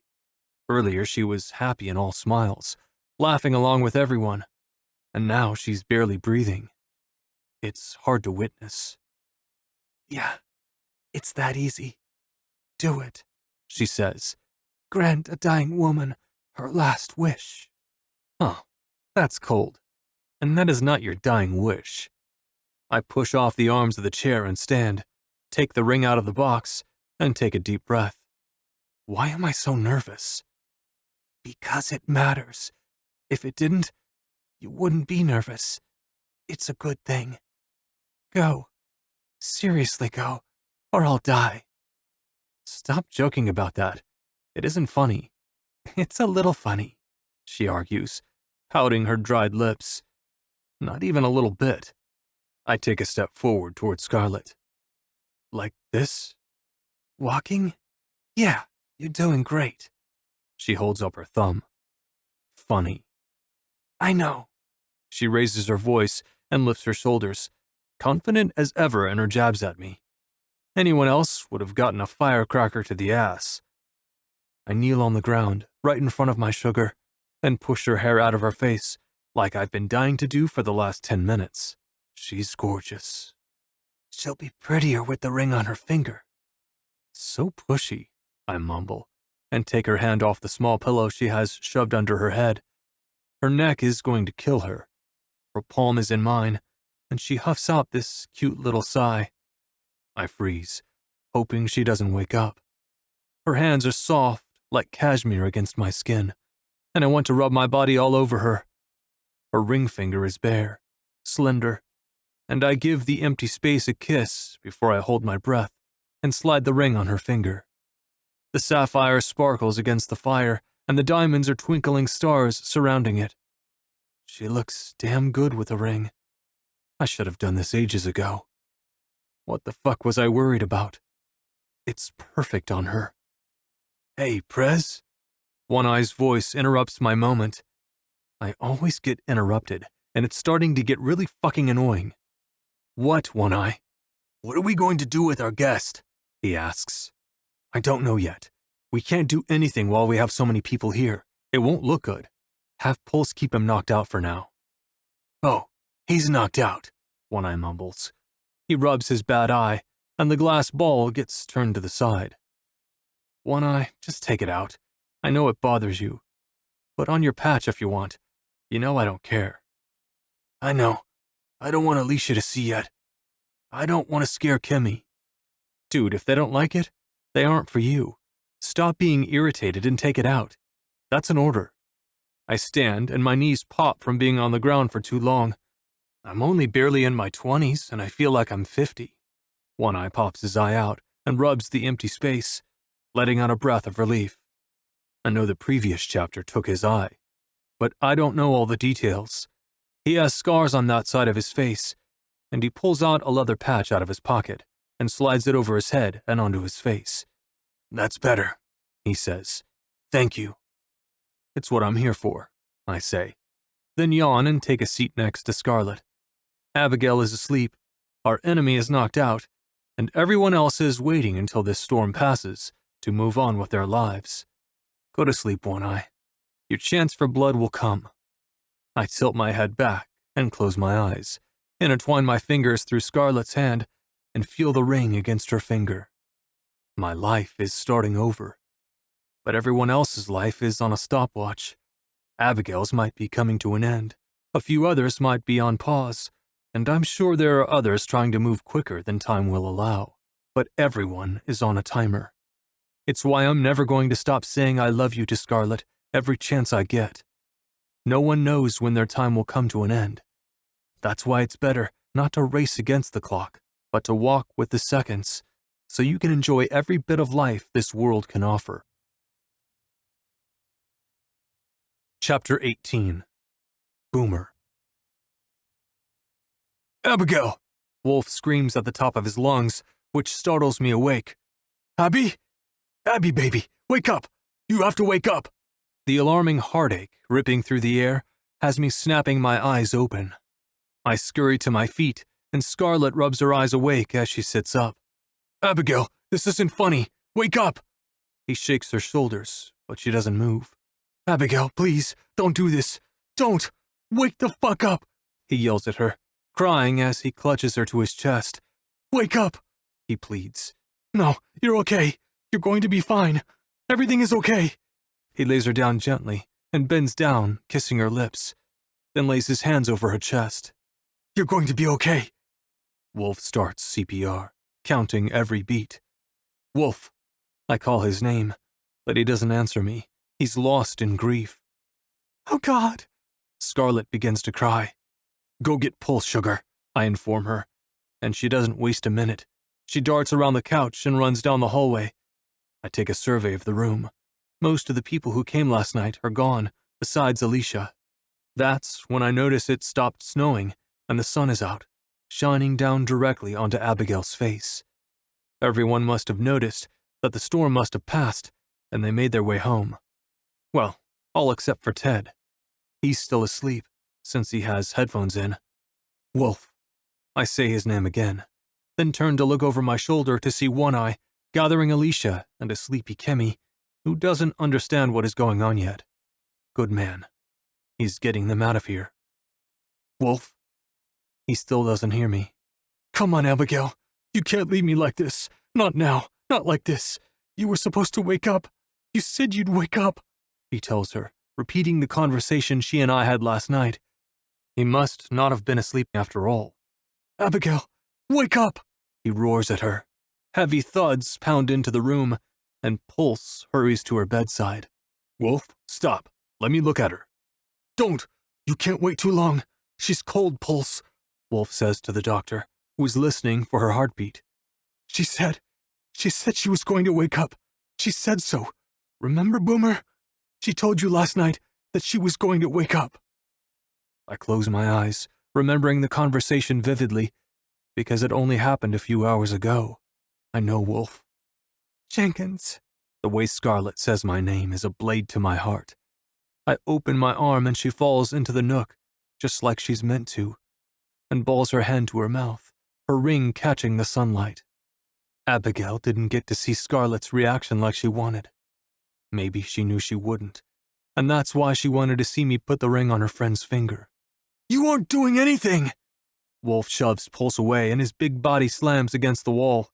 "What the fuck is the point in having a damn doctor when you aren't even doing anything?" Wolf. "No, Boomer. No, she isn't dead. She's not. She was getting better. She was getting better," he roars, tugging on the ends of his hair. He's wrecked. He's broken. She said she was going to wake up, he repeats, petting her gaunt cheeks as he stares at her like a man that will never find his way out of the darkness if he doesn't get his light back. Please, sweetheart, please wake up. I'm begging you not to leave me like this. You were okay. Why did you go? He slides his arms under her limp body and holds her close to him as he presses a kiss to her forehead. I'm so sorry I was asleep. I'm so sorry, he whispers. I love you, Abigail. I love you so much. I turn away, hating that I'm intruding on such a private moment. It's never easy to see a good friend break, especially when I know how strong he is. I never told you about Raylene and how happy she is with her foster parents. I never got to tell you all of our plans together. I never got to say everything because I was too happy you were finally awake. Please don't go. Not like this. He brings her down to look at her face, pushing her blonde hair out of her eyes and smiling, tracing her lips with his fingers. She looks peaceful. So pretty, sweetheart. You rest, he says. You deserve it. You rest. He pets the side of her head, pushing her hair back, and bends down to kiss her cheeks. He clutches her tighter and rests his forehead in the middle of her chest, along with his hand over where her heart used to beat, and lets go. Wolf doesn't care who is around him. He isn't pretending to be strong. He is allowing himself to feel the complete despair and heartache of what it is like to lose someone you love. I can see the tears falling off his jaw like raindrops releasing from a storm cloud. The sun is shining down on them, so it's hard not to see the pain etched in every line of his face. It's not hard to see how the light streaming through the window reflects off his tears. Come on, let's give him a minute alone, I whisper to Scarlett and Pulse. Wolf doesn't hear me. He's too busy wondering how he is going to survive until tomorrow. That's how I'd feel. We head outside and close the door, leaving Wolf alone with his grief. I can't believe she's gone, Scarlett cries into my chest. It's hard not to want to cry too, but I can't, regardless of the pain I feel wafting off her and Wolf. I have to be strong for everyone because no one feels strength right now. I can't lose it. I can't break. I have to be the backbone everyone can fall back on. I can break later in private when no one is looking. I know, sugar. I'm sorry. What's this? She sniffles, holding her hand in the air and examining the ring I slid onto her finger, per Abigail's wish. Scarlett's breath is quick puffs of cold air as she stares at her finger. Her cheeks are red from crying and the cold weather. We don't have to talk about that right now. Jenkins. Abigail wanted to witness us get engaged, and she and I had a long talk last night. I showed her the ring and told her how I've had it for a while now. She said she'd wake up to see your reaction. That only makes Scarlett cry harder. So I hold her tighter, blinking away the tears as Pulse walks down the snowy breezeway to give us privacy. I'm so sorry you lost your friend, sugar. You'll tell me everything you guys talked about? I want to know what she was like before. Yeah, I can do that. I bring her hand to my lips and kiss her ring. I do love it, she adds, staring at the ring. She said you would. Her chin wobbles as she tries not to smile or cry. She knows. Knew, she corrects herself, and brings her swollen, bright blue eyes to mine. She knew me well. She says it like she can't believe she's speaking in past tense. We all knew this would happen, that it was a possibility Abigail would die, but never once did I imagine it happening so quick. She was here, and in a blink of an eye, she wasn't. Prez! Kansas slides over the ice left from the ocean and catches himself against the wall. You need to come see this. Now isn't the time, Kansas. Abigail just passed. Wolf isn't doing well. What? Kansas trips when he takes a step down from the foot of ice to get to the ground. But she was okay. I saw them holding each other before I left this morning to go shovel. She's been gone longer than that, Pulse informs us. She was ice cold. She probably passed right as she fell asleep last night. She died in Wolf's arms. Scarlett speaks with calm clarity. It's what she would have wanted, after everything. In the end, all she ever wanted was Wolf. Fuck! Kansas yells. His voice echoes down the tunnel before he stomps toward the door. I stop him by placing a hand against his chest. The last thing Wolf needs is someone barging in at a time like this. We are giving him some time with her, to say goodbye. Kansas gives a hesitant nod and lets out a large fog of breath. Okay. He will need us more than ever now. I'll need you to be my acting VP until he is ready again. You okay with that? It's temporary, right? Kansas asks for clarification. Yes. Of course, whatever you and Wolf need. Damn it. Just fucking damn it. I know. I agree with Kansas. It seems there is always a loss one way or another, no matter what we do. Show me what you're wanting me to see. Come on. It can wait, Kansas states. Until when? Come on, lead the way. I tug Scarlett's hand and help her climb the ice blocking our path. Pulse, Void, and Satyr join along with us. Kansas jumps effortlessly onto the chunk, and my brows lift to my hairline when I see the view of the beach. Ice crystals have replaced the sand, and snow has made dunes from the wind. The ocean is calm and no longer crashing ice against the shore. Wow, it's oddly beautiful, Scarlett notices, sniffling and crying silently as we walk. It is. Especially with how the sun is shining along the crystals. It's like there is glitter with every step we take. Look, Kansas points to a sailboat that has crashed to shore.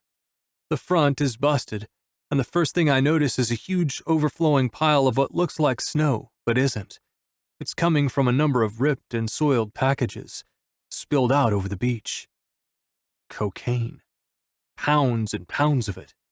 And it washed up right at our doorstep.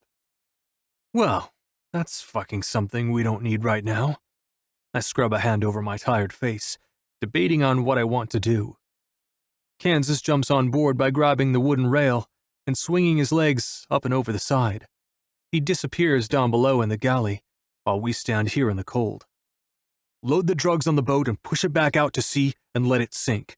We don't need this right now. Not with Abigail passing. Just do it.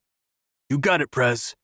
Void and Sather gather up the stuff back into the white packages and throw them on board. It should have no issue sinking. Prez, we have a problem. I hate those 4 words. What, Kansas? He comes up from the galley holding a woman. She's gaunt, shaking, her lips blue, as if she's spent hours out in the cold. She's alive, and there are 2 other women down here with her. They're freezing. You've got to be kidding me, I grumble. I massage the sides of my head and push the stress to the side in order to make a decision. Pulse, take them to the medical room and treat them. Void, Sather, save the boat. Hide the drugs. I don't want that shit sold. I need to know why 3 women are on a sailboat in this weather and how they ended up here. A president's job never gets easier, and time doesn't seem to be working with me. No matter how slow or fast, no matter the measures I take, something always happens, and it always leaves a gaping hole in someone's heart. And I have a feeling this isn't the end of our heartbreak. Life tends to always want to leave a big boom in its devastating wake. Thank you for listening to Boomer's Rise, Book 1 in the Atlantic City MC series, written by 𝐂𝐮, narrated by Nelson Hobbs and Samantha Cook, both members of SAG-AFTRA. Produced by Blue Nose Audio. Production coordination by Candice Lawrence. Post-production by Dimitra Hardavella. Copyright 2021 by Ruthless Underworld, LLC. All rights reserved.